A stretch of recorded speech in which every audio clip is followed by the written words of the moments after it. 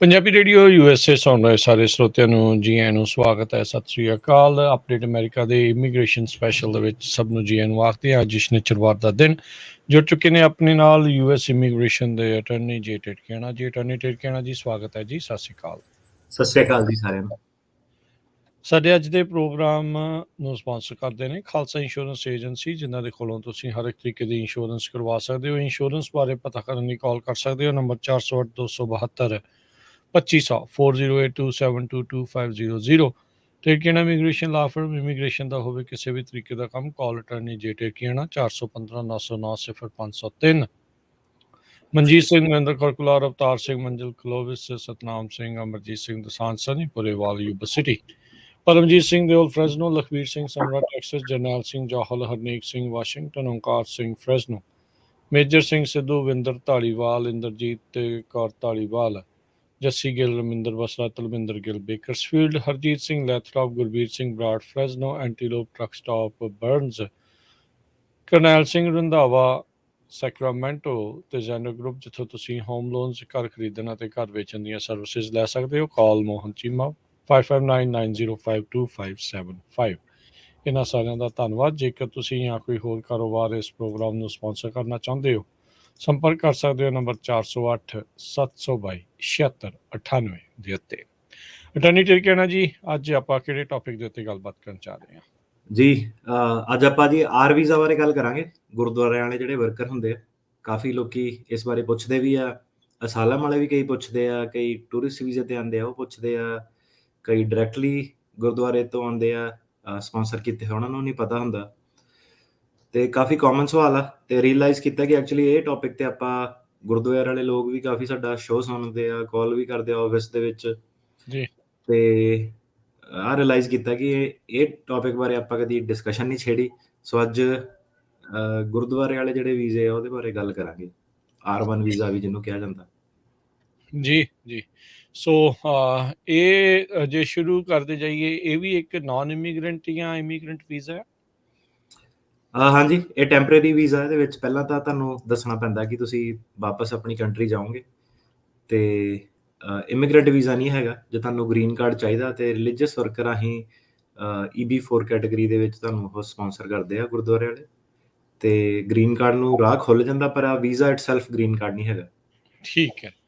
ਸੋ ਅੱਜ ਆਪਾਂ ਜਿਹੜੇ ਰਿਲੀਜੀਅਸ ਵਰਕਰਸ ਜਾਂ ਜਿਨ੍ਹਾਂ ਨੂੰ ਗੁਰਦੁਆਰਾ ਕਹਿ ਲਓ, ਮੰਦਿਰ ਕਹਿ ਲਓ, ਜਾਂ ਹੋਰ ਜਿਹੜੇ ਵੀ ਧਾਰਮਿਕ ਅਦਾਰੇ ਆ, ਉਹਨਾਂ ਨੂੰ ਸਪਾਂਸਰ ਜਿਹੜਾ ਉਹ ਕਰਦੇ ਆ। ਸੋ ਹੈ ਕੀ ਹੈ ਜੀ ਫਿਰ ਇਹ ਵੀਜ਼ਾ, R1 ਵੀਜ਼ਾ?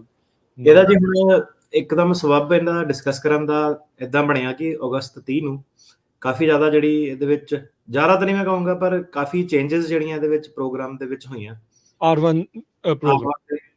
ਤੇ ਹੁਣ ਜਿਹੜਾ ਪਤਾ ਹੀ ਹੈ ਸਾਨੂੰ ਹਨਾ, ਕਿ ਜਿੱਦਾਂ ਪੈਰਾਲੀਗਲ ਵਗੈਰਾ ਕਰਦੇ ਨੇ, ਫਾਈਲ ਵਗੈਰਾ ਕਰਦੇ ਨੇ, ਸੋ ਕਈ ਵਾਰੀ ਲਾਅ ਵਗੈਰਾ ਟਾਈਮ ਨਾਲ ਪੜ੍ਹਨਾ ਉਹਨਾਂ ਨੇ ਹਨਾ, ਕਿ ਵਿੱਚ ਕਈ ਜਣਿਆਂ ਦਾ ਨਫਾ ਨੁਕਸਾਨ ਹੋ ਸਕਦਾ।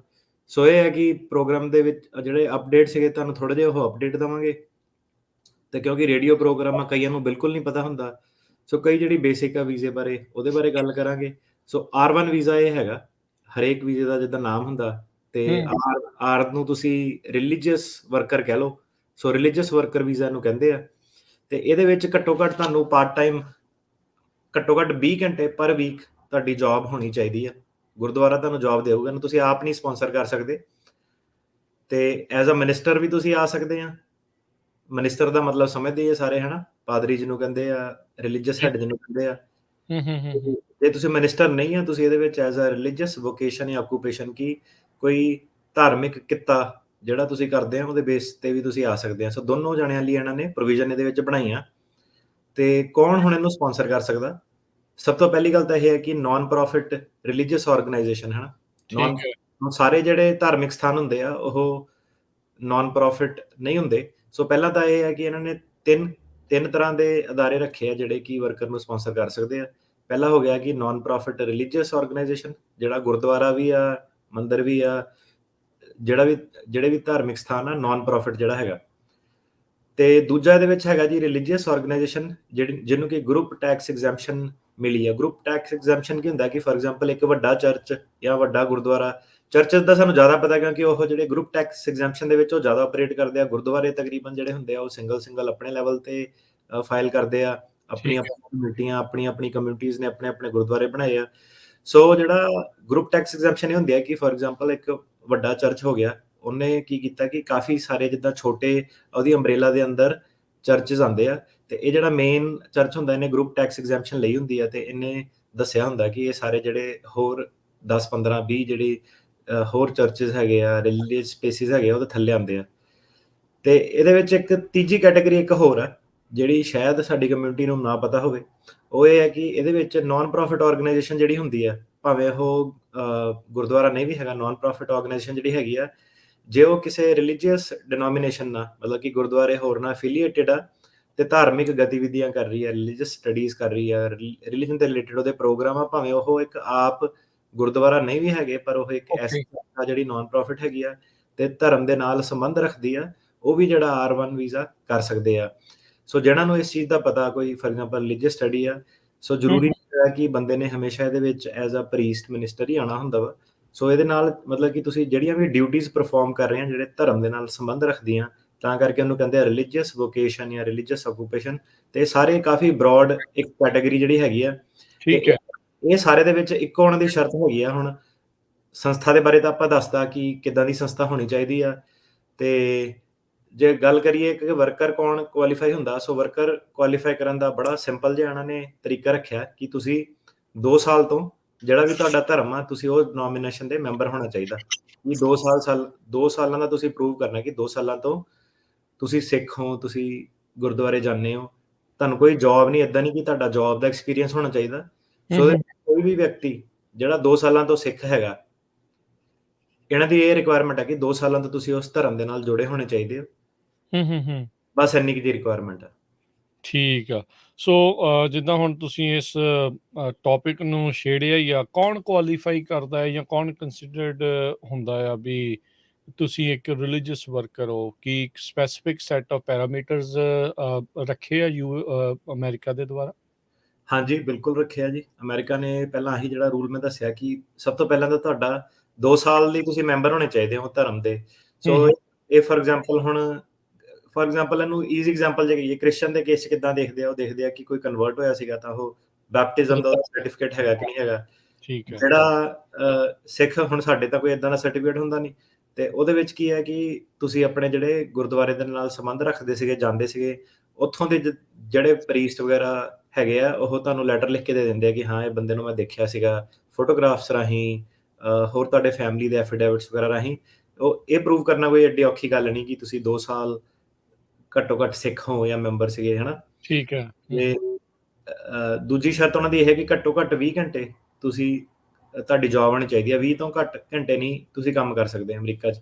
ਸੋ ਇਹ 20 ਘੰਟੇ ਦਾ ਲੌਜਿਕ ਇਹ ਹੈ, ਮੈਟਰ ਇਹ ਇਸ ਲਈ ਕਰਦਾ ਕਿ ਉਹਨਾਂ ਨੇ ਇਹ ਦੇਖਣਾ ਕਿ ਜਿੰਨੇ ਪੈਸੇ ਇਹਨਾਂ ਨੇ ਲਿਖੇ ਆ, ਬੰਦੇ ਨੂੰ ਉਨੇ ਪੈਸੇ ਮਿਲ ਰਹੇ ਆ ਕਿ ਨਹੀਂ ਮਿਲ ਰਹੇ ਆ। ਸੋ ਤੁਸੀਂ ਏਦਾਂ ਨਹੀਂ ਕਹਿ ਸਕਦੇ ਕਿ ਮੈਂ ਸਿਰਫ 5 ਘੰਟੇ ਲਈ ਆਉਣਾ। ਸੋ ਘੱਟੋ ਘੱਟ ਮਿਨੀਮਮ 20 ਘੰਟੇ। ਤੇ ਜਿਹੜੀ ਤੁਸੀਂ ਜੌਬ ਕਰਨੀ ਆ, ਉਹ ਰਿਲੀਜੀਅਸ ਵੋਕੇਸ਼ਨ ਜਾਂ ਆਕੂਪੇਸ਼ਨ ਹੋਣੀ ਚਾਹੀਦੀ ਆ, ਭਾਵੇਂ ਪ੍ਰੋਫੈਸ਼ਨਲ ਹੋਵੇ ਭਾਵੇਂ ਨਾਨ ਪ੍ਰੋਫੈਸ਼ਨਲ ਹੋਵੇ, ਜਾਂ ਐਜ਼ ਅ ਮਿਨਿਸਟਰ ਤੁਸੀਂ ਕੰਮ ਕਰਨਾ। ਸੋ ਇਹਦਾ ਮੈਟਰ ਕਿਉਂ ਕਰਦਾ, ਇਹ ਕਾਫੀ ਸਾਰੇ ਆਪਾਂ ਕੇਸ ਦੇਖੇ ਆ। ਉਹਦੇ ਵਿੱਚ ਕੀ ਹੁੰਦਾ ਕਿ ਜਦੋਂ ਉਹਨਾਂ ਨੇ ਕਿਹਾ ਕਿ ਇਹ ਬੰਦਾ ਚਾਹ ਬਣਾਉਂਦਾ ਜਾਂ ਲਾਂਗਰੀ ਹੈ, ਹਨਾ, ਲਾਂਗਰੀ ਆ, ਅੱਛਾ। ਤੇ ਹੁਣ ਪੰਗਾ ਆਪਾਂ ਦੇਖਿਆ ਕਿ ਸੋ ਸਾਡੇ ਕੋਲ ਤਾਂ ਜਦੋਂ ਬੰਦੇ ਦਾ ਕੇਸ ਵਿਗੜਦਾ, ਜ਼ਿਆਦਾਤਰ ਉਹੀ ਜਿਹੜੇ ਆਪਣੇ ਲਾਅ ਆਫਿਸ ਦੇ ਵਿੱਚ ਸਾਨੂੰ ਕੰਟੈਕਟ ਕਰਦੇ ਸੀਗੇ। ਤਾਂ ਤਕਰੀਬਨ ਆਪਾਂ ਕੇਸਿਸ 'ਚ ਕੀ ਦੇਖਿਆ ਕਿ ਕਿਸੇ ਦਾ ਉਹਨਾਂ ਨੇ ਫਾਈਲ ਕੀਤਾ ਤੇ ਉਹਨਾਂ ਨੇ ਡਿਊਟੀਜ਼ ਲਿਖਤੀਆਂ, ਜੋ ਵੀ ਲਿਖਦੀਆਂ ਨਾ, ਢਾਂਚਾ ਤਿਆਰ ਕਰਕੇ ਡਿਊਟੀਜ਼ ਠੀਕ ਹੈ। ਪਾਤੀ, ਪਰ ਉਹਨਾਂ ਨੇ ਬੰਦੇ ਨੂੰ ਨਹੀਂ ਦੱਸਿਆ ਕਿ ਤੇਰੀ ਪਟੀਸ਼ਨ ਕਿੱਦਾਂ ਦੀ ਆ, ਜਾਂ ਉਹਨਾਂ ਨੇ ਉਹ ਬੰਦੇ ਨਾਲ ਕਾਪੀ ਨਹੀਂ ਸ਼ੇਅਰ ਕੀਤੀ ਕਿ ਤੇਰੀ ਜੌਬ ਡਿਊਟੀਜ਼ ਕੀ ਆ। ਕਈ ਉਹਦੇ ਵਿੱਚ ਕੇਸ ਏਦਾਂ ਦੇ ਵੀ ਹੋਏ ਕਿ ਉਹਨਾਂ ਦੇ ਬੰਦੇ ਨੂੰ ਗ੍ਰੀਨ ਕਾਰਡ ਵੀ ਆ ਗਿਆ, ਫਿਰ ਉਹਨਾਂ ਨੇ ਆਪਣੇ ਘਰ ਦੇ ਬੁਲਾਏ। ਜਦੋਂ ਉਹਨਾਂ ਦੀ ਵਾਈਫ, ਬੱਚੇ ਵਗੈਰਾ ਇੰਡੀਆ ਐਮਬੈਸੀ ਦੇ ਵਿੱਚ ਗਏ, ਉਹਨਾਂ ਨੇ ਪੁੱਛਿਆ ਕਿ ਕੀ ਕਰਦੇ ਆ ਉਹ ਉੱਥੇ US ਦੇ ਵਿੱਚ, ਤੇ ਉਹਨਾਂ ਨੇ ਕਿਹਾ ਜੀ ਚਾਹ ਬਣਾਉਂਦੇ ਆ, ਲੰਗਰ ਦੀ ਸੇਵਾ ਕਰਦੇ ਆ। ਤੇ ਉੱਥੋਂ ਦੀ ਨਾ ਕਾਫੀ ਸਾਰੇ ਜਿੱਦਾਂ ਹੰਡਰਡਸ ਆਫ ਕੇਸਿਸ ਜਿਹੜੇ ਸੀਗੇ ਉਹ ਖੁੱਲੇ। ਕੌਂਸੂਲੇਟ ਨੇ ਦੇਖਿਆ ਕਿ ਇਹ ਸਾਰੇ ਜਾਣੇ ਕਰਦੇ ਏਦਾਂ ਵਾ, ਪਰ ਇਹਨਾਂ ਨੇ ਆਪਣੀ ਜਿਹੜੀ ਪਟੀਸ਼ਨ ਉਹਦੇ ਵਿੱਚ ਲਿਖਿਆ ਕਿ ਇਹ ਮਿਨਿਸਟਰ ਆ। ਹਾਂ, ਪਹਿਲੀ ਚੀਜ਼ ਇਹ ਆ ਕਿ ਜਿਹੜੇ ਗੁਰਦੁਆਰੇ ਵਾਲੇ ਵੀ ਸੁਣ ਰਹੇ ਆ, ਤੇ ਜਿਹੜਾ ਵਰਕਰ ਆ ਉਹ ਵੀ ਜੇ ਸੁਣ ਰਿਹਾ ਹਨਾ, ਸੋ ਪਹਿਲਾਂ ਤਾਂ ਹੈਗਾ ਕਿ ਕਮਿਊਨਿਟੀ ਨਾਲ ਉਹਨਾਂ ਨਾਲ ਜੌਬ ਡਿਊਟੀਜ਼ ਤੁਸੀਂ ਸ਼ੇਅਰ ਕਰੋ, ਉਹਨੂੰ ਹੋਲਡ ਨਹੀਂ ਕਰਨਾ, ਕਿਉਂਕਿ ਇਹਦੇ ਵਿੱਚ ਕੀ ਹੈ ਕਿ ਇੱਕ ਬੰਦਾ ਜੇ ਤੁਹਾਡੇ ਲਈ ਕੰਮ ਕਰ ਰਿਹਾ ਤਾਂ ਉਹਦੇ ਲਈ ਵੀ ਬੈਨੀਫਿਸ਼ੀਅਲ ਆ ਕਿ ਉਹਦਾ ਵੀ ਜਿਹੜਾ ਪੇਪਰ ਵਰਕ ਆ, ਗ੍ਰੀਨ ਕਾਰਡ ਵਗੈਰਾ ਖਰਾਬ ਨਹੀਂ ਹੋਊਗਾ। ਹੁਣ ਦੇਖੋ ਐਡੇ ਐਡੇ ਸਾਲ ਵੇਟ ਕਰਕੇ ਤੇ ਐਂਡ 'ਚ ਬੰਦਾ ਵੇਟ ਹੀ ਕਰ ਰਿਹਾ ਹੁੰਦਾ ਕਿ ਹੁਣ ਮੇਰੇ ਘਰ ਵਾਲੀ ਦਾ, ਬੱਚਿਆਂ ਦਾ ਲੱਗ ਜਾਊਗਾ, ਤੇ ਸਹੀ। ਬਿਲਕੁਲ ਐਂਡ 'ਚ ਇੰਨੇ ਸਾਲਾਂ ਬਾਅਦ ਫਿਰ ਕੰਮ ਖਰਾਬ ਹੁੰਦਾ। ਸੋ ਜੌਬ ਡਿਊਟੀਜ਼ ਜਿਹੜੀਆਂ ਹੈਗੀਆਂ ਉਹ ਸ਼ੇਅਰ ਕਰਨੀਆਂ ਜ਼ਰੂਰ ਵਰਕਰ ਦੇ ਨਾਲ, ਜੋ ਲਿਖੀਆਂ ਉਹ ਸ਼ੇਅਰ ਕਰਨੀਆਂ, ਤਾਂ ਕਿ ਬੰਦੇ ਨੂੰ ਪਤਾ ਹੋਵੇ ਕਿ ਕੀ ਲਿਖਿਆ ਵਾ, ਤੇ ਲਿਖਣਾ ਵੀ ਉਹੀ ਹੈ ਜੋ ਬੰਦੇ ਨੇ ਕਰਨਾ ਵਾ, ਰਾਈਟ। ਕਰਨਾ ਹੈ ਜੀ। ਤੇ ਇਹਦੇ ਵਿੱਚ ਆਫ ਕੋਰਸ ਥੋੜੇ ਬਹੁਤੇ ਐਡਮਿਨਿਸਟ੍ਰੇਟਿਵ ਡਿਊਟੀਜ਼ ਬੰਦਾ ਕਰ ਸਕਦਾ, ਜੇ ਉਹ ਐਡਮਿਨਿਸਟ੍ਰੇਟਿਵ ਡਿਊਟੀਜ਼ ਤੁਹਾਡੇ ਧਰਮ ਦੇ ਨਾਲ, ਪ੍ਰਚਾਰ ਦੇ ਨਾਲ ਸੰਬੰਧ ਰੱਖਦੀਆਂ। ਸੋ ਪਿਓਰਲੀ ਉਹ ਜਿਹੜੀ ਐਡਮਿਨਿਸਟ੍ਰੇਟਿਵ ਡਿਊਟੀ ਉਦਾਂ ਦੀ ਟਾਸਕ ਨਹੀਂ ਹੋਣੀ ਚਾਹੀਦੀ, ਕਿਉਂਕਿ ਇਹ ਇੱਕ ਰਿਲੀਜੀਅਸ ਵਰਕਰ ਦਾ ਵੀਜ਼ਾ। ਸੋ ਆਪਾਂ ਗੱਲ ਇਹ ਕਰ ਰਹੇ ਹਾਂ ਕਿ ਰਿਲੀਜੀਅਸ ਵਰਕਰ ਹੈ ਕੌਣ। ਸੋ ਰਿਲੀਜੀਅਸ ਵਰਕਰ ਜਿਹੜਾ ਇਮੀਗ੍ਰੇਸ਼ਨ ਲਾਅ ਦੀ ਡੈਫੀਨੇਸ਼ਨ ਆ ਉਹ ਆ ਕਿ ਜਿਹੜਾ ਬੰਦਾ ਅਮਰੀਕਾ ਦੇ ਵਿੱਚ ਧਰਮ ਦੇ ਰਿਲੇਟਡ ਜਿਹੜਾ ਕੰਮ ਉਹ ਕਰਨ ਆ ਰਿਹਾ, ਤੇ ਧਰਮ ਤੋਂ ਇਲਾਵਾ ਕੋਈ ਹੋਰ ਕਪੈਸਿਟੀ ਦੇ ਵਿੱਚ ਉਹ ਕੰਮ ਨਹੀਂ ਕਰੂਗਾ। ਸੋ ਇੱਥੇ ਮੈਂ ਦੇਖਿਆ ਕਿ ਕਾਫੀ ਗੜਬੜ ਜਿਹੜੀ ਹੁੰਦੀ ਆ, ਜਿਹੜੇ ਕੰਪਲੈਕਸ ਕੇਸ ਜਿੱਦਾਂ ਆਉਂਦੇ ਆ, ਕਈ ਦੀ ਸਾਈਟ ਵਿਜ਼ਿਟ ਵਗੈਰਾ ਵੀ ਹੁੰਦੀ ਆ, ਜਾ ਕੇ ਵੀ ਉਹ ਦੇਖਦੇ ਆ, ਤੇ ਬੰਦਾ ਉਹ ਵਾਲੇ ਕੰਮ ਕਰ ਨਹੀਂ ਰਿਹਾ ਹੁੰਦਾ। ਜਦੋਂ ਉਹ ਪੁੱਛਦੇ ਆ, ਉਹ ਕਹਿੰਦੇ ਪ੍ਰੀਸਟ ਤਾਂ ਆਲਰੇਡੀ ਗੁਰਦੁਆਰੇ 'ਚ ਹੋਰ ਬਥੇਰੇ ਆ, ਤੇ ਇਦਾਂ ਦੀਆਂ ਚੀਜ਼ਾਂ ਜਿਹੜੀਆਂ ਕਾਫੀ ਚੈਲੰਜਸ ਜਿਹੜੇ ਸਾਹਮਣੇ ਆਉਂਦੇ ਆ। ਤੇ ਇੱਕ ਚੀਜ਼ ਇਹਦੇ ਵਿੱਚ ਹੋਰ ਆ, ਕਿ ਗੁਰਦੁਆਰਿਆਂ ਨੂੰ ਮੈਟਰ ਨਹੀਂ ਕਰਦਾ, ਪਰ ਉਹ ਬੇਸਿਕਲੀ ਕੀ ਕਹਿੰਦੇ ਆ ਕਿ ਜਿਹੜਾ ਵੀ, ਜੇ ਤੁਸੀਂ ਮਿਨਿਸਟਰ ਆ ਤਾਂ ਤੁਹਾਡੇ ਕੋਲ ਰੈਲੀਵੈਂਟ ਕੁਆਲੀਫਿਕੇਸ਼ਨ ਜਿਹੜੀ ਹੈਗੀ ਆ, ਜੇ ਤੁਹਾਡਾ ਸਰਟੀਫਿਕੇਟ ਆਫ ਆਰਡੀਨੇਸ਼ਨ ਆ, ਕੋਈ ਤੁਹਾਡੇ ਸੰਸਥਾ ਦੀ ਖਾਸ ਰਿਕੁਆਇਰਮੈਂਟ ਆ ਕਿ ਉਹ ਸਰਟੀਫਿਕੇਸ਼ਨ ਜਾਂ ਉਹਨਾਂ ਐਕਸਪੀਰੀਅੰਸ ਪਾ ਕੇ ਬੰਦਾ ਜੇ ਮਿਨਿਸਟਰ ਬਣਦਾ, ਜੇ ਤੁਸੀਂ ਆਪਣੀ ਵੈਬਸਾਈਟ ਤੇ ਲਿਖਿਆ ਕਿ 5 ਸਾਲ ਦਾ ਉਹਨੂੰ ਐਕਸਪੀਰੀਅੰਸ ਹੋਣਾ ਚਾਹੀਦਾ। ਸੋ ਜੋ ਵੀ ਤੁਹਾਡਾ ਐਕਸਪੀਰੀਅੰਸ ਆ, ਅਗਲੀਆਂ ਪਿਛਲੀਆਂ ਪਟੀਸ਼ਨਸ ਤੁਸੀਂ ਜਿਹੜੀਆਂ ਫਾਈਲ ਕੀਤੀਆਂ, ਉਹ ਇਹ ਕਹਿੰਦੇ ਆ ਕਿ ਜਿਹੜੀਆਂ ਨਵੀਆਂ ਪਟੀਸ਼ਨ ਵੀ ਤੁਸੀਂ ਉਹ ਫਾਈਲ ਕਰਨੀਆਂ, ਉਹਦੇ ਨਾਲ ਦੀਆਂ ਫਾਈਲ ਕਰਨੀਆਂ। ਇਹ ਨਹੀਂ ਕਿ ਬੰਦੇ, ਹਰੇਕ ਬੰਦੇ ਦੇ ਅਕੋਰਡਿੰਗ ਤੁਸੀਂ ਜਿਹੜੀ ਆਪਣੀ ਜੌਬ ਰਿਕੁਆਇਰਮੈਂਟ ਚੇਂਜ ਕਰ ਲੈਣੀ ਹੈ। ਸੋ ਇਹਦੇ ਵੀ ਆਪਾਂ ਕਈ ਵਾਰੀ ਪੰਗੇ ਦੇਖਿਆ ਕਿ ਤੁਸੀਂ 2 ਸਾਲ ਪਹਿਲਾਂ ਤਾਂ ਫਾਈਲ ਕੀਤਾ ਸੀ, ਤੁਸੀਂ ਕਿਹਾ ਕਿ ਸਾਡੇ ਗੁਰਦੁਆਰੇ ਵਿੱਚ ਸਿਰਫ 3 ਸਾਲ ਵਾਲਾ ਬੰਦਾ ਜਿਹਨੇ ਬਾਣੀ ਪੜ੍ਹੀ ਹੁੰਦੀ ਆ ਉਹੀ ਐਕਸਪੀਰੀਅੰਸ ਕਰ ਸਕਦਾ, ਪਰ ਹੁਣ ਤੁਸੀਂ ਜਿਹੜਾ ਹਾਇਰ ਕਰ ਰਹੇ ਆ ਉਹਨੂੰ ਉਦਾਂ ਦਾ ਐਕਸਪੀਰੀਅੰਸ ਨਹੀਂ ਹੈਗਾ। ਸੋ ਇਹ ਚੀਜ਼ ਦਾ ਵੀ ਧਿਆਨ ਰੱਖਣਾ ਕਿ ਇੱਕ ਪਟੀਸ਼ਨ ਫਾਈਲ ਕਰਕੇ ਇਹ ਨਹੀਂ ਕਿ ਕੰਮ ਖਤਮ ਹੋ ਜਾਣਾ। ਸੋ ਕਈ ਵਾਰੀ ਕੀ ਕਰਦੇ ਆ ਕਿ ਸਾਰੀ ਜਿਹੜੀ ਪਟੀਸ਼ਨ ਆ ਪਿੱਛੇ ਜਾ ਕੇ 4-4 5-5 ਸਾਲ ਪਿੱਛੇ ਜਾ ਕੇ ਲਿੰਕ ਕਰ ਸਕਦੇ ਆ। ਠੀਕ ਹੈ। ਸੋ ਚੈਕਿੰਗ ਜਿਹੜੀ ਹੋ ਸਕਦੀ ਆ। ਸੋ ਕਈ ਵਾਰੀ ਆਪਾਂ ਨੂੰ ਇਹ ਸਵਾਲ ਪੁੱਛਿਆ ਵੀ ਜਾਂਦਾ ਆ, ਕਈਆਂ ਨੇ ਪੁੱਛਿਆ ਵੀ ਆ ਵੀ ਜਿੱਦਾਂ ਤੁਸੀਂ ਕਿਹਾ ਵੀ ਮਿਨੀਮਮ 20 ਘੰਟੇ ਕੰਮ ਕਰਦੇ ਆ। ਚਲੋ ਇਹ ਕੋਈ ਲਿਖੀ ਛਿਪੀ ਗੱਲ ਨਹੀਂ ਆ ਵੀ ਜਦੋਂ ਇਦਾਂ R1 ਦੇ ਉੱਤੇ ਅਪਲਾਈ ਕੀਤਾ ਹੁੰਦਾ ਵੀ ਉਹਨਾਂ ਦੀ ਕਿੰਨੀ ਕੁ ਜਿਹੜੀ ਤਨਖਾਹ ਹੁੰਦੀ ਹੈ, ਇੱਕ ਬੜਾ ਵੱਡਾ ਮੈਟਰ ਜਿਹੜਾ ਕਮਿਊਨਿਟੀ ਦੇ ਇਨਸਾਈਡ ਚੱਲਦਾ ਰਹਿੰਦਾ ਆ। ਫਿਰ ਕਦੀ ਕੋਈ ਨਾਲ ਊਬਰ ਚਲਾ ਰਿਹਾ ਆ, ਕੋਈ ਕੁਛ ਹੋਰ ਕਰ ਰਿਹਾ ਆ, ਕੀ ਇਹ ਲੀਗਲੀ ਜਿਹੜਾ ਅਲਾਉਡ ਹੁੰਦਾ ਆ? ਨਹੀਂ ਜੀ, ਬਿਲਕੁਲ ਅਲਾਉਡ ਨਹੀਂ ਹੁੰਦਾ। ਜਿੱਦਾਂ ਦੱਸਿਆ ਕਿ ਜੋ ਲਿਖਿਆ ਉਹਦੇ ਵਿੱਚ ਪਟੀਸ਼ਨ 'ਚ ਉਹੀ ਕਰਨਾ। ਜਿਹੜੇ ਵੀਜ਼ੇ ਵਾਲੇ ਲੋਕ ਆ, ਅਮਰੀਕਾ ਇੱਦਾਂ ਦਾ ਨਹੀਂ, ਖੁੱਲੀ ਕੰਟਰੀ ਨਹੀਂ ਕਿ ਇੱਥੇ ਇੱਕ ਵਾਰੀ ਆ ਗਿਆ ਬੰਦਾ ਤੇ ਸਾਈਡ ਤੇ ਜੋ ਮਰਜ਼ੀ ਕਰੀ ਜਾਵੇ। ਹਰੇਕ ਵੀਜ਼ੇ ਦੀਆਂ, ਸਟੂਡੈਂਟ ਹੋ ਗਿਆ, ਭਾਵੇਂ H1B ਹੋ ਗਿਆ, ਭਾਵੇਂ R1 ਹੋ ਗਿਆ, ਇਹਦੀਆਂ ਆਪਣੀਆਂ ਸ਼ਰਤਾਂ ਇਮੀਗ੍ਰੇਸ਼ਨ ਨੂੰ ਦੱਸਿਆ ਹੋਇਆ ਕਿ ਆਹ ਕੰਮ ਬੰਦੇ ਨੇ ਕਰਨਾ, ਬੰਦਾ ਉਹੀ ਕੰਮ ਕਰ ਸਕਦਾ, ਨਾਲ ਸਾਈਡ ਤੇ ਕੁਛ ਨਹੀਂ ਕਰ ਸਕਦਾ। ਤੇ ਸੈਲਰੀ ਬਾਰੇ ਕਾਫੀ ਜਿਹੜੀ ਚੇਂਜਸ ਇਹਨਾਂ ਨੇ ਕੀਤੀਆਂ, ਜਿਹੜੀਆਂ ਕਿ ਹੁਣ ਡਿਸਕਸ ਕਰਾਂਗੇ ਅੱਜ ਆਪਾਂ ਪ੍ਰੋਗਰਾਮ ਦੇ ਵਿੱਚ। ਠੀਕ ਤੇ ਹੈ। ਓਕੇ। ਜਿਹੜਾ ਲੌਂਗ ਸਟੋਰੀ ਸ਼ਾਰਟ ਇਹ ਹੈ ਕਿ ਜੋ ਵੀਜ਼ੇ 'ਚ ਲਿਖਿਆ ਉਹੀ ਬੰਦਾ ਕਰ ਸਕਦਾ, ਨਾ ਤੋਂ ਸੱਜੇ ਖੱਬੇ ਕੁਛ ਨਹੀਂ ਕਰ ਸਕਦਾ ਹੋਰ। ਇਹ ਯੂਜੂਅਲੀ ਇਹਦਾ ਪ੍ਰੋਸੈਸ ਕਿੰਨੇ ਕੁ ਵਕਤ ਦਾ ਹੁੰਦਾ ਆ? ਸੋ ਇਹਦਾ ਜਿਹੜਾ ਗ੍ਰੀਨ ਕਾਰਡ ਵੱਲ ਨੂੰ। ਗ੍ਰੀਨ ਕਾਰਡ ਨੂੰ ਤਾਂ ਦੇਖੋ, ਸੋ ਜਿਹੜਾ ਰਿਲੀਜੀਅਸ ਵਰਕਰ ਦਾ ਵੀਜ਼ਾ ਨਾ, ਇਹ ਤੁਹਾਨੂੰ 5 ਸਾਲ ਲਈ ਮਿਲਦਾ ਮੈਕਸਿਮਮ। ਸੋ 5 ਸਾਲਾਂ ਦੇ ਵਿੱਚ ਤੁਸੀਂ ਹੀਲਾ ਵਸੀਲਾ ਕਰਨਾ ਕਿ ਗ੍ਰੀਨ ਕਾਰਡ ਤੁਹਾਡਾ ਫਾਈਲ ਕਰ ਦੇਵੇ ਗੁਰਦੁਆਰਾ। ਠੀਕ ਹੈ। ਉਹ ਅੱਵਲ ਤਾਂ ਇਹੀ ਹੈ ਕਿ ਬਿਲਕੁਲ ਐਂਡ ਤੱਕ ਕਈ ਵਾਰੀ ਲੋਕੀ ਲਟਕੇ ਰਹਿੰਦੇ ਆ, ਬਾਅਦ ਚ ਗ੍ਰੀਨ ਕਾਰਡ ਫਾਈਲ ਨਹੀਂ ਹੁੰਦਾ, ਟਾਈਮ ਉਹਨਾਂ ਦਾ ਖਤਮ ਹੋ ਜਾਂਦਾ 5 ਸਾਲ ਵਾਲਾ। ਸੋ ਮੇਰੀ ਮੈਂ ਤਾਂ ਹੁਣ ਜੇ ਤੁਸੀਂ ਪੁੱਛੋ ਕਿ ਕਦੋਂ ਸਹੀ ਟਾਈਮ ਆ, ਉਹ ਇਹੀ ਹੈ ਕਿ ਦੂਜੇ ਕੁ ਸਾਲ ਜਾ ਕੇ ਤੁਸੀਂ ਗੁਰਦੁਆਰਿਆਂ ਨੂੰ ਕਹਿਣਾ ਸ਼ੁਰੂ ਕਰੋ ਕਿ ਉਹ ਤੁਹਾਡਾ ਗ੍ਰੀਨ ਕਾਰਡ ਫਾਈਲ ਕਰਨ, ਤਾਂ ਕਿ ਜੇ ਕੋਈ ਪ੍ਰੋਬਲਮ ਹੋ ਜਾਵੇ, ਕਿਉਂਕਿ 2-3 ਸਾਲ ਘੱਟੋ ਘੱਟ ਪ੍ਰੋਸੈਸ ਜਿਹੜਾ ਲੱਗਦਾ ਪ੍ਰੋਬਲਮ ਦਾ ਵੀ ਪਤਾ ਆਉਂਦਾ, ਤੇ ਤੁਹਾਡੇ ਕੋਲ ਜਿਹੜਾ ਟਾਈਮ ਆ ਉਹ ਬਚਿਆ ਹੋਵੇ। ਸੋ ਕਈ ਵਾਰੀ ਲੋਕੀ ਕਰਦੇ ਬਿਲਕੁਲ ਚੌਥੇ ਸਾਲ 5ਵੇਂ ਸਾਲ ਜਾ ਕੇ ਫਾਈਲ ਕਰਦੇ ਆ, ਤੇ ਜਦੋਂ ਫਾਈਲ ਕਰਦੇ ਆ ਤੇ ਉਹ ਬਿਲਕੁਲ ਜਿਹੜੀ ਜਾਨ ਉਹਨਾਂ ਦੀ ਫਿਰ ਲਟਕੀ ਰਹਿੰਦੀ ਆ ਕਿ 5 ਸਾਲ ਉਹਨਾਂ ਦੇ ਹੁਣ ਮੁੱਕ ਗਏ, ਤੇ ਗ੍ਰੀਨ ਕਾਰਡ ਵੀ ਉਧਰੋਂ ਆਇਆ ਨਹੀਂ, ਰਿਜੈਕਟ ਹੋ ਗਿਆ, ਤੇ ਫਿਰ ਕਾਫੀ ਲੋਕਾਂ ਨੂੰ ਆਪਣਾ ਜਿਹੜਾ ਬੋਰੀਆ ਬਿਸਤਰਾ ਉਹ ਪੈਕ ਕਰਨਾ ਪੈਂਦਾ। ਠੀਕ ਹੈ। ਠੀਕ ਹੈ। ਨਹੀਂ ਫਿਰ ਹਾਂ, ਫਿਰ ਜਿਹੜੀ ਉਹ ਪ੍ਰੋਬਲਮ ਇਸ ਚੀਜ਼ ਦੇ ਵਿੱਚ ਆ ਜਾਂਦੀ ਆ। ਹੁਣ ਚਲੋ ਇਹ ਆਪਾਂ ਇੱਕ ਗੁਰਦੁਆਰੇ ਦੇ ਪੱਖ ਤੋਂ ਆ, ਹੁਣ ਮੰਦਿਰ ਵੀ ਆ, ਮਸਜਿਦ ਵੀ ਆ, ਜਿਹੜੇ ਚਰਚ ਵੀ ਆ, ਉਹ ਸਾਰੇ ਜਾਣੇ ਇਸ ਦੇ ਅੰਡਰ ਜਿਹੜੇ ਉਹ ਆ ਜਾਂਦੇ ਆ। ਕਿਹੜੀਆਂ ਜਿਹੜੀਆਂ ਡਿਊਟੀਜ਼ ਆ ਉਸ ਨੂੰ ਇਸ ਦੇ ਲਈ ਕੁਆਲੀਫਾਈ ਕਰਦਾ ਆ? ਆਪਾਂ ਜਿੱਦਾਂ ਤੁਸੀਂ ਸ਼ਬਦ ਵਰਤਿਆ ਵੀ ਮਿਨਿਸਟਰ, ਰਿਲੀਜੀਅਸ ਆਕੂਪੇਸ਼ਨ ਜਾਂ ਰਿਲੀਜੀਅਸ ਵੋਕੇਸ਼ਨ, ਇਹਨਾਂ 'ਚ ਕੀ ਫ਼ਰਕ ਹੁੰਦਾ ਹੈ? ਜੀ ਬਿਲਕੁਲ। ਸੋ ਇਹ ਵੀ ਇੱਕ ਆਪਾਂ ਪ੍ਰੋਬਲਮ ਦੇਖੀ ਆ ਕਿ ਹੁਣ ਜਿੱਦਾਂ ਜਿਹੜੇ ਕੇਸ ਆਉਂਦੇ ਸੀਗੇ ਨਾ ਪ੍ਰੋਬਲਮ ਕੇਸ, ਤਾਂ ਪ੍ਰੋਬਲਮ ਕੇਸ ਕਿਉਂ ਕਹਿੰਦਾ, ਕਿਉਂਕਿ ਕਾਫੀ ਕੰਮ ਇਹ ਸੌਖਾ ਹੋ ਜਾਂਦਾ ਇੱਕ ਵਾਰੀ ਜਿੱਦਾਂ ਲਾਅ ਸੈਟਲ ਹੋ ਜਾਵੇ। ਹੂੰ। ਆਪ ਹੀ ਜਿੱਦਾਂ ਲੋਕੀ ਕਾਪੀ ਕਰਕੇ ਵੀ ਬਣਾ ਕੇ ਫਾਈਲ ਕਰ ਸਕਦੇ ਆ, ਕੋਈ ਪ੍ਰੋਬਲਮ ਨਹੀਂ, ਐਡਾ ਕੋਈ ਔਖਾ ਵੀਜ਼ਾ ਨਹੀਂ ਹੈਗਾ। ਤੇ ਕਾਫੀ ਕਮੇਟੀ ਮੈਂਬਰ ਵਗੈਰਾ ਆਪ ਹੀ ਜਿੱਦਾਂ ਫਾਈਲ ਕਰਦੇ ਰਹਿੰਦੇ ਹੈਗੇ ਆ ਨਾ। ਤੇ ਓਬਵੀਅਸਲੀ ਨਾਨ ਪ੍ਰੋਫਿਟ ਆ, ਫਾਈਨੈਂਸ਼ੀਅਲ ਚੈਲੰਜਸ ਵੀ ਹੁੰਦੇ ਆ, ਤੇ ਹਰੇਕ ਪਹਿਲੇ ਦੂਜੇ ਸਾਲ ਉਹਨਾਂ ਨੂੰ ਵਰਕਰ ਹੋਰ ਵੀ ਲੈ ਕੇ ਆਉਣੇ ਪੈਂਦੇ ਆ, ਛੋਟੇ ਵੀ ਕਈ ਗੁਰਦੁਆਰੇ ਹੁੰਦੇ ਆ। ਸੋ ਇੱਕ ਜਿਹੜੀ ਮੇਨ ਆਪਾਂ ਚੀਜ਼ ਦੇਖੀ ਆ ਕਿ ਜਿਹੜੀਆਂ ਜੌਬ ਡਿਊਟੀਜ਼ ਆ, ਉਹ ਉਹਨਾਂ ਨੂੰ ਨਾ ਵਿੱਚ ਡਿਟੇਲ ਦਾ ਨਹੀਂ ਪਤਾ, ਉਹ ਬਸ ਇਹੀ ਹੈ ਕਿ ਇਹਦੀ ਉੱਤੇ ਚੇਪਤੀ, ਉਹਦੀ ਉੱਤੇ ਚੇਪਤੀ, ਸੇਮ ਜਿਹੜਾ 5-6 ਹੂੰ। ਸਾਲ ਜਿਹੜਾ ਉਹੀ ਚੱਲਦਾ ਰਹਿੰਦਾ ਜਦ ਤੱਕ ਪ੍ਰੋਬਲਮ ਨਾ ਆਵੇ ਉਹਨਾਂ ਨੂੰ। ਫਿਰ ਜਦੋਂ ਪ੍ਰੋਬਲਮ ਆਉਂਦੀ ਹੈ ਫਿਰ ਉਹ ਕਹਿੰਦੇ ਚੱਲ ਹੁਣ ਸਲਾਹ ਮਸ਼ਵਰਾ ਲਈਏ ਕਿ ਕੀ ਚੱਕਰ ਪੈ ਗਿਆ, ਹਨਾ। ਸੋ ਏਦਾਂ ਕਿ ਇੱਕ ਜੇ ਧਾਰਮਿਕ ਸੰਸਥਾ ਵੱਡਾ ਗੁਰਦੁਆਰਾ ਜੇ ਹੈਗਾ, ਉਹਦੇ ਵਿੱਚ ਸਿਰਫ ਮਿਨਿਸਟਰ ਹੀ ਨਹੀਂ, ਉਹਦੇ ਵਿੱਚ ਕਈ ਸਾਰੇ ਹੋਰ ਤਰੀਕਿਆਂ ਨਾਲ ਤੁਸੀਂ ਜਿਹੜਾ ਵਰਕਰ ਆ ਉਹਨੂੰ ਕੁਆਲੀਫਾਈ ਕਰ ਸਕਦੇ ਆ। ਤੇ ਜ਼ਰੂਰੀ ਨਹੀਂ ਕਿ ਸਾਰਿਆਂ ਦਾ ਉਹੀ ਕਿ ਮਿਨਿਸਟਰ ਆ ਤੇ ਫਿਰ ਬਾਅਦ ਚ ਜਦੋਂ ਉਹ ਪੁੱਛਣ ਤੇ ਉਹ ਬੰਦਾ ਕੰਮ ਨਹੀਂ ਕਰਦਾ ਕਿ ਪ੍ਰੋਬਲਮ ਚ ਆਵੇ। ਸੋ ਪਹਿਲਾਂ ਹੀ ਉਹਨੂੰ ਸਹੀ ਤਰੀਕੇ ਨਾਲ ਕਲਾਸੀਫਾਈ ਕਰੋ। ਸੋ ਇੱਕ ਤਾਂ ਹੋ ਗਿਆ ਰਿਲੀਜੀਅਸ ਵੋਕੇਸ਼ਨ। ਸੋ ਰਿਲੀਜੀਅਸ ਵੋਕੇਸ਼ਨ ਦਾ ਮਤਲਬ ਉਹਨਾਂ ਦਾ ਇਹ ਹੈਗਾ ਕਿ ਇੱਕ ਐਸਾ ਇਨਸਾਨ ਜਿਹਨੇ ਆਪਣੀ ਜ਼ਿੰਦਗੀ ਸਹੁੰ ਖਾ ਲਈ, ਜਿਹਨੇ ਕਿ ਮੈਂ ਧਰਮ ਦੇ ਨਾਂ ਤੇ ਕਮਿਟ ਕਰਤੀ, ਠੀਕ ਹੈ। ਤੇ ਇਹਦੇ ਵਿੱਚ ਉਹਦਾ ਮਤਲਬ ਵੇ ਆਫ ਲਿਵਿੰਗ ਹੀ ਜਿਹੜਾ ਹੈਗਾ ਉਹ ਧਾਰਮਿਕ ਉਹਨੇ ਡੈਡੀਕੇਟ ਕਰਤਾ। ਹੁਣ ਇਹਦੇ ਵਿੱਚ USCIS ਕੀ ਕਹਿੰਦੀ ਆ ਕਿ ਤੁਸੀਂ ਆਪਣੀ ਜਿਹੜੀ ਤੁਹਾਡੇ ਵਰਕਰ ਆ ਜਾਂ ਤੁਹਾਡੇ ਜਿਹੜੇ ਮੈਂਬਰ ਆ, ਤੁਸੀਂ ਉਹ 'ਚ ਡਿਸਟਿੰਕਸ਼ਨ ਕਰਨੀ ਹੈ ਕਿ ਕਿਹੜੇ ਲੋਕੀ ਜਿਹੜੀ ਆਮ ਸੰਗਤ ਆ ਤੇ ਕਿਹੜੇ ਲੋਕੀ ਏਦਾਂ ਦੇ ਆ ਜਿਹੜੇ ਬਿਲਕੁਲ ਹੀ ਜਿਨ੍ਹਾਂ ਨੇ ਸਮਰਪਿਤ ਕਰਤਾ ਆਪਣੇ ਆਪ ਨੂੰ ਧਰਮ ਦੇ ਲਈ। ਸੋ ਐਗਜ਼ਾਮਪਲ ਦੇਵਾਂਗੇ, ਕੋਈ ਜਿੱਦਾਂ ਨਿਹੰਗ ਸਿੰਘ ਆ, ਕਿਸੇ ਦੇ ਵਿੱਚ ਆਪਾਂ ਚਰਚਿਸ ਦੇ ਵਿੱਚ ਆਪਾਂ ਜਿੱਦਾਂ ਐਗਜ਼ਾਮਪਲ ਦੇਵਾਂਗੇ ਕਿ ਨਨਸ ਹੋ ਗਈਆਂ, ਫਾਦਰਸ ਹੋ ਗਏ, ਵਿਆਹ ਨਹੀਂ ਕਰਾਉਂਦੇ, ਉਹਨਾਂ ਨੇ ਰੱਬ ਨੂੰ ਆਪਣੇ ਆਪ ਨੂੰ ਸਮਰਪਿਤ ਕਰਤਾ ਕਿ ਸਾਡੀ ਹੁਣ ਜਿਹੜੀ ਆਪਾਂ ਸਹੁੰ ਖਾ ਲਈ ਹੈ ਕਿ ਆਪਾਂ ਇਸੇ ਤਰੀਕੇ ਨਾਲ ਜਿਹੜਾ ਉਹ ਰਹਿਣਾ। ਸਿੱਖਾਂ ਦੇ ਕੇਸ 'ਚ ਪੂਰਾ ਸਿੱਖ ਰਹਿਤ ਮਰਿਆਦਾ ਦੇ ਤੌਰ ਤੇ ਹਰੇਕ ਚੀਜ਼ ਜਿਹੜੀ ਰਿਕੁਆਇਰਮੈਂਟ ਆਪਾਂ ਪੂਰੀ ਕਰਨੀ, ਹਨਾ, ਉਹਨੂੰ ਕਹਿੰਦੇ ਆ ਰਿਲੀਜੀਅਸ ਵੋਕੇਸ਼ਨ।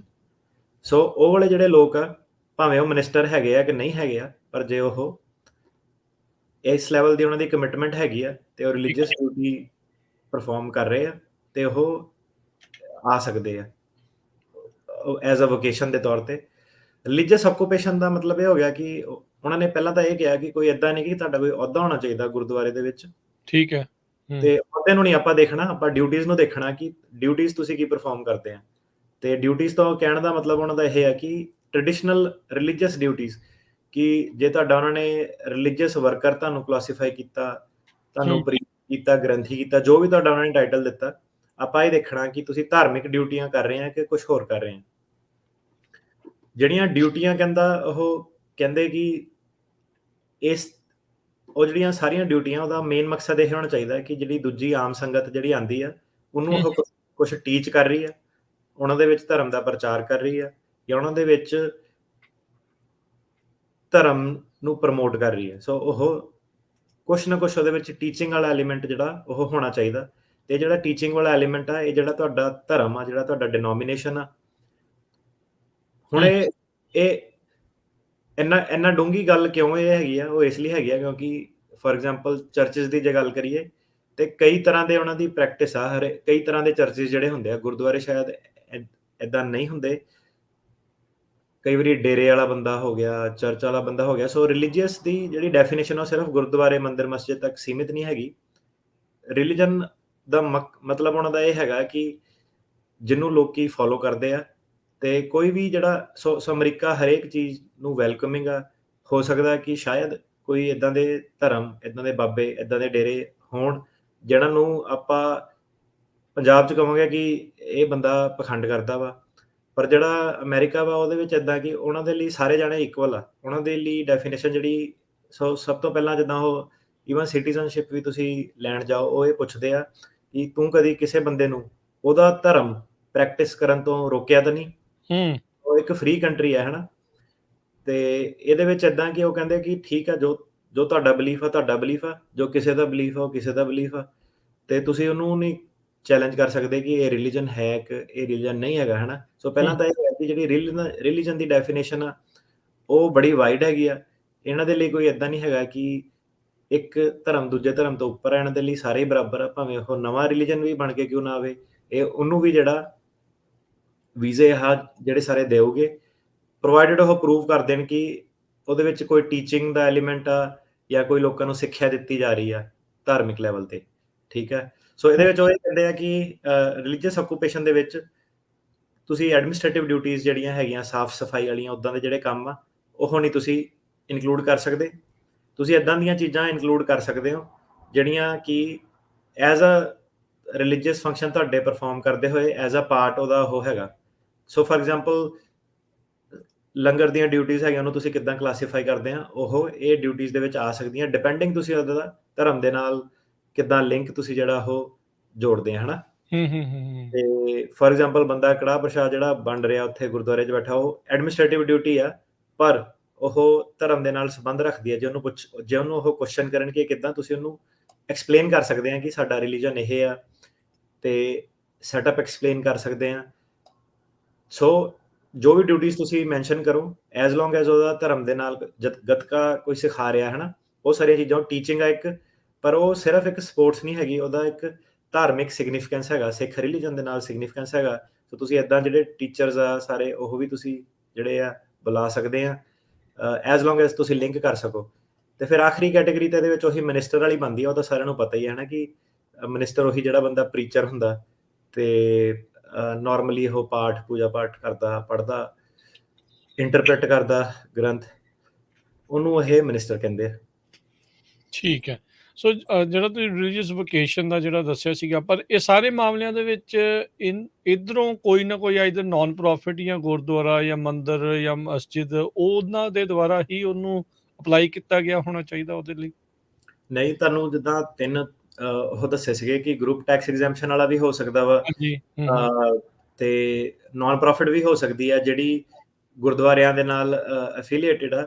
ਇੱਕ ਤੁਹਾਨੂੰ ਮੈਂ ਇੰਡੀਆ ਦਾ ਦੱਸਦਾ, ਕਾਫੀ ਇੰਟਰਸਟਿੰਗ ਕੇਸ ਆ, ਕਾਫੀ ਕੰਟਰੋਵਰਸ਼ੀਅਲ ਫਿਗਰ ਵੀ ਆ ਆਪਣਾ। ਜਿੱਦਾਂ ਇੰਡੀਆ ਤੋਂ ਸੀਗਾ ਓਸ਼ੋ, ਹੈ ਨਾ, ਉਦੋਂ ਆਏ ਸੀਗੇ ਆਪਣੇ ਮੱਧ ਪ੍ਰਦੇਸ਼ ਵੱਲੋਂ। ਸੋ ਕਾਫੀ ਉਹਦੀ ਡਾਕੂਮੈਂਟਰੀ ਵੀ ਬਣੀ, ਵਾਈਲਡ ਕੰਟਰੀ, ਤੇ ਉਹਦਾ ਡਿਬੇਟ ਇਸ ਤਰ੍ਹਾਂ ਕਿ ਕਈ ਕਹਿੰਦਾ ਕਿ ਇਹ ਬੜਾ ਕੰਟਰੋਵਰਸ਼ੀਅਲ ਫਿਗਰ ਆ, ਕੋਈ ਕਹਿੰਦੇ ਕਿ ਇਹ ਬਹੁਤ ਐਨਲਾਈਟਨਡ ਬੰਦਾ, ਇਹ ਇਦਾਂ ਦੀ ਗੱਲ ਕਰਦਾ ਕਿ ਲੋਕਾਂ ਨੂੰ ਆਪਣੇ ਟਾਈਮ ਤੋਂ ਅਹੈਡ ਸੀਗਾ, ਕਿ ਲੋਕੀ ਸਮਝ ਨਹੀਂ ਪਾਏ ਇਹਨੂੰ। ਡਰੱਗ ਸਕੈਂਡਲ, ਹੋਰ ਕਈ ਜਿਹੜੇ ਵਿਵਾਦ ਉੱਠੇ, ਪਰ ਜਿੱਦਾਂ ਹੁਣ ਤੁਸੀਂ ਵਾਈਲਡ ਵੈਸਟ ਕੰਟਰੀ ਜਿਹੜਾ ਦੇਖਿਆ ਤਾਂ ਉਹਦਾ ਕੀ ਸੀਗਾ ਕਿ ਉਹਦਾ ਓਸ਼ੋ ਦਾ ਇਮੀਗ੍ਰੇਸ਼ਨ ਦੇ ਨਾਲ ਚੱਕਰ ਪੈ ਗਿਆ ਸੀਗਾ। ਕਾਫੀ ਇੰਟਰਸਟਿੰਗ ਸਟੋਰੀ ਆ, ਕਿਉਂਕਿ ਉਹ ਬੰਦਾ ਬੜਾ ਰਿਬੈਲੀਅਸ ਸੀਗਾ, ਤੇ ਜਦੋਂ ਫਾਰਮਸ ਵਗੈਰਾ ਭਰਨੇ ਸੀਗੇ ਇੱਥੇ, ਤੇ ਉਹ ਕਹਿੰਦਾ ਕਿ ਮੈਂ ਰਿਲੀਜਨ ਨਹੀਂ ਹੈਗਾ ਨਾ, ਮੈਂ ਆਰਗੇਨਾਈਜ਼ ਰਿਲੀਜਨ ਨਹੀਂ ਹੈਗਾ। ਜਿਹੜੀ ਉਹਦੀ ਕੈਂਪੇਨ ਸੀਗੀ ਉਹਦੀ ਆਉਣਾ ਦੀ ਮਾਫੀ ਚਾਹੁੰਦੇ ਆਪਣੇ ਸੈਂਟੀਮੈਂਟ। ਸੋ ਉਹਨਾਂ ਨੇ ਕੀ ਕਿਹਾ ਸੀਗਾ ਕਿ ਜਿਹੜਾ ਬਾਕਸ ਹੈ ਨਾ, ਮੈਂ ਚੈੱਕ ਨਹੀਂ ਕਰਨਾ, ਮੈਂ ਇਹ ਨਹੀਂ ਕਹਿ ਸਕਦਾ ਕਿ ਮੈਂ ਰਿਲੀਜਨ ਹੈਗਾ। ਸੋ ਉਹਦੇ ਵਿੱਚ ਕੀ ਸੀਗਾ ਕਿ ਜਿਹੜਾ ਇਮੀਗ੍ਰੇਸ਼ਨ ਦਾ ਫਾਰਮ ਸੀਗਾ, ਹੁਣ ਫਾਰਮ ਦੇ ਵਿੱਚ ਤਾਂ ਰਿਲੀਜਨ ਹੀ ਸਿਰਫ ਲਿਖਿਆ ਹੋਇਆ, ਤੇ ਇਮੀਗ੍ਰੇਸ਼ਨ ਨੇ ਕੇਸ ਡਿਨਾਈ ਕਰਤਾ। ਸੋ ਜਦੋਂ ਓਸ਼ੋ ਹੋਣੀ ਉਰੇ ਸੀਗੇ ਅਮਰੀਕਾ ਦੇ ਵਿੱਚ, ਉਹਨਾਂ ਨੇ ਮੌਨ ਵਰਤ ਵੀ ਰੱਖਿਆ ਸੀਗਾ ਕਿ ਮੈਂ ਬੋਲਦਾ ਨਹੀਂ ਹੈਗਾ। ਸੋ ਇਮੀਗ੍ਰੇਸ਼ਨ ਨੇ ਕਿਹਾ ਤੂੰ ਤਾਂ ਬੋਲਦਾ ਨਹੀਂ, ਤੂੰ ਇੰਸਟਰਕਸ਼ਨ ਕਿੱਦਾਂ ਇੰਪਾਰਟ ਕਰ ਸਕਦਾ। ਸੋ ਇਹਨਾਂ ਦੇ ਆਪਣੇ ਜਿਹੜੇ ਇਹਨਾਂ ਦੇ ਡਿਸਾਈਪਲ ਸੀਗੇ ਵਿੱਚ ਕਾਫੀ ਸਾਰੇ ਲਾਇਰ ਸੀਗੇ, ਡਾਕਟਰ ਸੀਗੇ, ਕਾਫੀ ਐਜੂਕੇਟਿਡ ਇਹਨਾਂ ਦੀ ਕਮਿਊਨ ਸੀਗੀ ਇੱਧਰ ਓਰੀਗਨ ਵੱਲ, ਤੇ ਇਹਨਾਂ ਨੇ ਆਪ ਜਿੱਦਾਂ ਕੇਸ ਲੜਿਆ ਸੀਗਾ। ਕੇਸ ਕਾਫੀ ਉੱਤੇ ਤੱਕ, ਸੁਪਰੀਮ ਕੋਰਟ ਤੱਕ ਜਿਹੜਾ ਕੇਸ ਸੀਗਾ ਇਸ ਤੇ ਗਏ, ਤੇ ਇਹ ਜਿੱਤੇ ਵੀ ਸੀਗੇ। ਉਹਨਾਂ ਨੇ ਇਹ ਦੱਸਿਆ ਸੀਗਾ ਕਿ ਬੰਦਾ ਜਿਹੜਾ ਸਾਇਲੈਂਟ ਹੈਗਾ, ਮੈਡੀਟੇਸ਼ਨ ਦੇ ਵਿੱਚ ਹੈਗਾ, ਪਰ ਉਹਦਾ ਮਤਲਬ ਇਹ ਨਹੀਂ ਹੈਗਾ ਕਿ ਉਹ ਕਿਸੇ ਨੂੰ ਕੋਈ ਟੀਚਿੰਗ ਜਾਂ ਡਿਊਟੀਜ਼ ਜਿਹੜਾ ਇੰਪਾਰਟ ਨਹੀਂ ਕਰ ਰਿਹਾ। ਸੋ ਜਿਹੜੀ ਆਪਾਂ ਗੱਲ ਕਰ ਰਹੇ ਹਾਂ ਕਿ ਰਿਲੀਜੀਅਸ ਵੋਕੇਸ਼ਨ ਹੋਣੀ ਚਾਹੀਦੀ ਹੈ, ਆਕੂਪੇਸ਼ਨ ਹੋਣੀ ਚਾਹੀਦੀ ਹੈ, ਮਿਨਿਸਟਰ ਹੋਣਾ ਚਾਹੀਦਾ, ਉਹਨਾਂ ਨੇ ਉਹ ਸਾਰੀਆਂ ਡੈਫੀਨੇਸ਼ਨਸ ਨੂੰ ਉਹਨਾਂ ਟਾਈਮਾਂ ਦੇ ਵਿੱਚ ਚੈਲੰਜ ਕੀਤਾ ਸੀਗਾ, ਤੇ ਕੇਸ ਜਿਹੜਾ ਸੀਗੇ ਜਿੱਤੇ ਵੀ ਸੀਗੇ। ਸੋ ਲੌਂਗ ਸਟੋਰੀ ਸ਼ਾਰਟ ਇਹ ਹੈਗੀ ਹੈ ਕਿ ਇਹ ਸਿਰਫ ਗੁਰਦੁਆਰਾ, ਮੰਦਿਰ, ਮਸਜਿਦ ਉਦੋਂ ਤੱਕ ਸੀਮਿਤ ਨਹੀਂ ਹੈਗਾ। ਇਹਨੂੰ ਕੋਈ ਹੁਣ ਐਸੀ ਸੰਸਥਾ ਵਾ ਜਿਹੜੀ ਕਹਿੰਦੀ ਹੈ ਕਿ ਆਪਾਂ ਸਿੱਖ ਸਟੱਡੀਜ਼ ਦੇ ਵਿੱਚ, ਸਿੱਖ ਰਿਲੀਜੀਅਸ ਸਟੱਡੀ ਦੇ ਵਿੱਚ ਆਪਾਂ ਇਨਵੈਸਟ ਕਰਨਾ ਚਾਹੁੰਦੇ ਹਾਂ, ਸਾਡਾ ਪੂਜਾ ਪਾਠ ਦਾ ਮਕਸਦ ਨਹੀਂ ਹੈਗਾ, ਪਰ ਆਪਾਂ ਸਿੱਖ ਰਿਲੀਜੀਅਸ ਹਿਸਟਰੀ ਐਕਸਪਲੋਰ ਕਰਨੀ ਹੈ, ਉਹ ਨਾਨ ਪ੍ਰੋਫਿਟ ਹੈ। ਉਹਨੇ ਹੁਣ ਸਕਾਲਰ ਬੁਲਾਣੇ, ਵਰਕਰ ਬੁਲਾਣੇ ਆ, ਜਿਹੜਾ ਕਿ ਇੱਕ ਗੁਰਦੁਆਰੇ ਨਾਲੋਂ ਅਲੱਗ ਹੈ, ਹਨਾ। ਸੋ ਗੁਰਦੁਆਰਾ ਇੱਕ ਹੋਰ ਚੀਜ਼ ਹੈ ਕਿ ਕਮਿਊਨਿਟੀ ਨੇ ਐਸਟੈਬਲਿਸ਼ ਕੀਤਾ, ਕਮੇਟੀਆਂ ਬਣ ਗਈਆਂ, ਹਨਾ। ਉਹਦਾ ਆਪਣਾ ਇੱਕ ਸੈਟਅਪ ਆ। ਸੋ ਉਹਦੇ ਵਿੱਚ ਕੀ ਹੈ ਕਿ ਜਿਹੜੀਆਂ ਏਦਾਂ ਦੀਆਂ ਸੰਸਥਾਵਾਂ ਵਾ, ਉਹ ਬਣਾਈਆਂ ਜਾ ਸਕਦੀਆਂ, ਬੰਦੇ ਬੁਲਾਏ ਜਾ ਸਕਦੇ ਆ, ਤੇ ਕਮਿਊਨਿਟੀ ਨੂੰ ਉਹਨਾਂ ਨੇ ਇੱਕ ਆਪਸ਼ਨ ਕ੍ਰੀਏਟ ਕੀਤੀ ਹੋਈ ਹੈ ਕਿ ਜੇ ਤੁਸੀਂ ਧਾਰਮਿਕ ਲੈਵਲ ਤੇ ਅਮਰੀਕਾ ਦੇ ਵਿੱਚ ਆਉਂਦੇ ਆ, ਆਪਣੇ ਆਪ ਨੂੰ ਐਕਸਪੈਂਡ ਕਰਨਾ ਚਾਹੁੰਦੇ ਆ, ਆਪਣੀ ਕਮਿਊਨਿਟੀ ਨੂੰ ਐਕਸਪੈਂਡ ਕਰਨਾ ਚਾਹੁੰਦੇ ਆ, ਤਾਂ ਤੁਹਾਡੇ ਕੋਲ ਮਿਨਿਸਟਰ ਤੋਂ ਇਲਾਵਾ ਹੋਰ ਵੀ ਕਾਫੀ ਸਾਰੇ ਟੂਲਸ ਜਿਹੜੇ ਆ ਉਹ ਅਵੇਲੇਬਲ ਆ। ਠੀਕ ਹੈ। ਪਰ ਜਿੱਦਾਂ ਗੱਲ ਦੱਸੀ ਕਿ ਅਨਫੋਰਚੂਨੇਟਲੀ ਕੀ ਹੁੰਦਾ ਕਿ ਉਹਦੀ ਜਿਹੜਾ ਆਪਾਂ ਕੰਮ ਦੇਖਦੇ ਆ ਕਿ ਕੰਮ ਜਿਹੜੇ ਲੋਕੀ ਕਰਦੇ ਆ, ਉਹ ਕੀ ਕਰਦੇ ਕਿ ਚਲੋ ਸੌਖਾ ਜਿਹਾ, ਇਹਨੂੰ ਇੱਧਰੋਂ ਦੀ ਉੱਧਰੋਂ ਦੀ ਚੇਪ ਦਿਓ, ਕਾਪੀ ਕਰ ਦਿਓ, ਡਿਊਟੀਜ਼ ਪਾ ਦਿਓ, ਤੇ ਬਸ ਇੰਨੀ ਕੁ ਜੀ ਇੱਕ ਮਿਨਿਸਟਰ ਤੇ ਉਹਨੂੰ ਸੀਮਿਤ ਜਿਹੜਾ ਰੱਖਿਆ ਗਿਆ। ਪਰ ਜਿਹੜਾ ਪ੍ਰੋਗਰਾਮ ਆ ਇਹ ਕਾਫੀ ਜ਼ਿਆਦਾ ਵਾਈਡਰ ਆ, ਕਾਫੀ ਜ਼ਿਆਦਾ ਇੰਟਰਸਟਿੰਗ ਹੈ। ਇਹਦੇ ਵਿੱਚ ਯੂ ਵਿਲ ਬੀ ਸਰਪ੍ਰਾਈਜ਼ਡ ਕਿ ਹੋਰ ਸਾਰੀ ਕਾਫੀ ਕਮਿਊਨਿਟੀ, ਕਮਿਊਨਸ, ਇੱਦਾਂ ਦੀਆਂ ਜਿਹੜੀਆਂ ਹੋਰ ਸੰਸਥਾਵਾਂ ਵੀ ਇਹਦੇ ਵਿੱਚ ਆ ਸਕਦੀਆਂ। ਜੀ ਜੀ, ਸੋ ਚਲੋ ਕਾਫੀ ਇਸ ਦੇ ਵਿੱਚ ਵੈਰਾਈਟੀ ਫਿਰ ਇੱਕ ਹਿਸਾਬ ਦੇ ਨਾਲ ਆ ਜਾਂਦੀ ਆ। ਇਸ ਦਾ ਫਾਈਲਿੰਗ ਪ੍ਰੋਸੈਸ ਕੀ ਹੈਗਾ ਇਸ ਵੀਜ਼ੇ ਦੇ ਲਈ? ਸੋ ਇਹਦੇ ਵਿੱਚ ਜੀ ਰਿਲੀਜੀਅਸ ਵਰਕਰ ਦੀ R1 ਦੀ ਤੁਹਾਡੀ ਪਟੀਸ਼ਨ ਪਹਿਲਾਂ ਫਾਈਲ ਹੋਣੀ ਚਾਹੀਦੀ ਹੈ, ਫਾਰਮ I-129। ਸਾਰੇ ਜਿਹੜੇ ਵਰਕਰ ਆ, ਭਾਵੇਂ H-1B ਆ, ਭਾਵੇਂ O-1 ਆ, ਭਾਵੇਂ L-1 ਆ, E-2 ਆ, ਸਾਰੇ ਜਿਹੜੇ ਵਰਕਰ ਆ ਸਾਰਿਆਂ ਨੂੰ ਇੱਕੋ ਹੀ ਪਟੀਸ਼ਨ ਹੁੰਦੀ ਆ, ਫਾਰਮ I-129। ਉਹ ਤੁਹਾਡਾ ਪਹਿਲਾ ਸਟੈਪ ਹੁੰਦਾ। ਸੋ ਆਫ ਕੋਰਸ ਇਕੱਲਾ ਫਾਰਮ ਭਰਨ ਨਾਲ ਨਹੀਂ ਗੱਲ ਬਣਦੀ, ਨਾਲ ਤੁਹਾਨੂੰ ਹੋਰ ਜਿਹੜਾ ਐਵੀਡੈਂਸ ਐਲੀਜੀਬਿਲਿਟੀ ਦਾ ਉਹ ਸਾਰਾ ਤੁਹਾਨੂੰ ਨਾਲ ਸਬਮਿਟ ਕਰਨਾ ਪੈਂਦਾ। ਸਾਰੀਆਂ ਰਿਕੁਆਇਰਮੈਂਟਸ ਤੁਹਾਨੂੰ ਮੀਟ ਕਰਨੀਆਂ ਪੈਂਦੀਆਂ।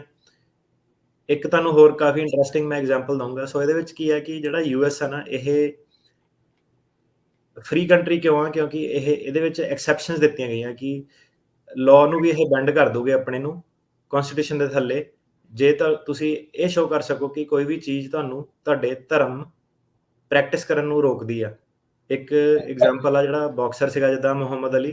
ਡਰਾਫਟ ਵੀਅਤਨਾਮ ਵਾਰ ਕਾਫੀ ਜ਼ਿਆਦਾ ਜ਼ੋਰਾਂ ਸ਼ੋਰਾਂ ਤੇ ਸੀਗੀ, ਤੇ ਇਹਨਾਂ ਲੋਕਾਂ ਨੂੰ ਉਹ ਲੜਾਈ ਕਰਨ ਲਈ ਭੇਜਦੇ ਸੀਗੇ।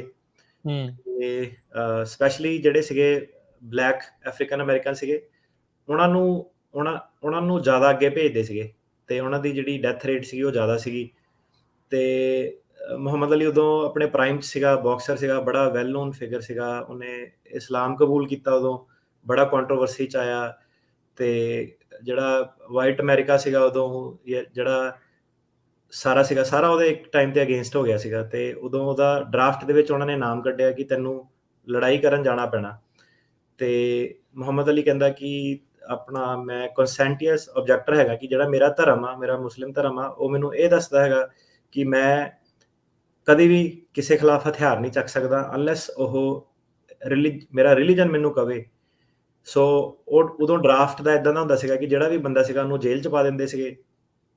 ਉਹਨਾਂ ਨੇ ਉਹ ਹੈਵੀਵੇਟ ਚੈਂਪੀਅਨ ਸੀਗਾ, ਉਹਦਾ ਹੈਵੀਵੇਟ ਟਾਈਟਲ ਜਿਹੜਾ ਸੀਗਾ ਉਹ ਲੈ ਲਿਆ ਵਾਪਸ, ਉਹਦਾ ਪਾਸਪੋਰਟ ਰੋਕਤਾ ਬੇਸਿਕਲੀ। ਕਿ ਦੁਨੀਆ ਨੇ ਜਿਹੜਾ ਬੈਸਟ ਮੁਹੰਮਦ ਅਲੀ ਸੀਗਾ, ਉਹਦਾ ਪ੍ਰਾਈਮ ਈਅਰ ਸੀਗੇ, ਉਹ ਖਾ ਗਏ। ਉਹ ਕਿਸੇ ਨੇ ਦੇਖਿਆ ਹੀ ਨਹੀਂ ਕਿ ਕਿੱਦਾਂ ਦਾ ਸੀਗਾ, ਜੇ ਉਹ ਜਿੰਨਾ ਵਧੀਆ ਸੀਗਾ।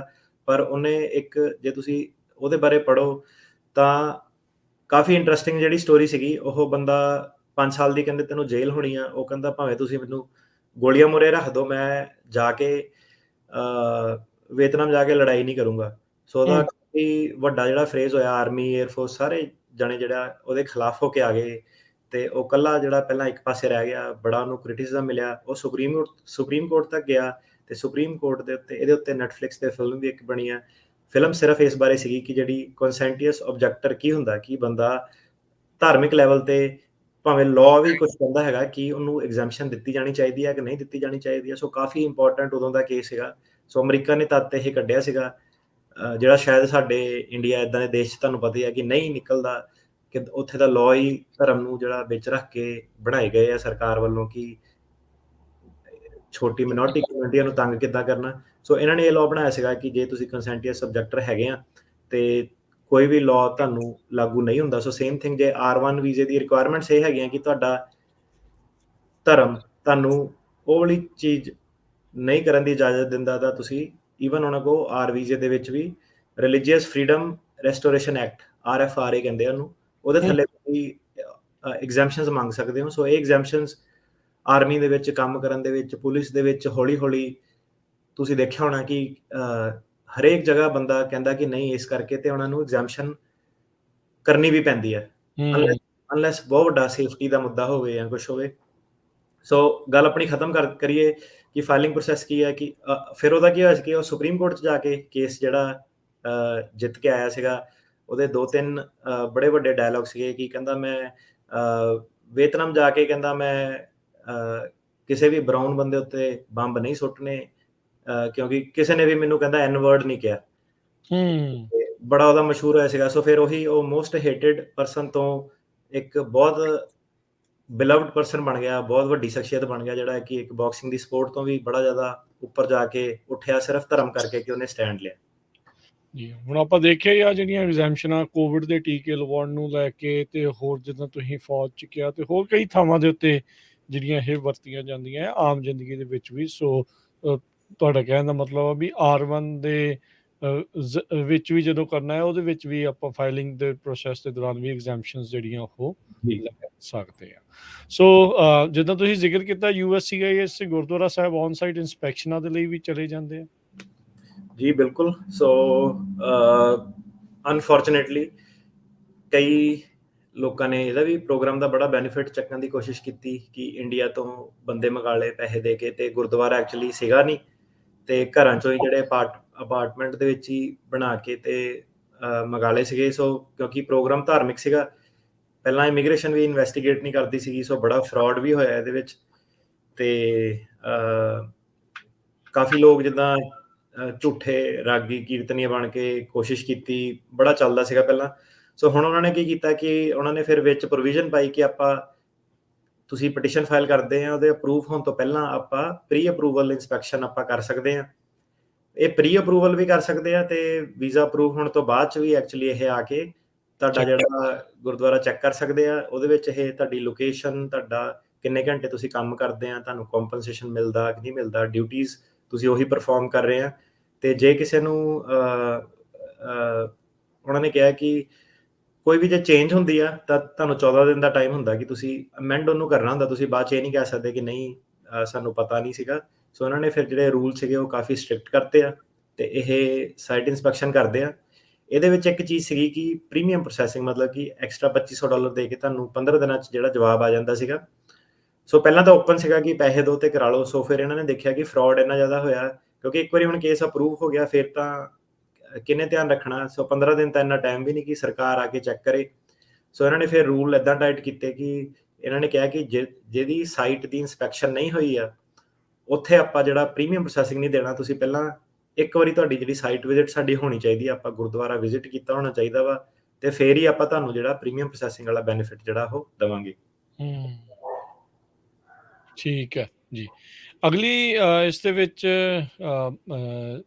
ਕੀ ਇਸ ਦੇ ਵਿੱਚ ਉਹਨਾਂ ਲੋਕਾਂ ਲਈ ਇਹ ਕਿੱਦਾਂ ਕੰਮ ਕਰਦਾ ਆ ਜਿਹੜੇ US 'ਚ ਤੇ ਜਿਹੜੇ ਓਵਰਸੀਜ਼ ਹੈਗੇ ਨੇ, ਜਿਹੜੇ ਬਾਹਰ ਨੇ, ਇਹਨਾਂ ਦੋਨਾਂ ਦੇ ਲਈ ਕੋਈ ਵੱਖਰਾ ਚੀਜ਼ ਹੁੰਦੀ ਹੈ? US ਦੇ ਵਿੱਚ ਬੰਦਾ ਲੀਗਲ ਹੋਣਾ ਚਾਹੀਦਾ ਓਬਵੀਅਸਲੀ। ਜ਼ਿਆਦਾਤਰ ਆਪਾਂ ਕੇਸ ਦੇਖਦੇ ਆ ਕਿ B1 ਵੀਜ਼ੇ ਤੇ B2 ਵੀਜ਼ੇ ਤੇ ਆਏ ਹੁੰਦੇ ਆ, ਵਿਜ਼ਟਰ ਵੀਜ਼ੇ ਤੇ ਆਏ ਹੁੰਦੇ ਆ ਲੋਕੀ। ਗੁਰਦੁਆਰਾ ਸਪਾਂਸਰ ਕਰ ਦਿੰਦਾ, ਉਹ ਚੇਂਜ ਕਰ ਲੈਂਦੇ ਫਿਰ ਇੱਥੇ ਹੀ, ਉਹਨਾਂ ਨੂੰ ਬਾਹਰ ਨਹੀਂ ਜਾਣਾ ਪੈਂਦਾ।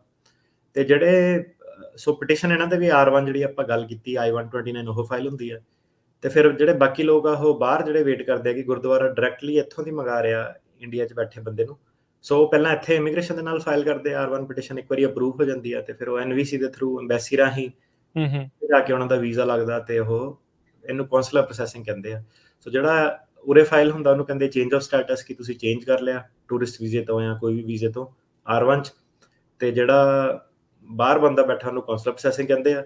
ਇਹਦੇ ਵਿੱਚ ਇੱਕ ਕਾਫੀ ਕਾਮਨ ਸਵਾਲ ਆਉਂਦਾ ਕਿ ਅਸਾਲਮ 'ਚ ਕਈ ਵਾਰੀ ਬੰਦਾ ਫਸਿਆ ਹੁੰਦਾ ਤੇ ਉਹ ਡਾਊਨ ਦਾ ਰੋਡ ਜਾ ਕੇ ਪੁੱਛਦਾ ਕਿ ਸ਼ਾਇਦ ਮੇਰਾ ਵੀ ਕੁਛ R1 ਹੋ ਜੇ, ਉਹਨਾਂ ਹੋ ਜਾਣਾ ਸੀਗਾ।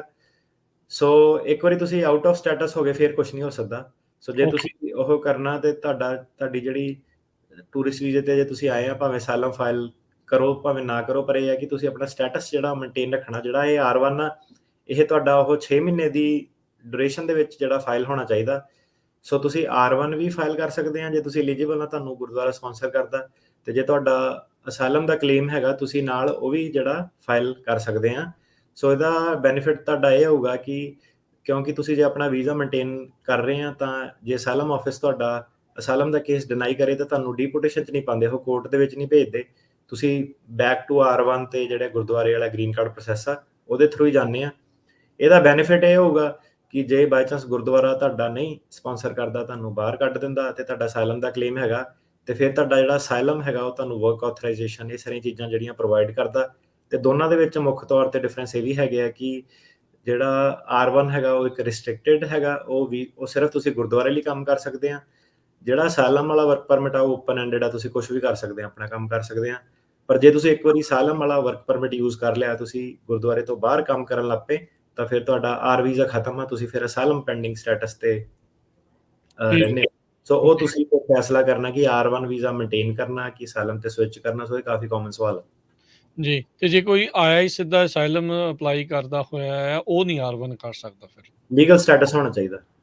ਲੀਗਲ ਸਟੇਟਸ ਹੋਣਾ ਚਾਹੀਦਾ ਕੀ ਫਿਰ ਅਸਾਈਲਮ ਵਾਲਾ ਕੀ ਉਹ ਮੇਨਟੇਨ ਰੱਖ ਸਕਦਾ ਹੁੰਦਾ ਉਦਾਂ ਲੀਗਲ ਸਟੇਟਸ ਇਦਾਂ? ਨਹੀਂ, ਅਸਾਈਲਮ ਤੇ ਡਾਇਰੈਕਟਲੀ ਤਾਂ ਨਹੀਂ ਬੰਦਾ ਕਦੀ ਆਂਦਾ। ਬੰਦਾ ਜਾਂ ਤਾਂ ਵੀਜ਼ੇ ਤੇ ਆਂਦਾ ਕਿਸੇ ਤੇ, ਜਾਂ 2 ਨੰਬਰ 'ਚ ਆਂਦਾ। ਜਿਹੜਾ 2 ਨੰਬਰ 'ਚ ਆਇਆ ਉਹ ਨਹੀਂ ਚੇਂਜ ਕਰ ਸਕਦਾ, ਜਿਹੜਾ ਵੀਜ਼ੇ ਤੇ ਆਇਆ। ਠੀਕ ਹੈ ਜੀ। ਬਾਤ ਜਿਹੜੀ ਉਹ ਗੱਲ ਆ, ਕਿੰਨੇ ਚਿਰ ਦਾ ਤੁਸੀਂ 5 ਸਾਲ ਦਾ ਦੱਸਿਆ ਸੀਗਾ ਵੀ ਇਹਦਾ ਮੈਕਸਿਮਮ 5 ਈਅਰ ਡਿਊਰੇਸ਼ਨ ਹੁੰਦੀ ਹੈ? 5 ਈਅਰ ਦੀ ਡਿਊਰੇਸ਼ਨ ਆ। 30 ਮਹੀਨੇ ਕਰਕੇ ਦਿੰਦੇ ਆ। ਮੈਕਸਿਮਮ 30 ਮੰਥਸ ਤੱਕ ਇਹ ਮਿਲ ਸਕਦਾ ਤੁਹਾਨੂੰ। ਸੋ ਟੋਟਲ 60 ਮਹੀਨੇ, 5 ਸਾਲ ਤੋਂ ਬਾਅਦ ਨਹੀਂ ਇਹ ਐਕਸਟੈਂਡ ਹੋਣਾ। ਇਹਦੇ ਵਿੱਚ 2 ਚੀਜ਼ਾਂ ਦੇਖਣ ਵਾਲੀਆਂ। ਜੇ 5 ਸਾਲ ਤੋਂ ਵੱਧ ਤੁਸੀਂ ਐਕਸਟੈਂਡ ਕਰਾਉਣਾ ਤਾਂ ਤੁਹਾਨੂੰ 1 ਸਾਲ ਲਈ ਇੰਡੀਆ ਜਾਣਾ ਪੈਣਾ, ਫਿਰ ਵਾਪਸ ਆ ਕੇ ਤੁਸੀਂ ਦੁਬਾਰਾ ਫਿਰ ਤੁਹਾਡਾ ਨਵਾਂ 5 ਸਾਲ ਦਾ ਪੀਰੀਅਡ ਮਿਲ ਜਾਊਗਾ। ਸੋ ਇਹ ਚੀਜ਼ ਨਹੀਂ ਇੱਕ ਲੋਕਾਂ ਨੂੰ ਪਤਾ। ਦੂਜੀ ਇਹਦੇ ਵਿੱਚ ਇਹ ਹੈ ਕਿ ਜਿਹੜਾ ਟਾਈਮ ਤੁਸੀਂ US ਦੀ ਧਰਤੀ ਦੇ ਉੱਤੇ ਐਜ਼ R1 'ਚ ਕੱਟਿਆ ਉਹੀ ਕਾਊਂਟ ਹੋਣਾ। ਸੋ ਫੋਰ ਐਗਜ਼ਾਮਪਲ ਇੱਕ ਬੰਦਾ ਆ ਰਿਹਾ ਜਾ ਰਿਹਾ ਵਾ, ਉਹਦਾ ਜਿਹੜਾ ਇੰਡੀਆ ਵਾਲਾ ਟਾਈਮ ਆ ਉਹ ਨਹੀਂ ਕਾਊਂਟ ਹੋਣਾ। ਜਿਹੜਾ ਅਮਰੀਕਾ ਦੀ ਧਰਤੀ ਦੇ ਉੱਤੇ ਉਹਨੇ ਐਕਚੁਅਲ 5 ਸਾਲ ਜਿਹੜੇ ਉਹਦੇ ਗਿਣੇ ਜਾਣੇ ਆ। ਇਹਦੇ ਵਿੱਚ ਇੱਕ ਪ੍ਰੋਬਲਮ ਇਹ ਆਉਂਦੀ ਹੈ ਕਾਫੀ ਕਿ ਜਿਹੜਾ ਜਦੋਂ ਤੁਸੀਂ ਬਾਹਰੋਂ ਦੀ ਆਉਂਦੇ ਆ ਤਾਂ ਤੁਹਾਨੂੰ I-94 ਦਿੰਦੇ ਆ ਉਹ, ਕਿ ਕਿੰਨੀ ਦੇਰ ਤੁਸੀਂ ਰਹਿ ਸਕਦੇ ਆ। ਜ਼ਿਆਦਾਤਰ ਕੀ ਹੁੰਦਾ ਕਿ ਵੀਜ਼ਾ ਹੁਣ ਤੁਹਾਨੂੰ ਭਾਵੇਂ 5 ਸਾਲ ਦਾ ਮਿਲਿਆ, ਜਿੰਨੀ ਦੇਰ ਦਾ ਵੀ ਮਿਲਿਆ, ਪਰ ਤੁਹਾਨੂੰ ਜਿਹੜੀ ਐਂਟਰੀ ਆ 30 ਮਹੀਨੇ ਦੀ ਮਿਲਣੀ ਚਾਹੀਦੀ ਹੈ। ਸੋ ਇੱਕ ਪੰਗਾ ਇਹ ਪੈਂਦਾ ਕਿ ਕਈ ਵਾਰੀ ਜਿਹੜੀ ਆਫਿਸਰ ਵੀ ਜਿਹੜੇ 에ਅਰਪੋਰਟ ਤੇ ਹੁੰਦੇ ਆ ਉਹ ਨਵੇਂ ਹੁੰਦੇ ਆ, ਤੇ ਉਹ 30 ਮਹੀਨੇ ਤੋਂ ਵੱਧ ਐਂਟਰੀ ਦੇ ਦਿੰਦੇ ਆ। ਸੋ ਉਹਦੇ ਵਿੱਚ ਰੈਗੂਲੇਸ਼ਨ ਇਹ ਹੈ ਕਿ ਹੁਣ ਇਹ ਬੰਦੇ ਦੀ ਤਾਂ ਕੋਈ ਗਲਤੀ ਨਹੀਂ, ਪਰ ਇਦਾਂ ਹੁੰਦਾ। ਸੋ ਉਹਨਾਂ ਨੇ ਆਪਣੀ ਰੈਗੂਲੇਸ਼ਨ ਪੂਰੀਆਂ ਸਹੀ ਉੱਥੇ ਕਲੀਅਰ ਕੀਤੀਆਂ ਹੋਈਆਂ ਕਿ ਤੁਸੀਂ ਆਪਣਾ ਜਿਹੜਾ I-94 ਉਹ ਚੈੱਕ ਕਰਨਾ, ਤੇ ਜੇ ਤੁਹਾਨੂੰ 30 ਮਹੀਨੇ ਤੋਂ ਜ਼ਿਆਦਾ ਮਿਲਿਆ ਤੇ ਤੁਸੀਂ ਉਹਨੂੰ ਵਾਪਸ ਜਾ ਕੇ CBP ਨੂੰ ਜਾ ਕੇ ਕਰੈਕਟ ਕਰਾਓ। ਸੋ ਇਹਨੂੰ ਕਰੈਕਟ ਕਰਾਉਣ ਦਾ ਤਰੀਕਾ ਤੁਹਾਨੂੰ ਮੈਨੂਅਲੀ ਉਹਨੂੰ ਰਿਕੁਐਸਟ ਕਰਨਾ ਪੈਣਾ। ਕੋਈ ਫਾਰਮ ਵਗੈਰਾ ਨਹੀਂ ਤੁਸੀਂ ਭਰਨਾ, ਸਿੱਧੇ ਜਾ ਕੇ ਉਹਨੂੰ ਐਰਰ ਜਿਹੜੀ ਆਪਣੀ ਆ ਉਹ ਕਰੈਕਟ ਕਰਾਣੀ ਆ। ਤੇ ਉਹਨਾਂ ਨੇ ਸਾਫ਼-ਸਾਫ਼ ਇਹ ਕਿਹਾ ਕਿ ਕਿਸੇ ਵੀ ਹਾਲਤ ਦੇ ਵਿੱਚ, ਭਾਵੇਂ ਇਮੀਗ੍ਰੇਸ਼ਨ ਦੀ ਆਪਣੀ ਗਲਤੀ ਆ, ਤੁਹਾਡੇ 5 ਸਾਲ ਤੋਂ ਉੱਤੇ ਨਹੀਂ ਤੁਹਾਨੂੰ ਮਿਲਣੇ ਚਾਹੀਦੇ। ਸੋ ਇਹ ਨਹੀਂ ਕਿ ਹੁਣ ਤੁਸੀਂ 5ਵੇਂ ਸਾਲ ਜਾ ਕੇ ਟ੍ਰਿਪ ਲਾ ਕੇ ਵਾਪਸ ਆ ਰਹੇ ਆ ਤੇ ਤੁਹਾਨੂੰ I-94 ਉਹਨੇ ਗਲਤੀ ਨਾਲ 3 ਸਾਲ ਦਾ ਦੇ ਦਿੱਤਾ।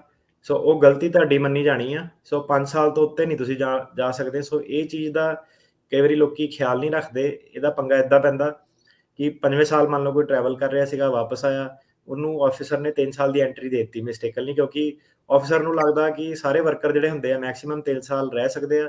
ਸੋ ਹੁਣ ਇਹਨੂੰ 3 ਸਾਲ ਦੀ ਮਿਲ ਗਈ, ਇਹ ਕਹਿੰਦਾ ਚੱਲ ਮੈਨੂੰ 3 ਸਾਲ ਹੋਰ ਮਿਲ ਗਏ ਆ।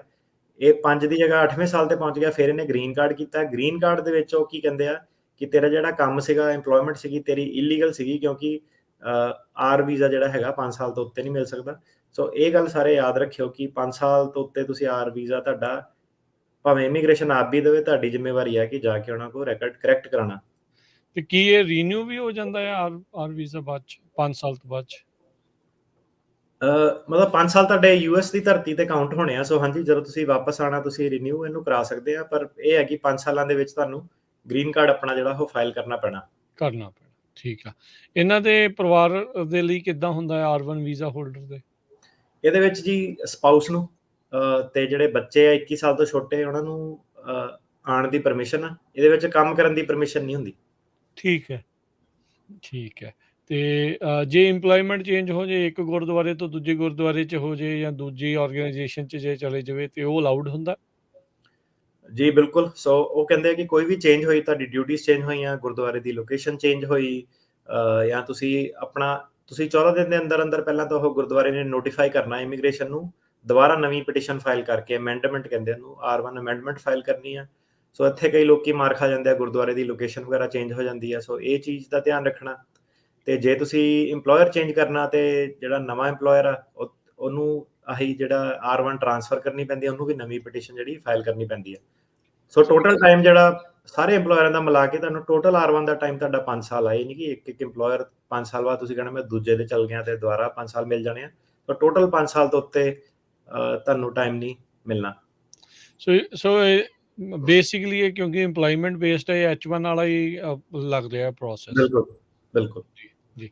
ਸੋ ਕੀ ਹੁਣ ਤੁਸੀਂ ਜਿੱਦਾਂ ਸ਼ੁਰੂਆਤ 'ਚ ਦੱਸਿਆ ਸੀਗਾ ਵੀ ਕੁਝ ਚੇਂਜਸ ਹੋਏ R1 ਪ੍ਰੋਗਰਾਮ ਦੇ ਵਿੱਚ, ਇਸ ਵੀਜ਼ਾ ਪ੍ਰੋਗਰਾਮ 'ਚ ਕੀ ਚੇਂਜਸ ਜਿਹੜੀਆਂ ਆ ਉਹ ਆਈਆਂ ਨੇ ਇਸ ਵਾਰ? ਹਾਂਜੀ, ਸੋ ਟੈਕਨੀਕਲ ਚੇਂਜਸ ਆ ਥੋੜੀ ਜਿਹੀਆਂ। ਦੱਸਣ ਦਾ ਮਕਸਦ ਇਹ ਹੈ ਕਿ ਜਿਹੜਾ ਪੈਰਾਲੀਗਲ ਹੈਲਪ ਕਰ ਰਿਹਾ ਗੁਰਦੁਆਰੇ ਵਾਲਿਆਂ ਦੀ, ਉਹਨੂੰ ਹੈਲਪ ਮਿਲ ਜਾਵੇ ਤੋਂ। ਸੋ ਉਹਨਾਂ ਨੇ ਜਿਹੜਾ ਕਾਫੀ ਸਾਰੀਆਂ ਇਹਦੇ ਵਿੱਚ ਡੈਫੀਨੇਸ਼ਨ ਜਿਹੜੀਆਂ ਆਪਣੀਆਂ ਚੇਂਜ ਕੀਤੀਆਂ। ਸਭ ਤੋਂ ਵੱਡਾ ਇਹਨਾਂ ਨੇ ਜਿਹੜਾ ਸੀਗਾ ਕੰਪਨਸੇਸ਼ਨ ਸੈਲਰੀ, ਉਹਦੇ ਰਿਕੁਆਇਰਮੈਂਟਸ ਜਿਹੜੀਆਂ ਸੀਗੀਆਂ ਉਹ ਕਲੈਰੀਫਾਈ ਕੀਤੀਆਂ, ਉਹ ਐਡ ਕੀਤੀਆਂ।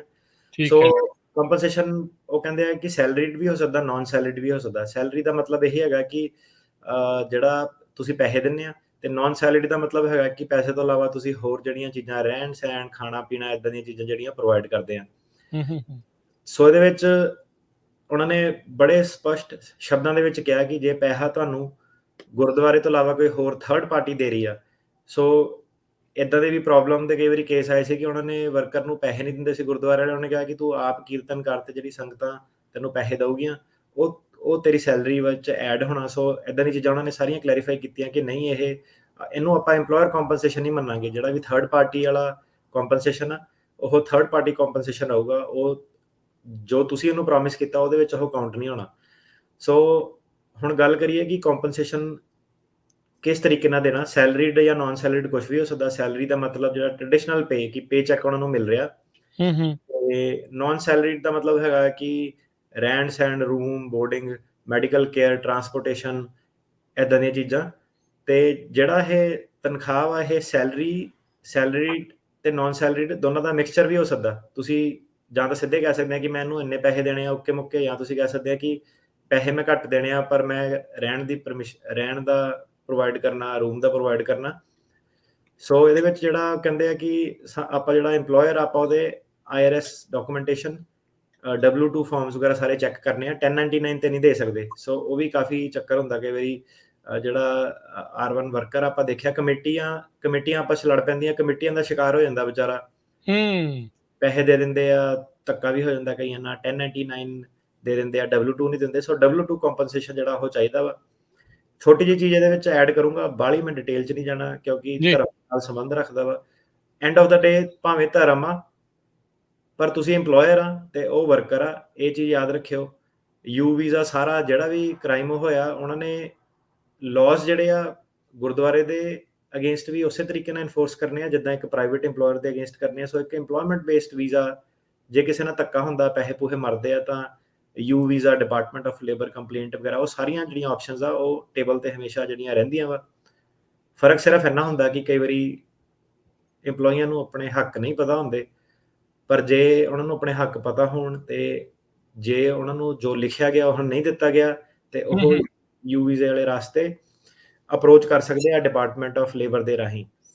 ਸੋ ਅੱਛਾ ਜੀ, ਸੋ ਜਦੋਂ ਸੈਲਰੀਡ ਤੇ ਨਾਨ ਸੈਲਰੀਡ ਕੰਪਨਸੇਸ਼ਨ ਤੁਸੀਂ ਦਿੰਦੇ ਆ, ਤਾਂ ਜਿਹੜਾ ਨਾਨ ਸੈਲਰੀਡ ਜਦੋਂ ਆ ਗਿਆ ਤਾਂ ਫਿਰ ਜਿਹੜਾ USCIS ਆ ਉਹ ਕਹਿੰਦੇ ਆ ਕਿ ਸਾਨੂੰ ਤੁਸੀਂ ਪਿਛਲੀ ਜਿਹੜੀ ਤੁਹਾਡੀ ਪੋਜੀਸ਼ਨ ਸੀਗੀ ਉਹਨੂੰ ਕਿੱਦਾਂ ਕੰਪਨਸੇਟ ਕਰਦੇ ਆ, ਸਾਨੂੰ ਉਹਦੀ ਵੀ ਡਾਕੂਮੈਂਟੇਸ਼ਨ ਚਾਹੀਦੇ ਆ। ਤੇ ਤੁਸੀਂ ਸਾਨੂੰ ਬਜਟ ਦਿਖਾਓ ਕਿ ਤੁਹਾਡੇ ਕੋਲ ਪੈਸੇ ਇੰਨੇ ਹੈਗੇ ਆ ਸੈਲਰੀ ਵਗੈਰਾ ਦੇਣ ਲਈ, ਲੀਸ ਵਗੈਰਾ ਇਹਨਾਂ ਦੀ ਦੇਣ ਲਈ। ਡਾਕੂਮੈਂਟਰੀ ਐਵੀਡੈਂਸ ਦੇਣਾ ਤੁਸੀਂ ਕਿ ਕਿੱਥੇ ਘਰ ਹੋਣਾ, ਇਹਦਾ ਕੀ ਤੁਸੀਂ ਪ੍ਰੋਵੀਜ਼ਨਸ ਪ੍ਰੋਵਾਈਡ ਕਰਨੀਆਂ। ਇਹ ਨਹੀਂ ਕਿ ਸਿੰਪਲੀ ਬਸ ਲਿਖਤਾ ਕਿ ਆਪਾਂ ਰਹਿਣ ਸਹਿਣ ਦੇਵਾਂਗੇ। ਉਹ ਕਹਿੰਦੇ ਕਿ ਤੁਹਾਨੂੰ ਹੁਣ ਪੂਰਾ ਜਿਹੜਾ ਪ੍ਰੂਫ ਕਰਨਾ ਪੈਣਾ ਕਿ ਇਹ ਘਰ ਕਿੱਥੇ ਆ, ਕਿੰਨੇ ਸਕੁਅਰ ਫੀਟ ਆ, ਕੌਣ ਕਿਹਦੇ ਕੋਲ ਲੀਜ਼ ਆ, ਕਿੱਦਾਂ, ਕੌਣ ਇਹਦਾ ਓਨਰ ਕੌਣ ਆ। ਤੇ ਇਹਦੇ ਵਿੱਚ ਉਹ ਤੁਹਾਡੇ ਕੋਲ ਆਡਿਟਡ ਫਾਈਨੈਂਸ਼ੀਅਲ ਰਿਪੋਰਟ ਤਾਂ ਨਹੀਂ ਮੰਗਦੇ ਗੁਰਦੁਆਰੇ ਕੋਲ, ਪਰ ਉਹ ਕਹਿੰਦੇ ਆ ਕਿ ਬਜਟਸ ਵਗੈਰਾ ਤੁਸੀਂ ਆਪਣੇ ਜ਼ਰੂਰ ਦਿਖਾਣੇ ਆ ਕਿ ਜੋ ਤੁਸੀਂ ਪ੍ਰੋਮਿਸ ਕਰੇ ਕਿ ਜੇ 5 ਵਰਕਰ ਮੰਗਾਣੇ ਆ ਤਾਂ ਉਹ 5 ਦੇ ਤੁਸੀਂ ਲੀਜ਼ ਵਗੈਰਾ ਸਾਰਾ ਆਹ ਚੀਜ਼ਾਂ ਕੈਰੀ ਫਾਰਵਰਡ ਕਰ ਸਕਦੇ ਆ। ਤੇ ਮੇਜਰ ਜਿਹੜੀ ਚੇਂਜ ਇਹਨਾਂ ਨੇ ਇਹ ਕੀਤੀ ਸੀਗੀ ਕਿ ਸੈਲਰੀਡ ਤੇ ਨਾਨ ਸੈਲਰੀਡ ਸਪੋਰਟ ਜਿਹੜੀ ਤੀਜੀ ਪਾਰਟੀ ਤੋਂ ਆ ਰਹੀ ਆ, ਉਹਨੂੰ ਆਪਾਂ ਫॉर ਐਗਜ਼ਾਮਪਲ ਜੇ ਇੰਪਲੋਇਰ ਨੇ ਕਿਹਾ ਕਿ ਮੈਂ ਤੈਨੂੰ $20,000 ਦਊਂਗਾ ਸਾਲ ਦੇ, ਤਾਂ ਉਹ ਜਿਹੜੇ 20,000 ਆ ਉਹ ਜੇ ਕੋਈ ਹੋਰ ਥਰਡ ਪਾਰਟੀ ਦੇ ਰਹੀ ਆ, ਉਹ ਨਹੀਂ ਆਪਾਂ ਕਾਊਂਟ ਕਰ ਸਕਦੇ, ਉਹ ਥਰਡ ਪਾਰਟੀ ਤੇ ਰਹਿਣਾ। ਉਹ ਕਹਿੰਦੇ ਕਿ ਤੁਸੀਂ ਆਪ 20,000 ਦੇਣੇ ਆ। ਤੇ ਸੇਮ ਥਿੰਗ ਉਹ ਕਹਿੰਦੇ ਕਿ ਜੇ ਕਿਸੇ ਗੁਰਦੁਆਰੇ ਚਰਚ ਦੇ ਮੈਂਬਰ ਨੇ ਆਪਣੇ ਘਰੇ ਕਿਸੇ ਨੂੰ ਰਹਿਣ ਲਈ ਦਿੱਤਾ, ਉਹ ਵੀ ਆਪਾਂ ਇਹ ਨਹੀਂ ਮੰਨਾਂਗੇ ਕਿ ਇੰਪਲੋਇਰ ਨੇ ਦਿੱਤਾ ਵਾ, ਅਨਲੈਸ ਜਿਹੜਾ ਇੰਪਲੋਇਰ ਆ ਉਹ ਰੈਂਟ ਭਰ ਰਿਹਾ ਉਹਨੂੰ। ਸੋ ਕਹਿਣ ਦਾ ਮਤਲਬ ਇੱਦਾਂ ਕਿ ਉਹਨਾਂ ਨੇ, ਜੇ ਇੰਪਲੋਇਰ ਨੇ ਕਿਹਾ ਕਿ ਮੈਂ ਰੂਮ ਤੇ ਉਹ ਰਹਿਣ ਲਈ ਦਊਂਗਾ, ਤਾਂ ਇੰਪਲੋਇਰ ਨੇ ਹੀ ਦੇਣਾ ਵਾ। ਉਹ ਇਹ ਨਹੀਂ ਕਿ ਕਿਸੇ ਹੋਰ ਮੈਂਬਰ ਦੇ ਪਰਸਨਲ ਘਰ 'ਚ ਉਹ ਰਹਿ ਰਿਹਾ, ਉਹਨੂੰ ਇਮੀਗ੍ਰੇਸ਼ਨ ਕਹਿੰਦੀ ਕਿ ਆਪਾਂ ਨਹੀਂ ਗਿਣਨਾ, ਕਿਉਂਕਿ ਫਿਰ ਸਾਡੇ ਲਈ ਇਹ ਪਤਾ ਕਰਨਾ ਔਖਾ ਹੋ ਜਾਂਦਾ ਕਿ ਇਹ ਵਾਕਈ ਗੁਰਦੁਆਰਾ ਦੇ ਰਿਹਾ ਕਿ ਇਹ ਬੰਦੇ ਤੇ ਛੱਡਿਆ ਹੋਇਆ, ਤੂੰ ਆਪ ਹੀ ਜਾ ਕੇ ਲੱਭ, ਹੈ ਨਾ। ਅਨਲੈਸ ਉਹ ਇਹ ਕਹਿੰਦੇ ਆ ਕਿ ਤੁਹਾਡਾ ਗੁਰਦੁਆਰਾ ਉਹ ਜਿਹੜੀ ਥਰਡ ਪਾਰਟੀ ਆ ਉਹਨੂੰ ਪੈਸੇ ਦੇ ਰਿਹਾ, ਉਹਨੂੰ ਕਿਸੇ ਤਰੀਕੇ ਨਾਲ ਕੰਪਨਸੇਸ਼ਨ ਦੇ ਰਿਹਾ। ਸੋ ਤੁਸੀਂ ਉੱਦਾਂ ਦੇ ਸਾਰੇ ਪੇਪਰ ਕਿ ਤੁਸੀਂ ਗੁਰਦੁਆਰੇ ਦੀ ਪ੍ਰਾਪਰਟੀ ਆ ਜਾਂ ਗੁਰਦੁਆਰਾ ਨੂੰ ਲੀਜ਼ ਕਰ ਰਿਹਾ ਜਾਂ ਰੈਂਟ ਦੇ ਰਿਹਾ, ਤੁਸੀਂ ਹੁਣ ਉਹ ਵਾਲੇ ਡਿਟੇਲ ਲੈਵਲ 'ਚ ਜਾ ਕੇ ਸਾਰਾ ਕੁਛ ਐਕਸਪਲੇਨ ਕਰਨਾ। ਜੇ ਤੁਸੀਂ ਰਹਿਣ ਸਹਿਣ ਲਿਖਿਆ ਤਾਂ ਤੁਹਾਨੂੰ ਉਹ ਪ੍ਰੋਵਾਈਡ ਕਰਨਾ ਹੀ ਪੈਣਾ ਡਾਇਰੈਕਟਲੀ। ਤੇ ਇਹਦੇ ਵਿੱਚ ਉਹਨਾਂ ਨੇ ਜਿਹੜੀ ਇੱਕ ਇਹ ਪ੍ਰੋਵੀਜ਼ਨ ਸੀਗੀ ਕਿ ਗੁਰਦੁਆਰੇ ਦੇ ਵਿੱਚ ਤੁਸੀਂ ਫॉर ਐਗਜ਼ਾਮਪਲ ਕਿਸੇ ਨੇ ਸਪੈਸ਼ਲ ਪ੍ਰੋਗਰਾਮ ਕੀਤਾ, ਬਾਣੀ ਪੜ੍ਹੀ, ਕਲਾਸ ਲਾਈ, ਜਿਹਦੇ ਕਰਕੇ ਕਿ ਉਹਨੂੰ ਸੰਗਤਾਂ ਡਾਇਰੈਕਟਲੀ ਜਿਹੜਾ ਪੈਸਾ ਦੇ ਰਹੀਆਂ, ਉਹ ਪੈਸਾ ਕਾਊਂਟ ਹੋ ਸਕਦਾ ਜੇ ਤੁਸੀਂ ਇਮੀਗ੍ਰੇਸ਼ਨ ਨੂੰ ਉਹ ਡਿਸਕਲੋਜ਼ ਕੀਤਾ ਪਹਿਲਾਂ ਕਿ ਆਹ ਵਾਲੀ ਗਤੀਵਿਧੀ ਕਰਨੀ ਆ, ਥੋੜ੍ਹੇ ਜਿਹੇ ਪੈਸੇ ਇੱਥੋਂ ਦੀ ਬਣੂਗੇ। ਤੇ ਉਹ ਗਤੀਵਿਧੀਆਂ ਹੁਣ ਐਡ ਹੋ ਸਕਦੀਆਂ ਜੇ ਇਮੀਗ੍ਰੇਸ਼ਨ ਨੂੰ ਦੱਸਿਆ ਗਿਆ ਹੋਵੇ, ਉਹ ਅਪਰੂਵ ਕੀਤਾ ਗਿਆ ਹੋਵੇ। ਤੇ ਟਿਪਸ ਜਿਹਨੂੰ ਕਹਿ ਦਿੰਦੇ ਆ, ਟਿਪਸ ਕਹਿ ਲਓ ਉਹਨੂੰ ਤੁਸੀਂ, ਹੋਰ ਕੋਈ ਸਹੀ ਵਰਡ ਨਹੀਂ ਹੈਗਾ ਕਲਾਸੀਫਾਈ ਕਰਨ ਲਈ। ਸੋ ਉਹ ਚੀਜ਼ ਆਪਾਂ ਜਿਹੜੀ ਕਰ ਸਕਦੇ ਆ। ਜਿਹੜੀ ਚੀਜ਼ ਬਸ ਨਹੀਂ ਕਰਨੀ ਉਹ ਇੱਦਾਂ ਕਿ ਇਹ ਨਹੀਂ ਕਿ ਵਰਕਰ ਨੂੰ ਆਪਣੇ ਤੌਰ ਤੇ ਛੱਡ ਦੇਣਾ ਕਿ ਆਪ ਹੀ ਬੰਦ ਕਰੂਗਾ, ਆਪੇ ਹੀ ਆਪਣੀ ਸੈਲਰੀ ਦਾ ਇੰਤਜ਼ਾਮ ਕਰੂਗਾ, ਉਹ ਚੀਜ਼ ਤੁਹਾਡੇ ਅਗੇਂਸਟ ਜਾਊਗੀ। ਜੋ ਮੰਨ ਲਓ ਕੱਲ ਨੂੰ ਲੇਬਰ ਕੋਰਟ ਜਾਂ ਯੂ ਵੀਜ਼ੇ ਵਾਲੇ ਪਾਸੇ ਜਾਂਦਾ ਹੈ ਤੇ ਉਹ ਚੀਜ਼ਾਂ ਹੁੰਦੀਆਂ। ਇਹ ਜਿਹੜੀ ਸੈਲਰੀ ਨਾਨ ਸਟੈਂਡਰਡ ਕੰਪਨਸੇਸ਼ਨ ਜਿਹੜੀ ਲਿਖੀ ਆ, ਇਹਦੇ ਵਿੱਚ ਕੋਈ ਮਿਨੀਮਮ ਰਿਕੁਆਇਰਮੈਂਟ ਵੀ ਇਹਨਾਂ ਨੇ ਇਹਦੇ 'ਚ ਰੱਖੀ ਹੈ? ਜਿੱਦਾਂ H1 ਦੇ ਲਈ 60,000 ਆਈ ਥਿੰਕ ਹੁੰਦੀ ਹੈ ਜਿਹੜੀ ਸਾਲ ਦੀ, ਇਹਦੇ ਲਈ ਵੀ ਕੁਛ ਹੁੰਦਾ ਹੈ ਇੱਦਾਂ? ਇਹਦੇ ਲਈ ਉਹਨਾਂ ਨੇ ਮਿਨੀਮਮ ਰਿਕੁਆਇਰਮੈਂਟ ਤਾਂ ਨਹੀਂ ਰੱਖੀ, ਪਰ ਇਹਦੇ ਵਿੱਚ ਉਹਨਾਂ ਨੇ ਦੇਖੋ ਹੁਣ ਬੇਸਿਕ ਤਾਂ ਇਹ ਹੈ ਕਿ ਜੇ ਜੋ ਵੀ ਤੁਸੀਂ ਭਰਿਆ, ਲੇਬਰ ਕੋਡ 'ਚ ਕੋਈ ਵੀ ਕਿਸੇ ਨੂੰ ਲਿਜਾ ਸਕਦਾ ਕਿ ਜੇ ਉਹਨੇ ਕਹਿਣਾ ਕਿ ਇਹ ਇਨਹਿਊਮਨ ਕੰਡੀਸ਼ਨ ਆ, ਤੇ ਫਿਰ ਲੇਬਰ ਕੋਡ ਨੇ ਫੈਸਲਾ ਕਰਨਾ ਕਿ ਲੇਬਰ ਲਾਅ ਵਾਇਲੇਟ ਹੋਏ ਕਿ ਨਹੀਂ ਹੋਏ। ਨਹੀਂ ਹੋਏ। ਉਹਨਾਂ ਨੇ ਸਾਰਾ ਕੁਝ ਦੇਖਣਾ ਕਿ ਤੁਸੀਂ ਕਿੰਨੇ ਪੈਸੇ ਦੇ ਰਹੇ ਆ, ਰਹਿਣ ਸਹਿਣ ਇਹਦਾ ਕਿੱਦਾਂ ਦਾ, ਕਿੰਨੇ ਬੰਦਿਆਂ ਨਾਲ ਰਹਿੰਦਾ, ਕੀ ਕੰਡੀਸ਼ਨ ਸੀਗੀਆਂ। ਸੋ ਕੰਡੀਸ਼ਨਸ ਦੇ ਬੇਸ ਤੇ ਵੀ ਬੰਦਾ ਜਿਹੜਾ ਲੇਬਰ ਕੋਡ ਉਹ ਜਾ ਸਕਦਾ ਵਾ ਜੇ ਮਾੜੀਆਂ ਸੀਗੀਆਂ। ਤੇ ਲਿਕਰ ਸਟੋਰ ਦਾ ਆਪਾਂ ਐਗਜ਼ਾਮਪਲ ਦੇਖੀ ਸੀਗੀ, ਜਿਹੜਾ ਰਹਿਣ ਸਹਿਣ ਦਾ ਉਹਨਾਂ ਨੇ ਕੀਤਾ ਸੀਗਾ, ਪਰ ਜੀ ਉਹ ਭੁੰਜੇ ਸੌਂਦੇ ਸੀਗੇ। ਸੋ ਕਾਫੀ ਵੱਡਾ ਨਿਊਜ਼ ਦੇ ਵਿੱਚ ਵੀ ਆਇਆ ਸੀਗਾ।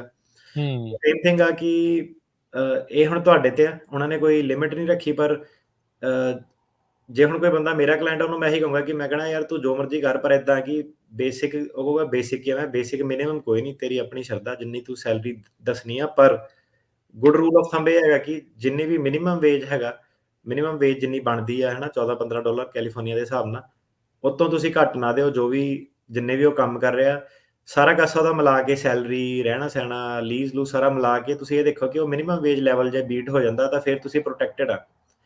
ਤੇ ਹੁਣ ਇਹਦੇ ਵਿੱਚ ਜਿਹੜੀ ਉਹਨਾਂ ਦੀ ਇਨਵੈਸਟੀਗੇਸ਼ਨ ਆ ਉਹ ਕਿੱਦਾਂ, ਕਿ ਉਹਨਾਂ ਨੇ ਇਹ ਦੇਖਣਾ ਕਿ ਇਹ ਜਿਹੜਾ ਬੰਦਾ ਇਹਨੂੰ ਜੇ ਥਰਡ ਪਾਰਟੀ ਪੇ ਕਰ ਰਹੀ ਆ ਜਾਂ ਕਿਸੇ ਹੋਰ ਸੱਜਣ ਮਿੱਤਰ ਦੇ ਘਰ ਰਹਿ, ਉਹਨਾਂ ਨੇ ਇਹ ਦੇਖਣਾ ਕਿ ਇਹ ਬੰਦੇ ਨੂੰ ਇਹਦੀ ਇੰਪਲੋਇਮੈਂਟ ਕੰਟਰੋਲ ਕੌਣ ਕਰਦਾ, ਕਿ ਗੁਰਦੁਆਰੇ ਨੂੰ ਹੱਕ ਹੈਗਾ ਕਿ ਇਹਨੂੰ ਹਾਇਰ ਫਾਇਰ ਪ੍ਰਮੋਟ ਕਰ ਸਕੇ, ਕਿ ਉਹ ਥਰਡ ਪਾਰਟੀ ਨੂੰ ਹੱਕ ਹੈਗਾ। ਸੋ ਕਹਿੰਦੇ ਕਿ ਕਲੀਅਰਲੀ ਦੱਸੋ ਕਿ ਮਾਲਕ ਕੌਣ ਹੈਗਾ, ਕੌਣ ਪੈਸੇ ਦੇ ਰਿਹਾ, ਕੌਣ ਇਹਨੂੰ ਫਾਇਰ ਕਰ ਸਕਦਾ, ਤੇ ਰਿਲੇਸ਼ਨ ਦੱਸੋ ਕਿ ਜਿਹੜੀ ਥਰਡ ਪਾਰਟੀ ਆ ਉਹ ਕਿਉਂ ਪੈਸੇ ਦੇ ਰਹੀ ਆ। ਥਰਡ ਪਾਰਟੀ ਵਾਲੇ ਜਿਹੜੇ ਰਿਲੇਸ਼ਨ ਆ ਉਹ ਤੁਸੀਂ ਸਹੀ ਤਰੀਕੇ ਨਾਲ ਐਕਸਪਲੇਨ ਕਰਨੇ ਆ। ਤੇ ਕੀ ਜਿਹੜਾ ਗੁਰਦੁਆਰਾ ਉਹ ਡਿਸੀਜਨ ਬਣਾਉਂਦਾ ਇਹਦੇ ਰਿਲੇਟਡ, ਇਹਦਾ ਟਾਈਮ ਸਕੈਜੂਲ ਸਾਰਾ, ਕਿ ਜਿੱਥੇ ਇਹ ਰਹਿ ਰਿਹਾ ਜਿਹੜੀ ਥਰਡ ਪਾਰਟੀ ਆ ਉਹ ਡਿਸੀਜਨ ਬਣਾਉਂਦੀ ਆ, ਤੇ ਇਹਨੂੰ ਸੁਪਰਵਾਈਜ਼ ਜਿਹੜਾ ਇਹਨੂੰ ਕੌਣ ਕਰ ਰਿਹਾ। ਸੋ ਇਦਾਂ ਦੇ ਕਾਫੀ ਜਿਹੜੇ ਰੂਲਸ ਆ ਉਹਨਾਂ ਨੇ ਉਹ ਲਗਾਏ ਆ। ਤੇ ਇੱਕ ਚੀਜ਼ ਇਹਦੇ ਵਿੱਚ ਹੋਰ ਆ ਕਿ ਜਿਹੜੀ ਸੈਲਫ ਸਪੋਰਟ, ਮਤਲਬ ਕਿ ਬੰਦਾ ਹੁਣ ਕਵੇ ਕਿ ਮੈਂ ਆਪੇ ਹੀ ਗੁਰਦੁਆਰੇ 'ਚ ਬਹਿ ਕੇ ਕੰਮ ਜਿਹੜਾ ਕਰ ਸਕਦਾ, ਉਹ ਕਹਿੰਦੇ ਆ ਕਿ ਸਿਰਫ ਇੱਕੋ ਕੇਸ ਦੇ ਵਿੱਚ ਜਿਹੜੀ ਸੈਲਫ ਸਪੋਰਟ ਆ ਉਹਨੂੰ ਆਪਾਂ ਮੰਨ ਸਕਦੇ ਆ, ਉਹ ਹੈਗਾ ਮਿਸ਼ਨਰੀ ਵਰਕ। ਮਿਸ਼ਨਰੀ ਵਰਕ ਕੀ ਹੁੰਦਾ ਕਿ ਮਿਸ਼ਨਰੀ ਵਰਕ ਇੱਕ ਮਿਨਿਸਟਰ ਤੋਂ ਡਿਫਰੈਂਟ ਹੁੰਦਾ। ਮਿਸ਼ਨਰੀ ਹੁੰਦਾ ਜਿੱਦਾਂ ਬੰਦਾ ਉੱਥੋਂ ਹੀ ਆਪਣੀ ਕੰਟਰੀ ਤੋਂ ਚੱਲਿਆ, ਉੱਥੇ ਵੀ ਮਿਸ਼ਨਰੀ ਦਾ ਪ੍ਰੋਗਰਾਮ ਸੀਗਾ ਕਿ ਪ੍ਰਚਾਰ ਕਰਨਾ, ਸੰਗਤਾਂ ਨਾਲ ਜੋੜਨੀਆਂ, ਮਿਸ਼ਨਰੀ ਵਰਕ ਹੋ ਗਿਆ ਉਹ। ਤੇ ਉਹ ਅਮਰੀਕਾ ਵੀ ਇਸੇ ਚੀਜ਼ ਲਈ ਆ ਰਿਹਾ, ਮਿਸ਼ਨਰੀ ਵਰਕ ਲਈ ਆ ਰਿਹਾ। ਤੇ ਦੋਨੋਂ ਪਾਸੇ ਜਿਹੜਾ ਸੀਗਾ ਇਹ ਗੁਰਦੁਆਰੇ ਦੇ ਬਾਹਰ ਵੀ ਪ੍ਰੋਗਰਾਮ ਚੱਲਦੇ ਆ ਅਮਰੀਕਾ ਤੋਂ, ਅਮਰੀਕਾ ਦੇ ਵਿੱਚ ਵੀ ਜਿਹੜੇ ਪ੍ਰੋਗਰਾਮ ਜਿਹੜੇ ਚੱਲਦੇ ਆ। ਸੋ ਜਿਹੜਾ ਮਿਸ਼ਨਰੀ ਵਰਕ ਹੈਗਾ, ਹੁਣ ਮਿਸ਼ਨਰੀ ਵਰਕ ਦੇ ਵਿੱਚ ਕੀ ਹੈਗਾ ਕਿ ਗੁਰਦੁਆਰਾ ਤਾਂ ਕੋਈ ਹੈ ਨਹੀਂ, ਕਿਉਂਕਿ ਬੰਦਾ ਮਿਸ਼ਨ ਤੇ ਆ ਰਿਹਾ ਆਪਣਾ ਯਾਤਰਾ ਤੇ ਆ ਰਿਹਾ। ਜਿਹੜਾ ਮਿਸ਼ਨਰੀ ਵਰਕ ਆ ਉਹਦੇ ਵਿੱਚ ਕੀ ਆ ਕਿ ਕਾਫੀ ਸਾਰੇ ਜਿੱਦਾਂ ਬਾਬੇ ਆਉਂਦੇ ਆ ਤਾਂ ਉਹ ਪ੍ਰੋਗਰਾਮ ਕਰਦੇ ਆ ਧਾਰਮਿਕ ਵੱਡੇ-ਵੱਡੇ ਲੈਵਲ ਦਾ, ਤੇ ਉੱਥੋਂ ਦੀ ਸੰਗਤਾਂ ਜਿਹੜੀਆਂ ਕਾਫੀ ਚੜ੍ਹਾਵਾ ਚਾੜ ਕੇ ਉਹਨਾਂ ਦਾ ਉੱਥੋਂ ਦੀ ਜਿਹੜਾ ਸੈਲਫ ਸਪੋਰਟ ਬਣ ਜਾਂਦੀ ਆ। ਸੋ ਉਹ ਮਿਸ਼ਨਰੀ, ਜੇ ਤੁਸੀਂ ਐਜ਼ ਅ ਮਿਸ਼ਨਰੀ ਕਲਾਸੀਫਾਈ ਕਰਦੇ ਆ ਤਾਂ ਫਿਰ ਕੋਈ ਤੁਹਾਡੀ ਸੈਲਰੀ ਦੀ ਰਿਕੁਆਇਰਮੈਂਟ ਨਹੀਂ ਆ। ਤੇ ਇਹਦੇ ਵਿੱਚ ਜਿਹੜਾ B1 ਵੀਜ਼ਾ ਹੈਗਾ, B1 ਬਿਜ਼ਨਸ ਵਿਜ਼ਟਰ ਜਿਹੜਾ ਹੈਗਾ, ਉਹਨੂੰ ਵੀ ਜੇ ਐਸਾ ਕੋਈ ਪ੍ਰੋਗਰਾਮ ਕਰਨਾ, B1 ਵੀਜ਼ਾ ਵੀ ਵਰਤਿਆ ਜਾ ਸਕਦਾ ਵਾ, ਤੇ ਮਿਸ਼ਨਰੀ ਵਾਲਾ ਜਿਹੜਾ ਹੈਗਾ R1 ਵੀਜ਼ਾ ਵੀ ਵਰਤਿਆ ਜਾ ਸਕਦਾ ਹੈਗਾ। ਸੋ ਡਿਪੈਂਡਿੰਗ ਅਪੋਨ ਕਿ ਕਿੱਡਾ ਵੱਡਾ ਤੁਹਾਡਾ ਪ੍ਰੋਗਰਾਮ ਆ, ਤੇ ਉਹਦੇ ਹਿਸਾਬ ਨਾਲ ਤੁਸੀਂ ਜਾਂ ਤਾਂ ਆਪਣੇ ਆਪ ਨੂੰ ਮਿਸ਼ਨਰੀ ਕਲਾਸੀਫਾਈ ਕਰੋ R1 ਥੱਲੇ, ਜਾਂ ਤੁਸੀਂ ਟੂਰਿਸਟ ਵੀਜ਼ੇ ਦੇ ਥੱਲੇ ਆਓ। ਟੂਰਿਸਟ ਕਹਿੰਦਾ, ਬਿਜ਼ਨਸ ਵੀਜ਼ਾ ਕਹਿੰਦੇ, ਹੁੰਦਾ B ਵੀਜ਼ਾ ਹੀ ਆ, B1 ਵੀਜ਼ਾ ਜਿਹੜਾ ਹੁੰਦਾ। ਠੀਕ ਹੈ ਜੀ। ਸੋ ਇਹ ਜਿਹੜੀ ਸੈਲਫ ਸਪੋਰਟ ਦੀ ਜਿਹੜੀ ਤੁਸੀਂ ਇਸ ਦੇ ਵਿੱਚ ਗੱਲ ਕੀਤੀ ਕਿ ਵੀ ਇਦਾਂ ਜਿਹੜਾ ਉਹ ਕਰ ਸਕਦੇ, ਹੋਰ ਵੀ ਕੋਈ ਇਸ ਦੇ ਵਿੱਚ ਜਿਹੜੀਆਂ ਚੀਜ਼ਾਂ ਹੁੰਦੀਆਂ ਜਿੱਦਾਂ ਮਿਸ਼ਨਰੀ ਵਰਕ ਤੋਂ ਇਲਾਵਾ ਵੀ? ਮਿਸ਼ਨਰੀ ਤੋਂ ਹੁਣ ਜਿਹੜੀ ਸਾਡੀ ਕਮਿਊਨਿਟੀ ਉਹਨਾਂ ਦਾ ਗੁਰਦੁਆਰੇ ਵਾਲੇ ਹੀ ਸੰਬੰਧ ਰੱਖਦਾ, ਪਰ ਐਗਜ਼ਾਮਪਲ ਦਿੱਤੀ ਸੀਗੀ ਓਸ਼ੋ ਹੋਣ ਵਾਲੀ ਕਮਿਊਨ ਸੀਗਾ, ਹੈ ਨਾ, ਕਿ ਕੋਈ ਬੁੱਧੀਜੀਵੀ ਹੈਗਾ, ਉਹ ਆਪਣਾ ਕਮਿਊਨ ਬਣਾ ਲਿਆ ਉਹਨੇ, ਤੇ ਧਾਰਮਿਕ ਪ੍ਰਿੰਸੀਪਲਸ ਦੇ ਉੱਤੇ ਜੋ ਵੀ ਉਹਦੇ ਹੈਗੇ ਆ, ਭਾਵੇਂ ਗੋਡ ਵਿੱਚ ਸੈਂਟਰ 'ਚ ਹੈਗਾ ਕਿ ਨਹੀਂ ਹੈਗਾ, ਉਹਦੇ ਆਪਣੇ ਜੋ ਵੀ ਧਾਰਮਿਕ ਸਿਧਾਂਤ ਆ, ਉਹਦੇ ਬੇਸ ਤੇ ਜਿਹੜੀਆਂ ਕਮਿਊਨਸ ਹੈਗੀਆਂ ਉਹ ਵੀ ਇਹ ਵੀਜ਼ੇ ਦੀ ਵਰਤੋਂ ਜਿਹੜੀ ਆ ਕਰ ਸਕਦੇ ਆ। ਜੀ। ਬੈਨੀਫਿਸ਼ਰੀਜ਼ ਕਿੱਦਾਂ ਹੁੰਦਾ? ਮਲਟੀਪਲ ਬੈਨੀਫਿਸ਼ਰੀਜ਼ ਦਾ ਜਿਹੜਾ ਆ ਉਹ ਉਸ ਨੂੰ ਲੈ ਕੇ ਵੀ ਚੇਂਜਸ ਨੇ ਕੁਛ? ਕਈ ਵਾਰੀ ਜਿੱਦਾਂ ਆਪਾਂ ਦੇਖਿਆ ਕਿ ਜੱਥਾ ਬੁਲਾ ਲਿਆ ਕੀਰਤਨ ਵਾਲਾ, ਹੈ ਨਾ, ਸਾਰੇ। ਸੋ ਚੇਂਜਸ ਉਹਦੇ ਵਿੱਚ ਇਹੀ ਹੈ ਕਿ ਉਹ ਕਹਿੰਦੇ ਕਿ ਹੁਣ ਆਪਾਂ ਰੂਲ ਜਿਹੜਾ ਉਹਨਾਂ ਨੇ ਚੇਂਜ ਕੀਤਾ, ਉਹਨਾਂ ਨੇ ਇਹ ਕੀਤਾ ਕਿ ਮੰਨ ਲਓ ਤੁਹਾਡੇ 3 ਬੰਦੇ EMPLOYEE ਸੀਗੇ ਗੁਰਦੁਆਰੇ 'ਚ, ਆਲਰੇਡੀ 5 ਬੰਦੇ ਤੁਸੀਂ ਹੋਰ ਬੁਲਾ ਰਹੇ ਆ। ਸੋ ਕੀ ਕਹਿੰਦਾ ਕਿ ਹੁਣ ਆਪਾਂ ਤੁਹਾਡੇ ਕੋਲ ਜਿਹੜੇ 8 ਦੇ 8 ਜਾਣੇ ਆ ਨਾ, 3 ਜਿਹੜੇ ਉਰੇ ਆ ਤੇ 5 ਬੁਲਾਣੇ ਆ, ਉਹ ਸਾਰਿਆਂ ਦਾ ਪੈਸਾ ਤੁਸੀਂ ਦੱਸਣਾ ਕਿ ਤੁਹਾਡੇ ਕੋਲ ਐਬਿਲਿਟੀ ਟੂ ਪੇ ਹੈਗੀ ਆ ਉਹ ਸਾਰਿਆਂ ਨੂੰ, ਕਿ ਤੁਸੀਂ ਸਾਰੇ 8 ਜਾਣਿਆਂ ਨੂੰ ਪੇ ਤੁਸੀਂ ਕਰ ਸਕਦੇ ਆ। ਪਹਿਲਾਂ ਸੀਗਾ ਕਿ ਕੇਸ ਬਾਏ ਕੇਸ ਇਕੱਲੇ-ਇਕੱਲੇ ਨੂੰ ਦੇਖਦੇ ਸੀਗੇ। ਉਹ ਕਹਿੰਦੇ ਕਿ ਹੁਣ ਆਪਾਂ ਜਿਹੜਾ ਫੋਕਸ ਆ, ਆਪਾਂ ਮਲਟੀਪਲ ਬੈਨੀਫਿਸ਼ਰੀ ਦੇ ਕੇਸ ਦੇ ਵਿੱਚ ਸਾਰਿਆਂ ਦਾ ਤੁਸੀਂ ਜਿਹੜਾ ਸੀਗਾ ਵੇਰਵਾ ਉਹ ਦੇਣਾ। ਤੁਹਾਡੇ ਕੋਲ ਉਹ ਸੈਲਰੀ ਦੇਣ ਦੇ ਉਹਨੇ ਪੈਸੇ ਹੋਣੇ ਚਾਹੀਦੇ ਆ। ਤੁਸੀਂ ਇਹ ਸ਼ੋਅ ਕਰਨਾ ਕਿ ਕਿੰਨੇ ਪੈਸੇ ਤੁਹਾਡੇ ਗੁਰਦੁਆਰੇ 'ਚ ਆਉਂਦੇ ਆ, ਕਿ ਤੁਸੀਂ ਵਾਕਈ ਉਹਨੂੰ ਸਪੋਰਟ ਕਰ ਸਕਦੇ ਆ ਕਿ ਨਹੀਂ ਕਰ ਸਕਦੇ ਆ। ਸੋ ਕਹਿਣ ਦਾ ਮਤਲਬ ਇਹ ਹੈ ਕਿ ਇਹਨਾਂ ਨੇ ਜਿਹੜਾ ਕੰਪਨਸੇਸ਼ਨ ਸੀਗਾ, ਉਹ ਵਾਲਾ ਦਰਵਾਜ਼ਾ ਸੀਗਾ ਜਿਹਦੇ ਵਿੱਚ ਕਿ ਸੈਲਰੀ ਨਹੀਂ ਦਿੰਦੇ ਸੀਗੇ ਲੋਕੀ, ਜਾਂ ਸਹੀ ਤਰੀਕੇ ਨਾਲ ਡਿਫਾਈਨ ਨਹੀਂ ਕਰਦੇ ਸੀਗੇ, ਘੱਟ ਦਿੰਦੇ ਸੀਗੇ, ਉਹ ਜਿਹੜਾ ਡੋਰ ਆ ਉਹਨੂੰ ਇਹਨਾਂ ਨੇ ਕਲੋਜ਼ ਕਰਨ ਦੀ ਕੋਸ਼ਿਸ਼ ਕੀਤੀ ਹੈ। ਠੀਕ ਹੈ। ਸੋ ਹੁਣ R1 ਵੀਜ਼ੇ ਤੇ ਹੋ ਗਿਆ, 30 ਮਹੀਨੇ ਕਰਕੇ 2 ਵਾਰੀ ਜਿਹਨਾਂ ਦਾ ਹੋ ਵੀ ਗਿਆ। ਸੋ ਗ੍ਰੀਨ ਕਾਰਡ ਦੇ ਲਈ ਕੀ ਪਾਥਵੇ ਹੈ, ਕੀ ਰਾਹ ਆ? ਗ੍ਰੀਨ ਕਾਰਡ ਜਦੋਂ ਦੱਸਿਆ ਕਿ ਕੋਸ਼ਿਸ਼ ਕਰੋ ਕਿ ਦੂਜੇ ਕੁ ਸਾਲ 'ਚ ਤੁਹਾਡਾ ਸ਼ੁਰੂ ਹੋ ਜਾਵੇ। ਗ੍ਰੀਨ ਕਾਰਡ ਦੇ ਲਈ ਜਿਹੜੀ ਇੱਕ ਸਭ ਤੋਂ ਵੱਡਾ ਡਿਫਰੈਂਸ ਇਹ ਆ ਕਿ ਫੁੱਲ ਟਾਈਮ ਪੋਜੀਸ਼ਨ ਹੋਣੀ ਚਾਹੀਦੀ ਹੈ, ਘੱਟੋ ਘੱਟ 35 ਆਵਰ ਗ੍ਰੀਨ ਕਾਰਡ ਵਾਲੀ ਪੋਜੀਸ਼ਨ, ਤੇ ਗ੍ਰੀਨ ਕਾਰਡ ਦੇ ਵਿੱਚ ਤੁਸੀਂ 2 ਸਾਲ ਕੰਮ ਕੀਤਾ ਹੋਣਾ ਚਾਹੀਦਾ। ਸੋ R1 ਜਿਹੜਾ ਵੀਜ਼ਾ ਤੇ ਗ੍ਰੀਨ ਕਾਰਡ 'ਚ ਇਹ ਫਰਕ ਕਿ ਜਿਹੜਾ R1 ਵੀਜ਼ਾ ਉਹ 'ਚ ਤੁਸੀਂ ਸਿਰਫ ਮੈਂਬਰ ਹੋਣੇ ਚਾਹੀਦੇ ਆ, ਸਿੱਖ ਹੋਣੇ ਚਾਹੀਦੇ ਆ, ਪਰ ਗ੍ਰੀਨ ਕਾਰਡ ਲਈ ਤੁਸੀਂ EMPLOYEE ਹੋਣੇ ਚਾਹੀਦੇ ਆ 2 ਸਾਲ, ਭਾਵੇਂ ਇੰਡੀਆ 'ਚ ਭਾਵੇਂ ਅਮਰੀਕਾ 'ਚ 2 ਸਾਲ ਤੁਸੀਂ ਕੰਮ ਕੀਤਾ ਹੋਣਾ ਚਾਹੀਦਾ। ਸੋ ਇਹ ਇੱਕ ਜਿਹੜਾ ਵੱਡਾ ਡਿਫਰੈਂਸ ਆ R1 ਤੇ ਗ੍ਰੀਨ ਕਾਰਡ ਦੇ ਵਿੱਚ। ਇਹਦੇ ਵਿੱਚ ਜਿਹੜਾ 2 ਸਾਲ ਕੰਮ ਆ, ਜਿੱਦਾਂ ਤੁਸੀਂ ਕਿਹਾ ਵੀ ਇੱਥੇ R1 ਦੇ ਉੱਤੇ ਕੋਈ ਹੈਗਾ ਵੀ ਕੁਝ ਜਿੰਨਾ ਸਮਾਂ ਇੱਥੇ ਰਹਿੰਦਾ ਉਹੀ ਕਾਊਂਟ ਹੁੰਦਾ ਆ, ਇੰਡੀਆ ਵੀ ਜੇ ਵਿੱਚ ਚਲੇ ਜਾਵੇ ਤੇ ਉਹ ਕਾਊਂਟ ਉਹ ਨਹੀਂ ਹੁੰਦਾ, ਤੇ ਕੀ ਇਹ ਐਕਸਪੀਰੀਅੰਸ ਦੋਨੋਂ ਥਾਵਾਂ ਦਾ ਕਾਊਂਟ ਹੁੰਦਾ ਹੈ? ਹਾਂਜੀ, ਐਕਸਪੀਰੀਅੰਸ ਦੋਨੋਂ ਥਾਵਾਂ ਦਾ ਵੀ ਕਾਊਂਟ ਹੁੰਦਾ। ਇਹਦਾ ਤਾਂ ਸਿੰਪਲ ਰੂਲ ਆ ਕਿ ਜਿਹੜਾ ਇੰਡੀਆ ਤੋਂ ਸਿੱਧੇ ਆਇਆ ਇਸੇ ਫੀਲਡ ਦੇ ਵਿੱਚ, ਉਹਦਾ ਤਾਂ ਆਲਰੇਡੀ 2 ਸਾਲ ਦਾ ਮੀਟ ਹੀ ਹੋਣਾ, ਹੈ ਨਾ। ਤੇ ਜਿਹੜਾ ਇੱਥੇ ਕੋਈ ਆਇਆ, ਕੋਈ ਸਟੂਡੈਂਟ ਸੀਗਾ ਜਾਂ ਵਿਜ਼ਟਰ ਸੀਗਾ, ਇੱਥੇ ਆ ਕੇ R ਵੀਜ਼ੇ ਇੱਧਰਲੇ ਪਾਸੇ ਗਿਆ, ਤੇ ਉਹ ਫਿਰ 2 ਸਾਲ R ਵੀਜ਼ੇ ਤੇ ਕੰਮ ਕਰੂਗਾ, ਪਹਿਲਾਂ 2 ਸਾਲ ਦਾ ਐਕਸਪੀਰੀਅੰਸ ਇਕੱਠਾ ਕਰੂਗਾ ਤੇ ਫਿਰ ਫਾਈਲ ਕਰੂਗਾ। ਠੀਕ ਹੈ। ਸੋ ਫਿਰ ਉਹਦੇ ਲਈ ਅਪਲਾਈ ਜਿਹੜਾ ਉਹ ਕਰਨਾ ਆ, ਤੇ ਇਹ ਜਿਹੜਾ ਉਹਨਾਂ ਦੇ ਜਿਹੜੇ ਹੁੰਦੇ ਘਰਦਿਆਂ ਨੂੰ ਬੁਲਾਉਣ ਦਾ, ਉਹ ਗ੍ਰੀਨ ਕਾਰਡ ਤੋਂ ਬਾਅਦ ਦੇ ਵਿੱਚ ਬੈਟਰ ਰਹਿੰਦਾ ਆ ਜਾਂ R1 ਦੇ ਦੌਰਾਨ ਹੀ ਬੈਟਰ ਰਹਿੰਦਾ? ਨਹੀਂ, R1 ਦੇ ਦੌਰਾਨ ਹੀ ਬੈਟਰ ਰਹਿੰਦਾ, ਉਹਨੂੰ ਵੇਟ ਨਹੀਂ ਕਰਨੀ ਚਾਹੀਦੀ। ਜਿਹੜਾ R2 ਵੀਜ਼ਾ, ਡਿਪੈਂਡੈਂਟ ਵੀਜ਼ਾ, ਉੱਤੇ ਬੁਲਾਉਣ ਉਹ ਐਡੇ ਸਾਲ ਵੇਟ ਕਰਨ ਦੀ ਲੋੜ ਨਹੀਂ। ਜਦੋਂ ਤੁਹਾਡਾ R1 ਲੱਗ ਗਿਆ, ਤੁਸੀਂ ਉਹਨੂੰ ਐਜ਼ ਅ ਡਿਪੈਂਡੈਂਟ ਬੁਲਾ ਸਕਦੇ। ਠੀਕ ਹੈ, ਫਿਰ ਇਹ ਤੋਂ ਐਡਜਸਟਮੈਂਟ ਆਫ ਸਟੇਟਸ ਥੋੜੀ ਸੌਖੀ ਰਹਿੰਦੀ। ਹਾਂਜੀ ਜੀ।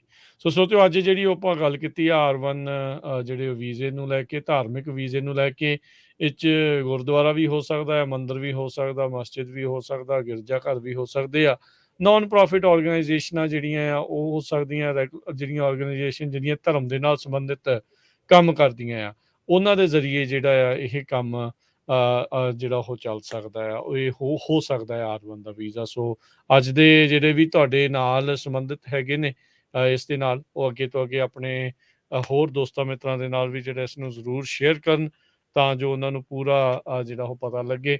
ਕੁਛ ਚੇਂਜਿਸ ਹੋਏ ਆ ਕੰਪਨਸੇਸ਼ਨ ਨੂੰ ਲੈ ਕੇ, ਸੈਲਫ ਸਫੀਸ਼ੀਐਂਸੀ ਜਿਹੜੀ ਆ ਉਸ ਨੂੰ ਲੈ ਕੇ, ਬੈਨੀਫਿਸ਼ਰੀ ਮਲਟੀਪਲ ਬੈਨੀਫਿਸ਼ਰੀਜ਼ ਨੂੰ ਲੈ ਕੇ, ਜਿਹੜੀ ਸੈਲਫ ਸਪੋਰਟ ਨੂੰ ਲੈ ਕੇ ਜਿਹੜੇ ਚੇਂਜਿਸ ਹੋਏ ਆ, ਸੋ ਉਹ ਵੀ ਜਿਹੜੇ ਧਿਆਨ ਦੇ ਨਾਲ ਸੁਣਿਓ। ਤੇ ਇਸ ਤੋਂ ਪਹਿਲਾਂ ਆਪਾਂ ਬ੍ਰੇਕ ਵੱਲ ਨੂੰ ਵਧੀਏ। ਅਟਾਰਨੀ ਟਿਰਕੇਣਾ ਜੀ, ਕਿੱਦਾਂ ਦੇ ਆਪਾਂ ਨੂੰ ਇਸ ਟਾਈਮ ਹਾਲਾਤ ਜਿਹੜੇ ਚੱਲ ਰਹੇ ਆ ਕੈਂਪ ਕੁੰਪ ਤੋਂ, ਕਿੱਦਾਂ ਦੀਆਂ ਖਬਰਾਂ ਆ ਰਹੀਆਂ ਨੇ? ਥੋੜਾ ਜਿਹਾ ਟਾਈਟ ਹੋਇਆ ਕੰਮ, ਬਿਆਨ ਵੀ ਉਹਨੂੰ ਲੈਣ ਲੱਗ ਪਏ, ਕਈਆਂ ਦੇ ਮਿਕਸ ਰਿਪੋਰਟ ਆ, ਵਿੱਚ ਵਿੱਚ ਲੈ ਵੀ ਰਿਹਾ ਬਿਆਨ, ਕਾਫੀ ਸਾਰੇ ਲੋਕੀ ਜਿਹੜੇ ਸਿੱਧੇ ਵੀ ਛੱਡੇ ਜਾ ਰਹੇ ਆ, ਸੋ ਮਿਕਸ ਬੈਗ ਆ। ਪਹਿਲਾਂ ਤਾਂ ਜਿੱਦਾਂ ਸੀਗਾ ਬਿਲਕੁਲ ਹੀ ਫਲੱਡ ਗੇਟ ਓਪਨ ਸੀਗਾ ਕਿ ਕੁਝ ਵੀ ਨਹੀਂ ਪੁੱਛਣਾ, ਉਹ ਵਾਲਾ ਦੌਰ ਸ਼ਾਇਦ ਹੁਣ ਪਿੱਛੇ ਰਹਿ ਰਿਹਾ ਥੋੜਾ ਥੋੜਾ, ਦੇਖਦੇ ਆ ਬਾਕੀ ਕਿੱਦਾਂ ਕਰਦੇ ਆ। ਆਈ ਥਿੰਕ ਉੱਤੇ ਡਿਪੈਂਡ ਕਰਦਾ ਕਿ ਕਿੰਨੀ ਜਨਸੰਖਿਆ 'ਚ ਲੋਕ ਆਉਂਦੇ ਆ, ਕਿੰਨੇ ਆਣੇ ਅਜੇ ਬਾਕੀ ਆ। ਤੇ ਜਿਹੜੇ ਰੀਸੈਂਟਲੀ ਉਹਨਾਂ ਨੂੰ ਡਿਪੋਰਟ ਕੀਤਾ ਆ, ਕਿ ਉਹ ਫਿਰ ਉਹ 10 ਸਾਲ ਦੀ ਬਾਰ ਹੀ ਹੁੰਦੀ ਆ ਉਹਨਾਂ ਦੇ ਉੱਤੇ? ਜਿਹੜੇ ਸਿੱਧੇ ਡਾਇਰੈਕਟ ਕਰਦੇ ਆ ਉਹਨਾਂ ਦੇ ਉੱਤੇ ਘੱਟੋ ਘੱਟ 5 ਸਾਲ ਦੀ ਬਾਰ ਹੁੰਦੀ ਆ, ਦੇਖਣਾ ਪੈਂਦਾ ਕਿ ਕਿਹੜੇ ਦਫਾਦਾਰ ਕਿਹੜੇ ਆਧਾਰ ਤੇ ਉਹਨਾਂ ਨੂੰ ਵਾਪਸ? ਰਿਪੋਰਟ ਕੀਤਾ। ਠੀਕ ਹੈ। ਤੇ ਪੀਡੀ ਨੂੰ ਲੈ ਕੇ ਕਿੱਦਾਂ ਜਿਹੜਾ ਉਹ ਚੱਲ ਰਿਹਾ, ਜਿਹੜਾ ਖਾਸ ਕਰਕੇ ਸੈਂਟੈਨ ਵਾਲੇ ਤੇ ਬੜੇ ਤੱਤੇ ਵਗਦੇ ਆ? ਸੈਂਟਾ ਨਾਲੇ ਪੀਡੀ ਦੇ ਰਹੇ ਆ ਬਿਲਕੁਲ ਭਰਪੂਰ। ਜਿਹੜੇ ਨਿਊਯਾਰਕ ਵਾਲੇ ਆ, ਉਹ ਜਦੋਂ ਤੁਸੀਂ ਮੰਗੋ ਤਾਂ ਉਦੋਂ ਪੀਡੀ ਨਹੀਂ ਦੇ ਰਹੇ। ਸਰਕਾਰੀ ਵਕੀਲ ਆਪਣਾ ਗੇਰ ਰੜਾ ਲੈਂਦਾ ਕਿ ਨਹੀਂ ਮੈਂ ਕੋਆਪਰੇਟ ਨਹੀਂ ਕਰਨਾ, ਜਿਹਨਾਂ ਨੂੰ ਚਾਹੀਦੀ ਆ, ਤੇ ਜਿਹਨਾਂ ਨੂੰ ਨਹੀਂ ਚਾਹੀਦੀ ਆ ਉਹਨਾਂ ਨੂੰ ਕਈ ਵਾਰੀ ਦੇ ਦਿੰਦੇ ਆ। ਤੇ ਜਿਹੜਾ ਕੈਲੀਫੋਰਨੀਆ ਸੈਨ ਫ੍ਰਾਂਸਿਸਕੋ ਵਾਲਾ ਕੋਰਟ ਆ, ਉੱਥੇ ਤਕਰੀਬਨ ਜਿਹੜੇ ਜੱਜ ਸਰਕਾਰੀ ਵਕੀਲ ਆ, ਜੇ ਤੁਹਾਨੂੰ ਚਾਹੀਦੀ ਆ ਤੁਸੀਂ ਮੰਗੋ ਤਾਂ ਦੇ ਦਿੰਦੇ ਆ ਪੀਡੀ। ਤੇ ਕੋਰਟਾਂ ਦੇ ਵਿੱਚ ਪਹਿਲਾਂ ਵਿੱਚ ਕਿਤੇ ਕੀ ਹੋਇਆ ਸੀਗਾ ਕਿ ਸਰਕਾਰੀ ਵਕੀਲ ਕਈ ਵਾਰੀ ਆ ਕੇ ਕਹਿ ਦਿੰਦਾ ਸੀਗਾ ਕਿ ਮੈਂ ਕੇਸ ਨਹੀਂ ਫਾਈਟ ਕਰਨਾ ਨਾ, ਤੇ ਉਹਦਾ ਮਤਲਬ ਇਹ ਸੀਗਾ ਕਿ ਇਹਨੂੰ ਡਿਸਮਿਸ ਕਰੋ, ਆਪਾਂ ਚਾਰजेस ਹੀ ਡ੍ਰੌਪ ਕਰ ਦੇਣੇ ਆ, ਤੇ ਕੁਛ ਨਹੀਂ, ਇਹਨੂੰ ਸਾਲਮ ਸਿੱਧੇ ਧੱਕੇ ਨਾਲ ਪੀਡੀ।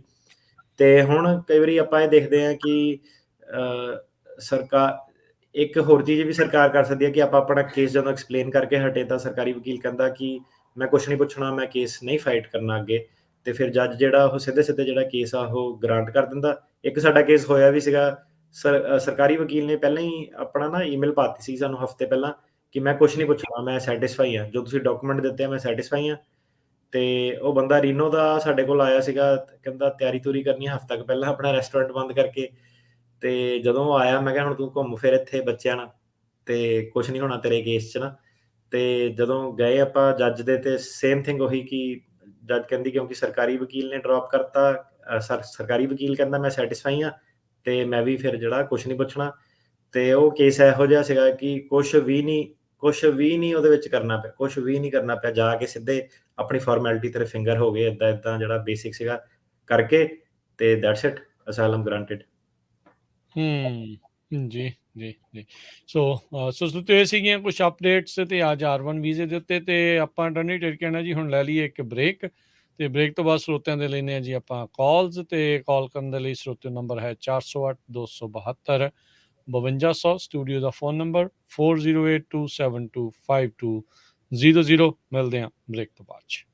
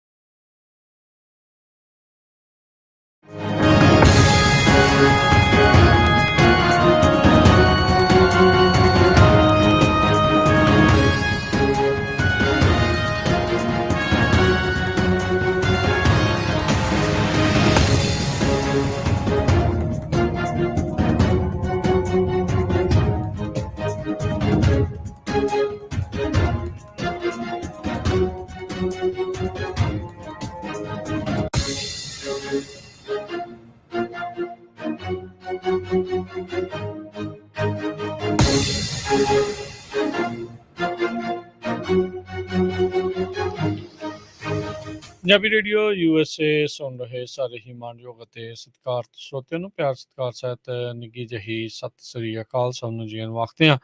ਇਸ ਪ੍ਰੋਗਰਾਮ ਦੇ ਵਿੱਚ ਆਪ ਸਭ ਦਾ ਸਵਾਗਤ ਹੈ। ਪ੍ਰੋਗਰਾਮ ਚੱਲ ਰਿਹਾ ਜੀ ਇਸ ਟਾਈਮ ਅਮਰੀਕਾ ਦੇ ਵਿੱਚ ਇਮੀਗ੍ਰੇਸ਼ਨ ਦੀਆਂ ਗੱਲਾਂ ਬਾਤਾਂ। ਅਟਾਰਨੀ ਟੇਕੀਆਣਾ ਜੀ, ਸਵਾਗਤ ਹੈ ਇੱਕ ਵਾਰੀ ਫਿਰ। ਸਤਿ ਸ਼੍ਰੀ ਅਕਾਲ ਜੀ। ਸਤਿ ਸ਼੍ਰੀ ਅਕਾਲ ਜੀ। ਸਰੋਤਿਆਂ ਹੁਣ ਤੁਹਾਡੀਆਂ ਆਪਾਂ ਕਾਲਸ ਲਵਾਂਗੇ। ਕਾਲ ਕਰਨ ਦੇ ਲਈ ਨੰਬਰ ਹੈ 408 272 5200 408272 5200 ਦੇ ਉੱਤੇ ਤੇ ਵਾਰੀ ਸ਼ੇਅਰ ਕਰਦੇ ਹਾਂ ਜੀ ਗੱਲਬਾਤ। ਗੁਰਪ੍ਰੀਤ ਜੀ, ਸਵਾਗਤ ਹੈ। ਸਤਿ ਸ਼੍ਰੀ ਅਕਾਲ। ਸਤਿ ਸ਼੍ਰੀ ਅਕਾਲ ਭਾਜੀ।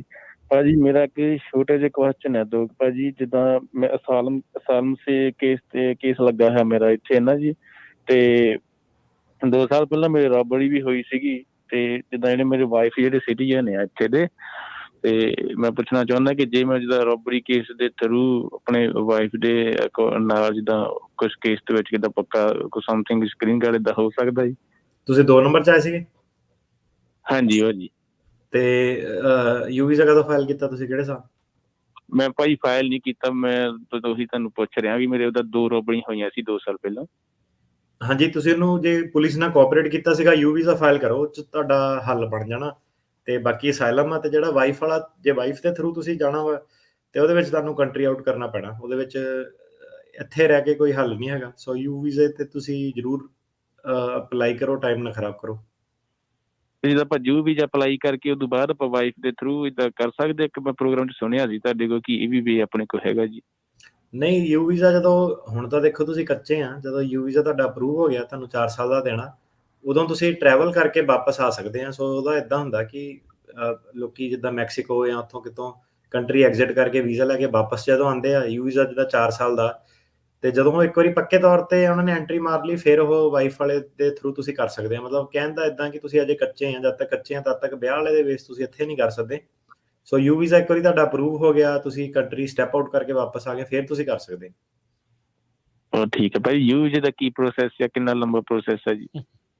ਇਹ ਤਾਂ ਤੁਹਾਨੂੰ ਭਾਜੀ ਸਾਡਾ ਪ੍ਰੋਗਰਾਮ ਪੁਰਾਣਾ ਹੀ ਦੇਖਣਾ ਪੈਣਾ। ਕਾਫੀ ਡਿਟੇਲ ਦੇ ਵਿੱਚ ਡਿਸਕਸ਼ਨ ਕੀਤੀ ਆ। ਥੋੜਾ YouTube ਤੇ ਕਰੋ search, Punjabi radio you visa. ਹਾਂਜੀ, ਪੰਜਾਬੀ ਰੇਡੀਓ USA ਦੇ YouTube ਚੈਨਲ ਤੇ ਜਾਇਓ ਤੇ ਇਦਾਂ ਹੀ ਇਮੀਗ੍ਰੇਸ਼ਨ ਲਿਖ ਕੇ ਯੂ ਵੀਜ਼ਾ ਲਿਖ ਕੇ ਕਰ ਲਿਓ ਤੇ ਪ੍ਰੋਗਰਾਮ ਜਿਹੜੇ ਉਸ ਦੇ ਵਿੱਚ ਉਹ ਤੁਹਾਨੂੰ ਪਤਾ ਲੱਗ ਜਾਣਗੇ। ਥੈਂਕ ਯੂ ਕਾਲ ਲਈ। ਅਗਲੇ ਕਾਲਰ ਜਰਨੈਲ ਜੀ। ਭਾਜੀ ਸਤਿ ਸ਼੍ਰੀ ਅਕਾਲ ਭਾਜੀ। ਸਤਿ ਸ਼੍ਰੀ ਅਕਾਲ ਭਾਜੀ ਆਪਣੇ ਮੇਰਾ ਜੀ ਆਪਣਾ ਗ੍ਰੀਨ ਕਾਰਡ ਦਿੱਤਾ ਹੈ, ਨਿਊ ਕਰਾਉਣਾ ਜੀ, 10 ਸਾਲ ਵਾਲਾ ਜੀ। 1.5 ਸਾਲ ਹੋ ਗਿਆ ਜੀ, ਹਲੇ ਕੋਈ ਪਤਾ ਨਹੀਂ ਲੱਗਾ ਜੀ ਉਹਦਾ। ਹਾਂਜੀ ਭਾਜੀ, ਉਹਦਾ ਟਾਈਮ ਜ਼ਿਆਦਾ ਲੱਗ ਰਿਹਾ, ਡਿਪੈਂਡਿੰਗ ਕਿਹੜੇ ਸਰਵਿਸ ਸੈਂਟਰ ਤੇ ਆ। ਤੇ ਜੇ ਪੈਂਡਿੰਗ ਆ ਪੈਂਡਿੰਗ ਹੀ ਆ, ਉਹ ਡਿਲੇ ਚੱਲ ਰਹੇ ਉਹਨਾਂ ਦੇ। ਅੱਛਾ ਜੀ। ਉਹ ਲੈਟਰ ਇੱਕ ਆਇਆ ਸੀ ਬਸ, ਉਹ ਤੇ ਬਸ ਮੁੜ ਕੇ ਨਹੀਂ ਕੁਛ ਜੀ। ਹਾਂਜੀ ਇਦਾਂ ਹੀ ਆ, ਸਾਰਿਆਂ ਨੂੰ ਵੇਟ ਕਰਨੀ ਪੈ ਰਹੀ, ਉਹਦਾ ਕਾਫੀ ਲੰਬਾ ਸਮਾਂ ਲੱਗ ਰਿਹਾ ਅੱਜ। ਥੈਂਕ ਯੂ ਜੀ। ਠੀਕ ਹੈ, ਥੈਂਕ ਯੂ। ਗੁਰਜੀਤ। ਸਤਿ ਸ਼੍ਰੀ ਅਕਾਲ ਭਾਜੀ। ਸਤਿ ਸ਼੍ਰੀ ਅਕਾਲ। ਹਾਂਜੀ ਭਾਜੀ, ਮੇਰਾ ਪੀਡੀ ਮਿਲ ਗਈ ਮੈਨੂੰ, ਤੇ ਮੇਰੇ ਕੋਲ ਇੰਡੀਅਨ ਪਾਸਪੋਰਟ ਵੀ ਹੈਗਾ, ਤੇ ਮੈਂ ਟਰੈਵਲ ਡਾਕੂਮੈਂਟ ਬਣਾ ਸਕਦਾ ਕਿ ਨਹੀਂ ਬਣਾ ਸਕਦਾ? ਤੁਸੀਂ ਹੁਣ ਭਾਜੀ ਆਪਣਾ ਅਸਾਈਲਮ ਲਾਣਾ ਕਿ ਕੀ ਕਰਨਾ ਅੱਗੇ? ਨਹੀਂ, ਅਸਾਈਲਮ ਮੈਂ ਲਾਇਆ ਸੀ ਤੇ ਉਹਦਾ ਮੈਨੂੰ ਪੀਡੀ ਮਿਲ ਗਈ ਉਹਦੇ ਵਿੱਚ। ਨਹੀਂ, ਹੁਣ ਅੱਗੇ ਜਾਣ ਲਈ ਆਪਣਾ ਪੱਕੇ ਹੁੰਦਾ ਕੀ ਤੁਸੀਂ ਸਿਸਟਮ ਸੋਚ ਰਹੇ ਆ? ਦੁਬਾਰਾ ਅਸਾਈਲਮ ਫਾਈਲ ਕਰੋਗੇ ਅਸਾਈਲਮ ਆਫਿਸ, ਕਿ ਵਿਆਹ ਵਾਲਾ ਕਰੋਗੇ, ਕਿੱਦਾਂ ਕਰੋਗੇ? ਨਹੀਂ, ਮੈਂ ਮੈਰਿਡ ਹੈ ਜੀ, ਤੇ ਦੁਬਾਰਾ ਕੇਸ ਲਾਉਣ ਦਾ ਵੀ ਸੋਚਿਆ, ਤੇ ਜੇ ਦੁਬਾਰਾ ਕੇਸ ਲਾ ਕੇ ਤੇ ਫਿਰ ਆਪਣਾ ਟਰੈਵਲ ਡਾਕੂਮੈਂਟ ਬਣਾ ਸਕਦਾ ਕਿ? ਨਹੀਂ ਭਾਜੀ, ਤੁਸੀਂ ਨਹੀਂ ਕਰ ਸਕਦੇ। ਤੁਹਾਡਾ ਹੋਲ ਪਰਪਸ ਹੀ ਤੁਸੀਂ ਇਹ ਐਕਸਪਲੇਨ ਕਰ ਰਹੇ ਉਹਨਾਂ ਨੂੰ ਕਿ ਜੇ ਮੈਂ ਜਾਊਂ ਕੰਟਰੀ ਆਊਟ ਤੁਸੀਂ ਕਰ ਸਕਦੇ ਬੇਸਿਕਲੀ। ਅੱਛਾ ਜੀ। ਜੀ। ਸੋ ਹੁਣ ਇਹਨਾਂ ਦੇ ਵਿਆਹ ਹੋਏ ਹੋਣ ਦੇ ਬਾਵਜੂਦ ਵੀ ਨਹੀਂ ਇਹਨਾਂ ਦੇ ਕੋਲ, ਤੁਸੀਂ ਜਦੋਂ ਪਹਿਲਾਂ ਕਹਿੰਦੇ ਸੀਗੇ ਵੀ ਪੀਡੀ ਮਿਲੀ ਹੈ, ਜੇ ਸਿਟੀਜ਼ਨ ਨਾਲ ਵਿਆਹ ਆ ਤੇ ਫਿਰ ਉਹ ਕੰਮ ਸੌਖਾ ਹੋ ਜਾਂਦਾ? ਨਹੀਂ, ਕੰਮ ਸੌਖਾ ਹੋ ਜਾਂਦਾ, ਪਰ ਜਿਹੜਾ ਕੱਚੇ ਤੌਰ ਤੇ ਬੰਦਾ ਆਇਆ ਉਹਨੂੰ ਕੰਟਰੀ ਆਊਟ ਹੀ ਕਰਨਾ ਪੈਂਦਾ ਵਾ। ਅੱਛਾ, ਉਹ ਕਰਨਾ ਹੀ ਪੈਣਾ ਆ। ਜਿਹੜਾ ਪੱਕੇ ਤੌਰ ਤੇ ਆਇਆ ਉਹਨੂੰ ਫਾਇਦਾ ਵਾ। ਤੇ ਜਿਹੜੇ ਟਰੈਵਲ ਡਾਕੂਮੈਂਟ ਦੀ ਗੱਲ ਕਰਦੇ ਨਾ, ਕਈ ਭਾਵੇਂ ਅਸਾਈਲਮ ਪੈਂਡਿੰਗ ਵੀ ਹੁੰਦੇ ਆ, ਇੱਕ ਹੁੰਦੀ ਐਮਰਜੈਂਸੀ ਪੇਰੋਲ ਵਗੈਰਾ। ਫॉर ਐਗਜ਼ਾਮਪਲ ਕਿਸੇ ਦੀ ਡੈਥ ਹੋ ਗਈ, ਕੁਛ ਹੋ ਗਿਆ, ਉਹਨੂੰ ਵਾਪਸ ਜਾਣਾ ਪਿਆ ਆਪਣੀ ਕੰਟਰੀ। ਸੋ ਪ੍ਰੋਵੀਜ਼ਨ ਲਾਅ ਦੇ ਵਿੱਚ ਐਗਜ਼ਿਸਟ ਕਰਦੀਆਂ ਕਿ ਤੁਸੀਂ ਟਰੈਵਲ ਡਾਕੂਮੈਂਟ ਕਹਿ ਦਿੰਦੇ ਆ ਉਹਨੂੰ, ਉੱਦਾਂ ਐਮਰਜੈਂਸੀ ਪੈਰੋਲ ਹੁੰਦਾ, ਉਹ ਲੈ ਕੇ ਵਾਪਸ ਜਾ ਸਕਦੇ ਆ ਅਸਾਈਲਮ ਕੇਸ ਲੱਗੇ ਦੇ ਵਿੱਚ ਵੀ ਸਰਕਾਰ ਦੀ ਪਰਮਿਸ਼ਨ ਲੈ ਕੇ। ਪਰ ਉਹਦੀ 100% ਉਹ ਕਹਿੰਦੇ ਕਿ ਗਰੰਟੀ ਨਹੀਂ ਆ ਕਿ ਵਾਪਸ ਤੁਹਾਨੂੰ ਆਉਣ ਦੇਵਾਂਗੇ। ਆਉਣ ਦੇ ਵੀ ਦਿੰਦੇ ਆ, ਪਰ ਇਹ ਹੈ ਕਿ ਕਾਫੀ ਵੱਡਾ ਉਹਦਾ ਜਿਹੜਾ ਰਿਸਕ ਹੁੰਦਾ। ਰਿਸਕ ਜ਼ਿਆਦਾ। ਰੀਜ਼ਨ ਵੀ ਜਿਹੜਾ ਤੁਹਾਡਾ ਉਹ ਬਹੁਤ ਜ਼ਿਆਦਾ ਸੋਲਿਡ ਜਿਹੜਾ ਹੋਣਾ ਚਾਹੀਦਾ, ਤੇ ਛੋਟੇ ਮੋਟੇ ਈਵਨ ਵੱਡੀ ਬਿਮਾਰੀ ਤੇ ਵੀ ਕਈ ਵਾਰੀ ਦਿੰਦੇ ਨਹੀਂ। ਸੋ ਬਿਲਕੁਲ ਲਾਈਫ ਡੈਥ ਸਿਚੁਏਸ਼ਨ ਜਿਹੜੀ ਉਹ ਬਣੀ ਹੋਣੀ ਚਾਹੀਦੀ ਹੈ। ਠੀਕ ਹੈ ਜੀ। ਅਗਲੇ ਕਾਲਰ ਮਨਜੋਤ। ਹਾਂਜੀ, ਸਤਿ ਸ੍ਰੀ ਅਕਾਲ ਦੋਨੇ ਵੀਰਾਂ ਨੂੰ ਜੀ। ਸਤਿ ਸ਼੍ਰੀ ਅਕਾਲ। ਵੀਰ ਜੀ ਮੇਰੀ ਨਾ ਜੀ 9 ਸਤੰਬਰ ਨੂੰ ਇਨਫੋ ਪਾਸ ਉਹ I-94 ਲਈ ਇੰਟਰਵਿਊ ਹੈ ਜੀ। ਤੇ ਮੈਂ ਪੁੱਛਣਾ ਸੀਗਾ ਵੀ ਉਹਦੇ ਚ ਸੇਮ ਲਾਈਕ ਉਹ ਉਦਾਂ ਹੀ ਹੋਊਗੀ ਜਿਵੇਂ ਆਪਣੀ USICS ਉਹ ਥੱਲੇ ਹੋਈ ਸੀਗੀ, ਜਾਂ ਫਿਰ ਇਹਦੇ ਵਿੱਚ ਜਸਟ ਡਾਕੂਮੈਂਟ ਮੰਗਣਗੇ? ਤੁਸੀਂ ਅਸਾਈਲਮ ਕੇਸ ਗ੍ਰਾਂਟ ਹੋਇਆ ਤੁਹਾਡਾ? ਹਾਂਜੀ, 2021 ਚ ਹੋਇਆ ਸੀਗਾ ਜੀ, ਮੈਂ ਲੇਟ ਹੋ ਗਿਆ ਕਰਨ ਨੂੰ। ਉਹ ਅੱਛਾ, ਨਹੀਂ ਕੁਛ ਨਹੀਂ ਭਾਜੀ, ਉਹ ਤੁਸੀਂ ਆਪਣਾ ਅਸਾਈਲਮ ਦਾ ਪ੍ਰੂਫ ਦੇ ਦੇਣਾ ਉਹਨਾਂ ਨੂੰ, ਜੱਜ ਦਾ ਡਿਸੀਜਨ ਦੇ ਦੇਣਾ ਆਪਣਾ ਕਿ ਆਹ ਹੋਇਆ। ਉਹਨਾਂ ਨੇ ਤੁਹਾਨੂੰ ਫਿੰਗਰ ਫੁੰਗਰ ਲੈ ਕੇ ਤੁਹਾਨੂੰ I-94 ਦੇ ਦੇਣਾ। ਕੁਛ ਨਹੀਂ ਪੁੱਛਣਾ ਕੁਛ ਨਹੀਂ ਉਹਨਾਂ ਨੇ ਤੁਹਾਡੇ। ਫਿਰ ਆਪਾਂ ਨੂੰ ਉਹੀ ਮੈਂ ਕਰਨਾ ਸੀਗਾ ਜੀ, ਪਤਾ ਵੀ ਆਪਾਂ ਨੂੰ ਕੋਈ ਤਿਆਰੀ ਕਰਨ ਦੀ ਤਾਂ ਨਹੀਂ ਲੋੜ ਜਾਂ ਤਿਆਰੀ ਉਦਾਂ ਭਾਜੀ ਮਾੜੀ ਮੋਟੀ ਤੁਸੀਂ ਜਿਹੜੀ ਹੱਡ ਬੀਤੀ ਆ ਉਹ ਤਾਂ ਤੁਹਾਨੂੰ ਹਰ ਟਾਈਮ ਹੀ ਯਾਦ ਹੋਣੀ ਚਾਹੀਦੀ ਆ। ਬਾਕੀ ਉਹ ਤਾਂ ਯਾਦ ਆ। ਹਾਂਜੀ, ਉਹ ਤਾਂ ਯਾਦ। ਬਾਕੀ ਜਿਹੜਾ ਬਾਲਾ ਪੁੱਛੇ ਤਾਂ ਕਹਿ ਏਦਾਂ ਆ ਕਿ ਭਾਈ ਮੇਰੇ ਵਕੀਲ ਨੇ ਕਿਹਾ ਸੀਗਾ ਮੇਰੇ ਤੋਂ ਬਿਨਾਂ ਤੂੰ ਕੋਈ ਫालतू ਜਵਾਬ ਨਹੀਂ ਦੇਣਾ ਕਿਸੇ ਨੂੰ। ਠੀਕ ਹੈ ਜੀ। ਠੀਕ ਹੈ ਜੀ। ਠੀਕ ਹੈ ਜੀ, ਥੈਂਕ ਯੂ ਭਾਜੀ, ਥੈਂਕ ਯੂ। ਮਿਹਰਬਾਨੀ ਜੀ। ਪਲੀਜ਼ ਦਾ 5th ਹੈ ਭਾਜੀ। ਹਾਂਜੀ। ਗੱਜਣ ਸਿੰਘ। ਹਾਂਜੀ, ਸਤਿ ਸ੍ਰੀ ਅਕਾਲ ਭਾਜੀ। ਸਤਿ ਸ਼੍ਰੀ ਅਕਾਲ।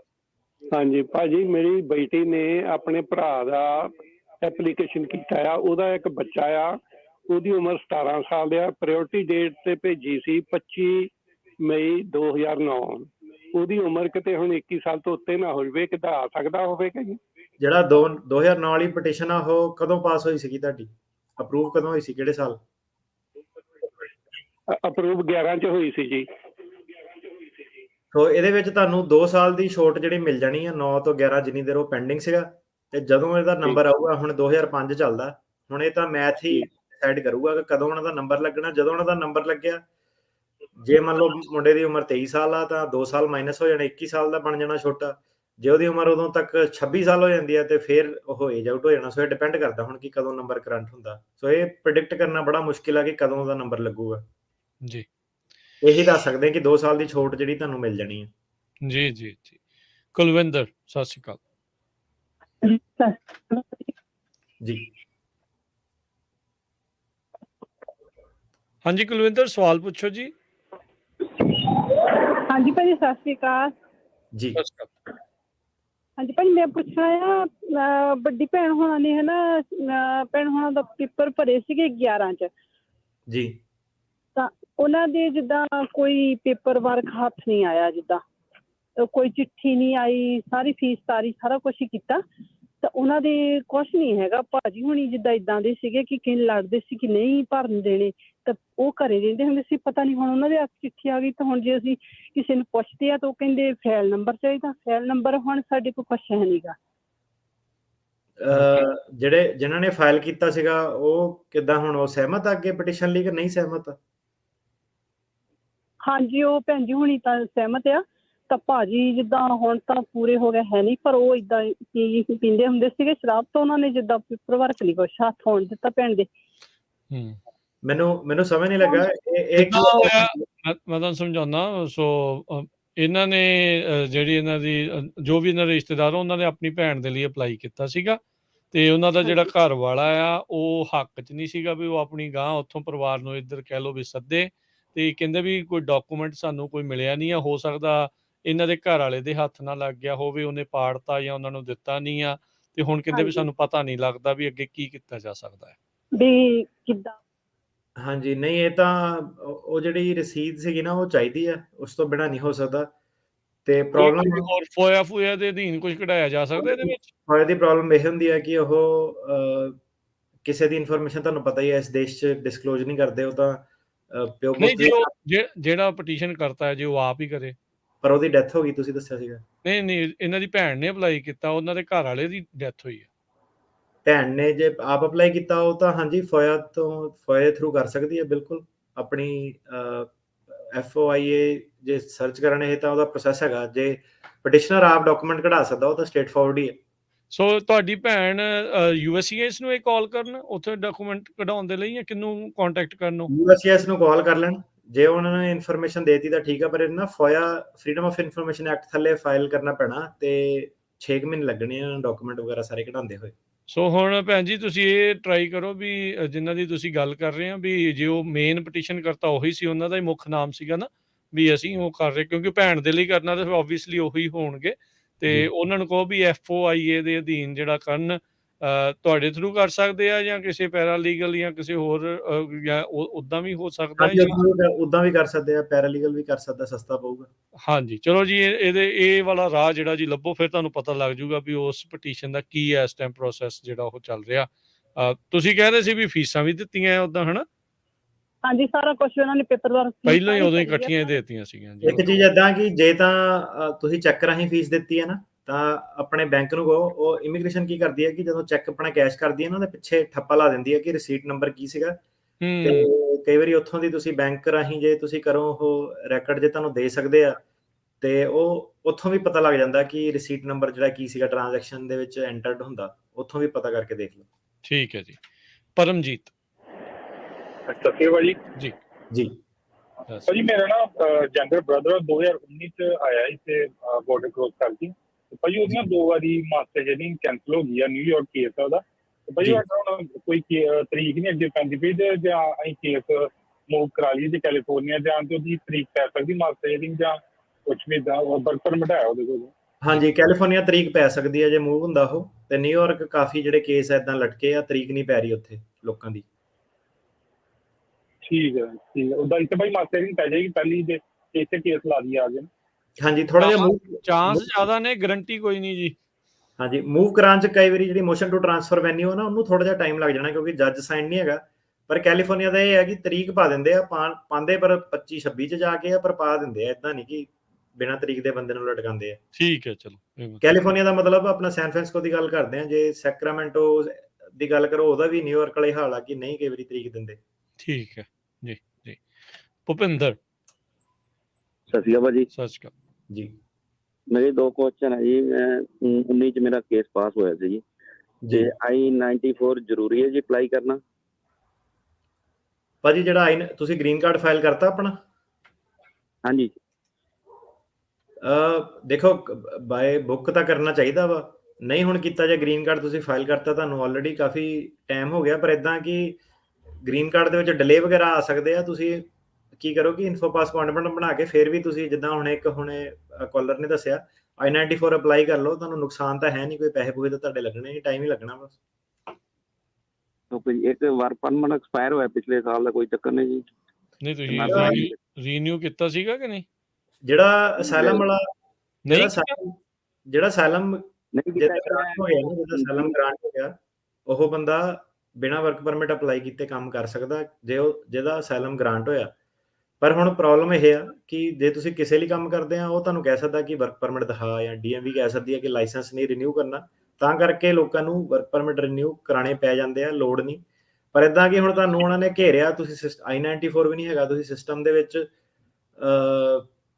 I-94 ਲਓ, ਆਪਣਾ ਤੁਹਾਡਾ ਸਟੇਟਸ ਵੈਲੀਡੇਟ ਹੋਊਗਾ। ਤੇ ਦੂਸਰੀ ਚੀਜ਼ ਇਹ ਹੈ ਕਿ ਜਿਹੜਾ ਤੁਸੀਂ ਗ੍ਰੀਨ ਕਾਰਡ ਫਾਈਲ ਕੀਤਾ ਵਾ, ਉਹਦੇ ਨਾਲ ਵੀ ਤੁਸੀਂ ਜਿਹੜਾ ਆਪਣਾ ਵਰਕ ਪਰਮਿਟ ਅਪਲਾਈ ਕਰ ਸਕਦੇ ਸੀਗੇ। ਸੋ ਤੁਸੀਂ ਕਰੋ ਅਪਲਾਈ, ਹਨਾ, ਉਹਦੀ ਕਿਹੜਾ ਐਕਸਟਰਾ ਫੀਸ ਲੱਗਣੀ ਕੋਈ। ਠੀਕ ਹੈ, ਹਾਂ, ਇਹ 2 ਚੀਜ਼ਾਂ ਜਿਹੜੀਆਂ ਉਹ ਤੁਸੀਂ ਜ਼ਰੂਰ ਜਿਹੜਾ ਉਹ ਕਰੋ, ਤੁਹਾਡੇ ਕੰਮ ਆਉਣਗੀਆਂ ਬਾਅਦ ਚ। ਗ੍ਰੀਨ ਕਾਰਡ ਦੇ ਵਿੱਚ ਜੇ ਮੰਨ ਲਓ ਉਹਨਾਂ ਨੇ ਹੋਰ ਐਵੀਡੈਂਸ ਜਿਹੜਾ ਮੰਗਿਆ I-94 ਜਾਂ ਆਫਰ, ਜੇ ਤੁਹਾਡੇ ਕੋਲ ਪਹਿਲੋਂ ਹੋਵੇ ਤਾਂ ਫਿਰ ਤੁਹਾਨੂੰ ਘੱਲਣਾ ਸੌਖਾ ਹੋ ਜੂ। ਫਿਰ ਉਹਦਾ ਇਹ ਹੈ ਕਿ ਮੈਂ ਕਈ ਵਾਰੀ ਸੋਚਦਾ ਨਾ ਕਿ ਜਿੱਦਾਂ ਹੁਣ ਆਪਣੀ ਕਮਿਊਨਿਟੀ ਆ, ਬਾਰਡਰ ਟੱਪ ਲਏ, ਐਡੇ ਪਹਾੜ ਚੜ ਲਏ, ਜੱਜ ਮੋਰੇ ਚਲ ਗਏ, ਬਹਿ ਗਏ, ਕੇਸ ਜਿੱਤ ਲਿਆ, ਸਾਰਾ ਕਰ ਲਿਆ, ਐਂਡ ਚ ਆ ਕੇ ਵਰਕ ਪਰਮਿਟ ਤੇ ਬ੍ਰੇਕ ਲਾ ਦਿੰਦੇ। ਹਾਂ, ਫਿਰ ਉਹ ਥੋੜਾ ਜਿਹਾ ਢਿੱਲ ਕਰ ਜਾਂਦੇ ਆ ਵੀ ਚੱਲ ਹੁਣ ਤਾਂ ਹੋ ਗਿਆ ਆਪਣਾ ਕੰਮ, ਪਰ ਵੀ ਪੇਪਰ ਵਰਕ ਭਾਈ ਆਪਣਾ ਅਪ ਟੂ ਡੇਟ ਰੱਖੋ, ਤਾਂ ਉਹਦੇ ਵਿੱਚ ਭਲਾਈ ਤੁਹਾਡੀ ਸਾਰਿਆਂ ਕੰਮ ਖਿੱਚ ਕੇ ਰੱਖਿਆ ਕਰੋ ਸਾਰਾ। ਜੀ। ਪੀਯੂਸ਼ ਭਾਜੀ ਸਤਿ ਸ਼੍ਰੀ ਅਕਾਲ। ਭਾਜੀ ਮੇਰਾ 2 ਸਵਾਲ ਸੀ ਭਾਜੀ। मेरे फादर साहब का इंटरव्यू था सिटीजनशिप का, उनकी एज 70 प्लस है, पर वो फर्स्ट अटेम्प्ट में जी फेल हो गए हैं, और क्योंकि उनका आई साइड अच्छी नहीं है, तो वो राइटिंग में उनका वो हो गया। और सिविक्स वाले इसमें सर कितने क्वेश्चन पूछते हैं, हमने ऑन वेबसाइट पे देखा था इज 20 क्वेश्चन पूछेंगे बोल देती, तो अपने को 100 क्वेश्चन की पूरी तैयारी करना पड़ेगा सर? नहीं, हाँ जी, नहीं, वो जो क्वेश्चन पूछ रहे हैं उन्होंने 100 में से अपनी मर्जी से पूछने हैं उन्होंने, सो पूरी तैयारी करनी है आपने। हाँ, और दूसरा ये है कि आई साइड अगर वीक है उनकी, तो वाकई अगर लीगली ब्लाइंड बोलते हैं, अगर ऐसे का कुछ है तो डॉक्टर की एग्जाम्पशन की लेटर जो है लग सकती है। अगर ऐसे का कुछ है, अगर सिंपली वीक है, क्योर हो सकती है, पढ़ सकते हैं, तो फिर उनको एग्जाम्पशन ही मिलेगी। तो डॉक्टर का मेडिकल सर्टिफिकेट लगा के आप एग्जाम्पशन जो है क्लेम कर सकते हैं, अगर लीगली ब्लाइंड है तो। वो सर पढ़ने में थोड़ा ठीक है, पर लिखने में उनको दिक्कत जाती है, और आई साइट पूरी वीक है बिकॉज ऑफ डायबिटीज, उनका रेटिना प्रॉब्लम है। तो डॉक्टर की रिपोर्ट, कौन सी डॉक्टर की रिपोर्ट कहाँ से लेनी पड़ेगी सर?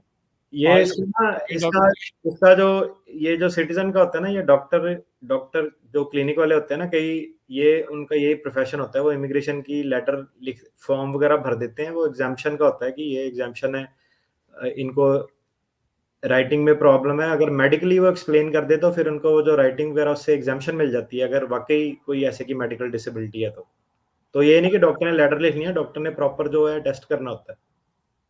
ਠੀਕ ਹੈ ਜੀ। ਤੇ ਬਾਕੀ ਜਿਹੜੇ ਸਵਾਲਾਂ ਦੇ ਜਵਾਬ, ਜਿਹੜੇ ਕੁਐਸਚਨਸ ਦੇ ਆਨਸਰ ਆ ਪੂਰੇ ਯਾਦ ਕਰਕੇ ਜਾਣ। ਤੁਸੀਂ ਤਾਂ ਖੁਸ਼ਕਿਸਮਤ ਆ, ਨਹੀਂ ਤਾਂ ਪਿਛਲੇ ਪ੍ਰਸ਼ਾਸਨ ਦੇ ਵਿੱਚ ਕੁਐਸਚਨ ਬੜੇ ਟੇਢੇ ਹੋਣ ਵਾਲੇ ਸੀ, ਇਹਨਾਂ ਨੇ ਰਿਵਰਟ ਬੈਕ ਕਰ ਲਿਆ ਆ ਪੁਰਾਣੇ ਦੇ ਹਿਸਾਬ ਦੇ ਨਾਲ। ਜੀ, ਅਗਲੇ ਜਿਹੜੇ ਸਾਨੂੰ ਸਵਾਲ ਆ ਜੀ YouTube ਤੋਂ, US ਸਿਟੀਜ਼ਨ ਨੇ ਪੇਰੈਂਟਸ ਦਾ 130 ਫਾਈਲ ਕਰਨਾ ਹੈ, ਵਿਜ਼ਟਰ ਵੀਜ਼ੇ ਤੇ ਆਏ ਸੀ।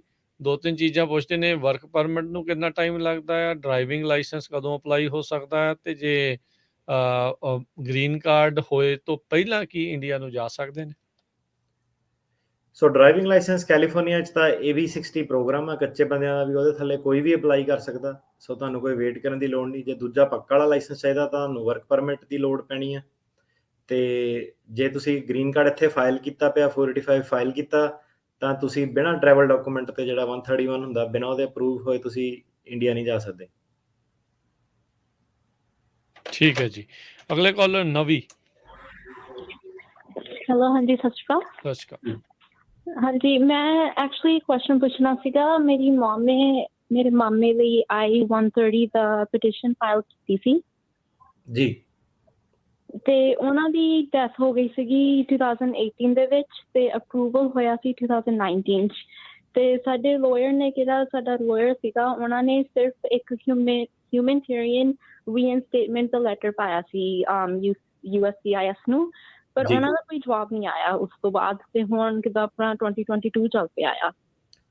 ਹਾਂਜੀ, ਉਹਨਾਂ ਦਾ ਨਾ ਜਿਹੜਾ ਹਿਊਮੈਨਿਟੇਰੀਅਨ ਰੀਇਨਸਟੇਟਮੈਂਟ ਦਾ ਜਵਾਬ ਨਹੀਂ ਆਉਂਦਾ ਹੁੰਦਾ ਕਾਫੀ ਲੰਬਾ ਟਾਈਮ। ਸੋ ਉਹਦੇ ਵਿੱਚ ਕੀ ਹੈ ਕਿ ਤੁਸੀਂ ਪ੍ਰੋਟੋਕਾਲ ਇਹ ਹੁੰਦੇ ਆ ਕਿ ਤੁਸੀਂ 2-3 ਵਾਰੀ 4 ਵਾਰੀ, ਕਈ ਵਾਰੀ ਉਹੀ ਸੇਮ ਪੈਕੇਟ ਬਾਰ-ਬਾਰ ਭੇਜਦੇ ਆ। ਕਈ ਵਾਰੀ ਉਹ ਤੁਹਾਨੂੰ ਰਸੀਟ ਦੇ ਦਿੰਦੇ ਆ, ਕਈ ਵਾਰੀ ਨਹੀਂ ਵੀ ਦਿੰਦੇ ਆ। ਸਾਡੇ ਵੀ ਕਈ ਕੇਸ ਇੱਦਾਂ ਦੇ ਪੈਂਡਿੰਗ, ਉਹਨਾਂ ਦਾ ਜਵਾਬ ਨਹੀਂ ਦਿੰਦੇ ਉਹ।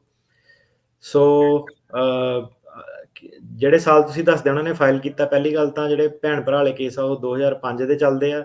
ਸੋ ਐਨੀਵੇਜ਼ ਇਹਦੇ ਵਿੱਚ ਜਦ ਤੱਕ ਐਂਡ ਤੱਕ ਤੁਸੀਂ ਪਹੁੰਚਦੇ ਨਹੀਂ, ਤਦ ਤੱਕ ਕੋਈ ਐਕਸ਼ਨ ਹੋਣਾ ਵੀ ਨਹੀਂ ਇਹਦੇ ਉੱਤੇ। ਸੋ ਇਹਦੇ ਵਿੱਚ ਤੁਹਾਨੂੰ ਵੇਟ ਹੀ ਜਿਹੜੀ ਉਹ ਕਰਨੀ ਪੈਣੀ ਹੈ। ਸੋ ਐਜ਼ ਅ ਕੁਐਸਚਨ ਤੁਸੀਂ ਕੀ ਕਰ ਸਕਦੇ ਆ ਕਿ ਜਿਹੜਾ ਹਿਊਮੈਨਿਟੇਰੀਅਨ ਰੀਇਨਸਟੇਟਮੈਂਟ ਦਾ ਪੇਪਰ ਆ, ਉਹ ਦੁਬਾਰਾ ਤੁਸੀਂ ਇਮੀਗ੍ਰੇਸ਼ਨ ਦੇ ਮਲਟੀਪਲ ਟਾਈਮ ਜਿਹੜਾ ਫਾਈਲ ਕਰ ਸਕਦੇ ਆ, ਜਦ ਤੱਕ ਤੁਹਾਨੂੰ ਰਿਸੀਟ ਨੋਟਿਸ ਨਾ ਇਸ਼ੂ ਕਰਨ। ਤੇ ਜੇ ਫਿਰ ਵੀ ਨਹੀਂ ਕਰਦੇ ਤਾਂ ਤੁਹਾਡੇ ਕੋਲ ਇਹ ਪ੍ਰੂਫ ਹੋਊਗਾ ਫੈਡਐਕਸ ਰਾਹੀਂ ਕਿ ਆਪਾਂ ਫਾਈਲ ਕੀਤਾ ਸੀਗਾ ਮਲਟੀਪਲ ਟਾਈਮ। ਸੋ ਤੁਸੀਂ ਇਹ ਜਿਹੜੀ ਹੈਗੀ ਆ ਪ੍ਰੋਟੋਕਾਲ, ਇਹਨੂੰ ਫੋਲੋ ਕਰੋ। ਤੇ ਇਵੈਂਚੁਅਲੀ ਕੀ ਹੁੰਦਾ ਕਿ ਸਮਟਾਈਮਸ ਦੇ ਡੋਨਟ ਨੋ ਕਿ ਬੰਦੇ ਦੀ ਡੈਥ ਹੋ ਗਈ ਆ, ਤੇ ਜਦੋਂ ਤੁਹਾਨੂੰ NVC ਕੋਲ ਈਮੇਲ ਆਊਗੀ ਇਵੈਂਚੁਅਲੀ 2005 ਵਾਲੇ ਜਿਹੜੇ ਕਿ ਜਦੋਂ ਤੁਹਾਡਾ ਨੰਬਰ ਲੱਗੂਗਾ, ਤੇ ਉਦੋਂ ਫਿਰ ਤੁਸੀਂ ਜਿਹੜਾ ਉਹਨਾਂ ਨੂੰ ਫਿਰ ਦੁਬਾਰਾ ਜਿਹੜਾ ਸੰਪਰਕ ਕਰ ਸਕਦੇ ਆ ਹਿਊਮੈਨਿਟੇਰੀਅਨ ਰੀਸੈਟਲਮੈਂਟ ਵਾਸਤੇ। ਠੀਕ ਹੈ। ਓਕੇ, ਪਰ ਇੱਕ ਗੱਲ ਇਹ ਆ, ਉਹਨਾਂ ਦੀ ਇੰਟਰਵਿਊ ਡੇਟ ਆ ਚੁੱਕੀ ਸੀਗੀ, ਉਹ ਮਿਸ ਕਰ ਗਏ ਸੀਗੇ। ਅਪਰੂਵਲ ਸਾਰਾ ਕੁਝ ਹੋ ਚੁੱਕਾ ਸੀਗਾ, ਇੰਟਰਵਿਊ ਦੀ ਡੇਟ ਤੇ ਉਹਨੇ ਜਾਣਾ ਸੀਗਾ, ਪਰ ਉਸ ਟਾਈਮ ਤੇ ਮੇਰੇ ਮਾਮਾ ਦਾ ਪੂਰੇ ਹੋ ਚੁੱਕੇ ਸੀਗੇ। ਤੇ ਉਸ ਤੋਂ ਬਾਅਦ ਅਸੀਂ ਉਹ ਲੈਟਰ ਪਾਇਆ ਸੀਗਾ ਉਹਨਾਂ ਨੂੰ। ਅੱਛਾ, ਨਹੀਂ ਫਿਰ ਤੁਸੀਂ ਕੀ ਕਰੋ, ਤੁਹਾਨੂੰ ਕੀ ਕਰਨਾ ਚਾਹੀਦਾ ਸੀਗਾ ਕਿ ਜਿਹੜੀ NVC ਐਮਬੈਸੀ ਵਾਲਾ ਪ੍ਰੋਸੈਸ ਹੈ ਨਾ, ਤੁਹਾਨੂੰ ਦੁਬਾਰਾ ਉਹਨਾਂ ਨੂੰ ਕੰਟੈਕਟ ਕਰਨਾ ਚਾਹੀਦਾ ਸੀਗਾ ਕਿ ਮੈਨੂੰ ਨਵੀਂ ਇੰਟਰਵਿਊ ਦਿਓ, ਕਿਉਂਕਿ ਸਾਲ ਬਾਅਦ ਤਾਂ ਉਹ ਵੈਸੇ ਵੀ ਕੇਸ ਜਿਹੜਾ ਡੀਐਕਟੀਵੇਟ ਕਰ ਦਿੰਦੇ ਆ।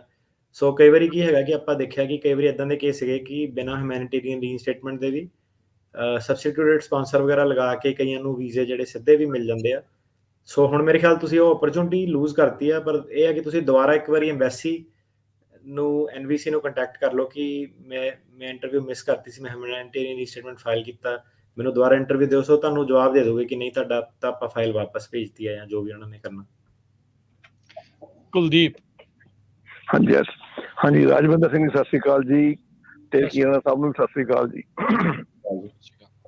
ਆਪ ਜੀ ਦਾ ਬਹੁਤ ਧੰਨਵਾਦ। ਮੈਂ ਬਹੁਤ ਰੋਜ਼ ਹੀ ਸੁਣਦਾ, ਗੱਡੀ ਵਿੱਚ ਬਹਿਣਾ, ਮੈਂ ਤਕਰੀਬਨ 9 ਵਜੇ ਤੋਂ ਬਾਅਦ ਜਾਂ ਤੁਹਾਡਾ ਸਾਰਾ ਚੱਲਦਾ ਸੁਣਦਾ ਰਹਿੰਦਾ। ਤੇ ਇੱਕ ਹਾਂਜੀ ਟੇਕੀਆਂ ਸਾਹਿਬ, ਇੱਕ ਤਾਂ ਮੈਨੂੰ ਬੜੀ ਖੁਸ਼ੀ ਹੋਈ ਜਦੋਂ ਤੁਹਾਡਾ ਨਾ ਟੇਕੀਆਂ ਸੁਣਦਾ ਨਾ ਜੀ। ਤਾਂ ਮੇਰਾ ਜ਼ਿਲ੍ਹਾ ਵੀ ਹੁਸ਼ਿਆਰਪੁਰ ਦਾ, ਆਪ ਟੇਕੀਆਂ ਦਾ ਪਿੰਡ ਉੱਚੀ ਬਸੀ ਲੱਗੇ। ਹਾਂਜੀ ਹਾਂਜੀ ਬਿਲਕੁਲ। ਹਾਂਜੀ ਠੀਕ ਹੈ, ਰਘਵੀਰ ਸਿੰਘ ਟੇਰਕੀਆਣਾ। ਮੈਂ ਜੁਡੀਸ਼ੀਅਲ ਕੋਰਟਸ ਵਿੱਚ ਕਾਫੀ ਚਿਰ ਰਿਹਾ, ਮੈਂ DC ਦਫ਼ਤਰ ਰਿਹਾ ਤੇ ਬਾਕੀ SDM ਦਫ਼ਤਰ ਦਸੂਏ ਰਿਹਾ, ਤਾਂ ਮੈਂ ਤਕਰੀਬਨ ਟੇਰਕੀਆਣਾ ਸਾਰੇ ਘੁੰਮੇ ਆ ਜੀ। ਅੱਛਾ ਜੀ, ਠੀਕ ਹੈ ਰਾਜਵਿੰਦਰ ਜੀ, ਥੈਂਕ ਯੂ ਜੀ। ਹਾਂਜੀ ਹਾਂਜੀ, ਰਾਜਵਿੰਦਰ ਸਿੰਘ, ਮੈਂ ਆਪ ਜੀ ਨੂੰ ਮਿਲਿਆ ਵੀ ਕਈ ਵਾਰੀ ਹੈਗਾ। ਤੁਸੀਂ ਸਵਾਲ ਪੁੱਛ ਲਓ ਜੀ ਪਲੀਜ਼, ਕਿਉਂਕਿ ਆਪਣੇ ਕੋਲ ਲਾਈਨ ਬਹੁਤ ਲੰਬੀ ਹੈ। ਮਾਫੀ ਚਾਹੁੰਦਾ ਮੈਂ ਪੁੱਛਾਂ। ਬਿਲਕੁਲ ਮੈਂ ਲੱਗਾ। ਅੱਛਾ ਟੇਰਕੀਆਣਾ ਸਾਹਿਬ, ਬੇਨਤੀ ਇਹ ਆ ਵੀ ਮੈਂ ਸਿਟੀਜ਼ਨ ਹੈਗਾ ਤੇ ਮੈਂ ਆਪਣੇ ਬੇਟੇ ਦਾ ਕੀਤਾ ਸੀਗਾ, ਮੇਰਾ ਬੇਟਾ ਰਹਿ ਗਿਆ ਸੀਗਾ ਉੱਥੇ ਇੰਡੀਆ, ਤੇ ਮੈਂ ਉਹਦਾ 2009 ਵਿੱਚ ਕੀਤਾ ਸੀਗਾ ਉਹਦਾ ਕੇਸ ਫਾਈਲ ਜੀ। F3 ਕੈਟਾਗਰੀ ਵਿੱਚ, ਪਹਿਲਾਂ ਤਾਂ F1 ਸੀ, ਉਹ ਮੈਰਿਡ ਹੋ ਗਿਆ, F3 ਹੋ ਗਈ, ਤੇ ਉਹਦਾ ਕੇਸ ਨਿਕਲਿਆ ਸੀਗਾ ਜੂਨ 2020 ਵਿੱਚ। ਤੇ ਅਸੀਂ ਉਹਦਾ ਸਾਰੇ ਪੇਪਰ ਵਗੈਰਾ ਸਬਮਿਟ ਕਰਤੇ ਸੀ ਜੁਲਾਈ ਵਿੱਚ, ਤੇ ਅਗਸਤ ਵਿੱਚ ਸਾਨੂੰ ਡਾਕੂਮੈਂਟਰੀ ਕੁਆਲੀਫਾਈਡ ਦੀ ਉਹਨਾਂ ਦੀ ਈਮੇਲ ਵੀ ਸਾਨੂੰ ਆ ਗਈ ਸੀਗੀ, ਤਾਂ ਮੇਰੇ ਬੇਟੇ ਨੇ ਟੇਕਅਪ ਕੀਤਾ ਤਾਂ ਉਹਦੇ ਵਿੱਚ ਸਾਰਾ ਕੁਝ ਹੋਇਆ ਜੀ। ਤੇ ਉਹ ਤੋਂ ਲੈ ਕੇ ਡਾਕੂਮੈਂਟਰੀ ਕੁਆਲੀਫਾਈਡ ਹੈਗਾ ਜੀ ਫਰਵਰੀ 2009 ਦਾ ਕੇਸ ਆ ਜੀ, F3 ਕੈਟਾਗਰੀ। ਤੇ ਹੁਣ ਤਕਰੀਬਨ ਉਹ ਦਿਖਦੇ ਰਹਿੰਦੇ ਆ, ਤਾਂ ਉਹ ਤੁਹਾਨੂੰ ਪਤਾ ਹੈ ਮੇਰਾ ਗਰਦੀ ਵਾਲਾ ਮੇਰਾ ਪਿੰਡ ਆ, ਤੇ ਉਹ ਉੱਥੇ ਵੀ ਉਹ ਵੀ ਬੜੇ ਐਕਸਾਈਟਡ ਹੈਗੇ ਆ, ਤੇ ਅਸੀਂ ਵੀ ਐਕਸਾਈਟਡ ਹੈਗੇ ਆ। ਭਾਜੀ ਮੈਂ ਸਵਾਲ ਸਮਝ ਗਿਆ, ਪਰ ਏਦਾਂ ਕਿ ਤੁਹਾਨੂੰ ਵੇਟ ਕਰਨੀ ਪੈਣੀ ਆ, ਕਿਉਂਕਿ ਬਹੁਤ ਸਾਰੇ ਕੇਸ ਆ ਨਾ ਜਿਹੜੇ ਹਜ਼ਾਰਾਂ ਦੀ ਤਾਦਾਦ ਦੇ ਵਿੱਚ ਇਹ ਡਾਕੂਮੈਂਟਰੀ ਕੁਆਲੀਫਾਈਡ ਆ।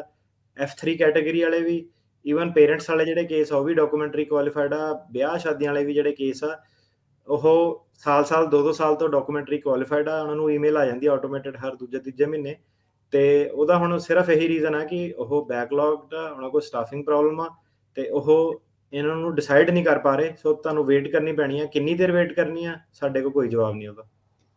ਥੈਂਕ ਯੂ ਜੀ। ਅਗਲੇ ਕਾਲਰ ਨੇ ਮੋਹਨ।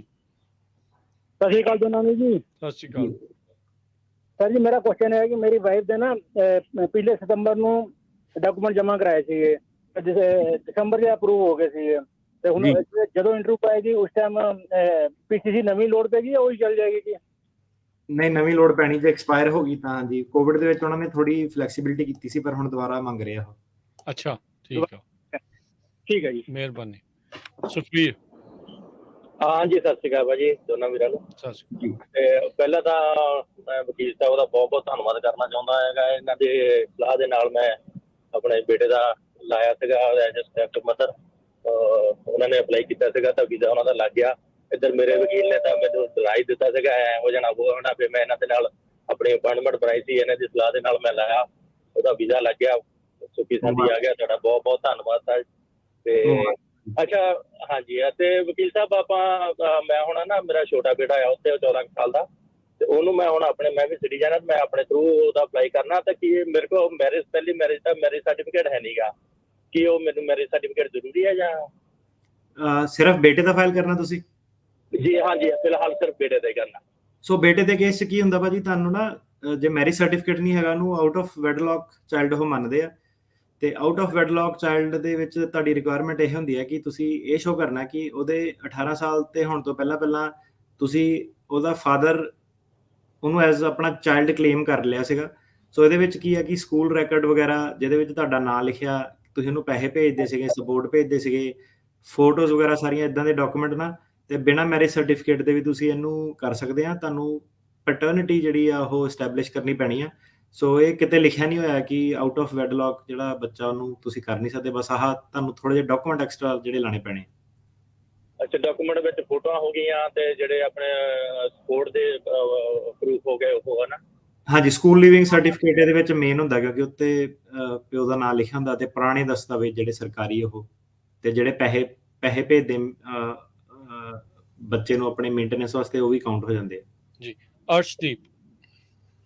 ਹਾਂਜੀ ਸਤਿ ਸ਼੍ਰੀ ਅਕਾਲ ਭਾਜੀ, ਮੈਂ ਅਰਸ਼ਦੀਪ ਬੋਲ ਰਿਹਾ ਫਰੈਜ਼ਨੋ ਤੋਂ। ਮੇਰੀ 26 ਸਾਲ ਦੀ ਉਮਰ ਆ, ਤੇ ਮੈਂ ਡਾਕਾ ਦੀ ਐਲੀਜੀਬਿਲਿਟੀ ਬਾਰੇ ਪੁੱਛਣਾ ਸੀਗਾ ਤੁਹਾਡੇ ਕੋਲ। ਡਾਕਾ ਦੀ?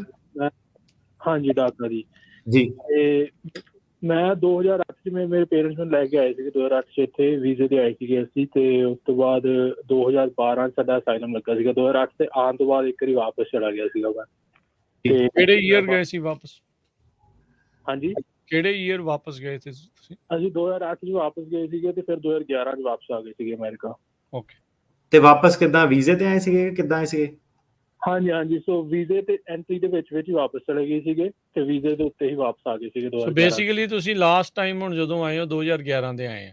ਹਾਂਜੀ 11 ਦੇ ਆਏ ਹੋਏ। ਉਦੋਂ ਕਿੰਨੀ ਉਮਰ ਸੀ? ਪਹਿਲੀ ਗੱਲ ਤਾਂ ਭਾਜੀ ਇਹ ਹੈ ਕਿ ਜਿਹੜਾ ਡਾਕਾ ਨਾ ਉਹਦੇ ਵਿੱਚ ਉਹਨਾਂ ਦੀ ਪਹਿਲਾਂ ਤਾਂ ਬੇਸਲਾਈਨ ਰਿਕੁਆਇਰਮੈਂਟ ਇਹ ਹੈ ਕਿ ਜੂਨ 15 2007 ਤੋਂ ਬੰਦਾ ਜਿਹੜਾ ਉਹ ਅਮਰੀਕਾ ਹੋਣਾ ਚਾਹੀਦਾ। ਸੋ ਤੁਸੀਂ ਆਏ ਇੱਥੇ 8 ਤੇ ਆ ਤਾਂ ਤੁਹਾਡਾ ਡਾਕਾ ਤੋਂ ਤੁਸੀਂ ਐਲੀਜੀਬਲ ਨਹੀਂ ਹੈਗੇ ਡਾਕਾ ਦੇ ਲਈ। ਠੀਕ ਆ, ਸੋ 7 ਤੋਂ ਬਾਅਦ ਇੱਥੇ ਹੋਣਾ ਚਾਹੀਦਾ। 7 ਤੋਂ ਪਹਿਲਾਂ ਹਾਂਜੀ, ਜੂਨ 15 2007 ਤੋਂ ਪਹਿਲਾਂ। ਜੀ, ਥੈਂਕ ਯੂ ਜੀ, ਮਿਹਰਬਾਨੀ। Thank you. ਸੋ ਚਲੋ ਇਹਦੇ ਵਿੱਚ ਇੱਕ ਮੈਂ ਪੁੱਛ ਲੈਣਾ, ਜਿੱਦਾਂ ਜਾ ਕੇ ਵਾਪਸ ਆਏ ਆ, ਸੋ ਇਹਨਾਂ ਦੀ ਜਿਹੜੀ ਮੰਨਿਆ 2008 ਜਾਣਾ ਸੀ ਕਿ 2011 ਜਾਣਾ ਸੀ? ਉਦਾਂ ਜਿੱਦਾਂ ਉਹ ਮੰਨ ਲਿਆ ਜਾਵੇ ਟੈਂਪਰੇਰੀ ਐਬਸੈਂਸ ਆ ਜਿਹੜੀ ਉਹ ਮੈਟਰ ਨਹੀਂ ਕਰਦੀ, ਬਿਲਕੁਲ ਬਰੀਫ ਜਿਹੜੀ ਹੈਗੀ ਆ। ਪਰ ਨਾਲ ਉਹਨਾਂ ਦੀ ਇਹ ਵੀ ਸ਼ਰਤ ਸੀਗੀ ਕਿ ਉਹਨਾਂ ਨੇ ਇਹ ਵੀ ਰੂਲ ਰੱਖਿਆ ਕਿ ਉਹਨਾਂ ਨੇ ਡੈਡਲਾਈਨਸ ਰੱਖਿਆ ਕਿ ਇੰਨੀ ਤਰੀਕ ਨੂੰ ਬੰਦਾ ਕੱਚਾ ਹੋਣਾ ਚਾਹੀਦਾ, ਸਟੇਟਸ 'ਚ ਨਹੀਂ ਹੋਣਾ ਚਾਹੀਦਾ। ਸੋ ਉਹ ਵਾਲੀ ਵੀ ਇਹਨਾਂ ਦੇ ਚੱਕਰ ਆ। ਪਰ ਇਦਾਂ ਕਿ ਸਭ ਤੋਂ ਪਹਿਲਾਂ ਜਿਹੜਾ ਇਹਨੇ ਦੱਸਿਆ ਹੀ 2007 ਕਿ ਸੀਗਾ ਹੀ ਨਹੀਂ ਜੂਨ 15 2007 ਨੂੰ। ਸੋ ਇਹ ਐਲੀਜੀਬਲ ਹੀ ਨਹੀਂ ਹੈਗੇ, ਐਲੀਜੀਬਿਲਟੀ ਨਹੀਂ ਬਣਦੀ। ਠੀਕ ਹੈ, ਹਰਿੰਦਰ। ਸਤਿ ਸ਼੍ਰੀ ਅਕਾਲ। ਸਤਿ ਸ਼੍ਰੀ ਅਕਾਲ। ਮੇਰਾ ਸਵਾਲ ਇਹ ਹੈ ਜੀ, ਮੇਰੇ ਬੇਟਾ ਇੱਥੇ ਗ੍ਰੀਨ ਕਾਰਡ ਹੋਲਡਰ ਆ ਤੇ ਬੇਟੀ ਜਿਹਨਾਂ ਰਿਸ਼ਤਾ ਸਾਡਾ ਹੋਇਆ ਉਹ ਕੈਨੇਡਾ ਦੇ ਵਿੱਚ ਆ, PR ਉੱਥੇ ਦੀ ਕੁੜੀ, ਤੇ ਵਿਆਹ ਅਸੀਂ ਕਰਨਾ ਚਾਹੁੰਦੇ ਇੰਡੀਆ ਦੇ ਵਿੱਚ। ਤੇ ਉਹ ਉਦਾਂ ਉਹਦੇ ਕੋਲ ਵਿਜ਼ਟਰ ਵੀਜ਼ਾ ਹੈਗਾ ਅਮਰੀਕਾ ਦਾ, ਵਿਆਹ ਕਰਾ ਕੇ ਏਦਾਂ ਸਿੱਧੀ ਇੱਥੇ ਆ ਸਕਦੀ ਇੰਡੀਆ ਤੋਂ? ਫਿਰ ਇਹਦਾ ਮੈਂ ਦੱਸ ਦਿੰਦਾ ਕਿੱਦਾਂ। ਸੋ ਦੇਖੋ, ਜਿਹਦੇ ਕੋਲ ਅਮਰੀਕਾ ਦਾ ਵੀਜ਼ਾ ਹੈਗਾ ਉਹ ਜਦੋਂ ਮਰਜ਼ੀ ਆ ਸਕਦਾ। ਪਰ ਹੁਣ ਕੁਐਸਚਨ ਇਹ ਹੈ ਕਿ ਉਹਨੂੰ ਰੋਕਿਆ ਜਾ ਸਕਦਾ। ਕਿਉਂ ਰੋਕਿਆ ਜਾ ਸਕਦਾ? ਜੇ ਉਹ ਪੁੱਛਣ, ਜੇ ਉਹਨਾਂ ਨੂੰ ਲੱਗੇ ਕਿ ਇਹਨੇ ਵਾਪਸ ਨਹੀਂ ਮੁੜਨਾ।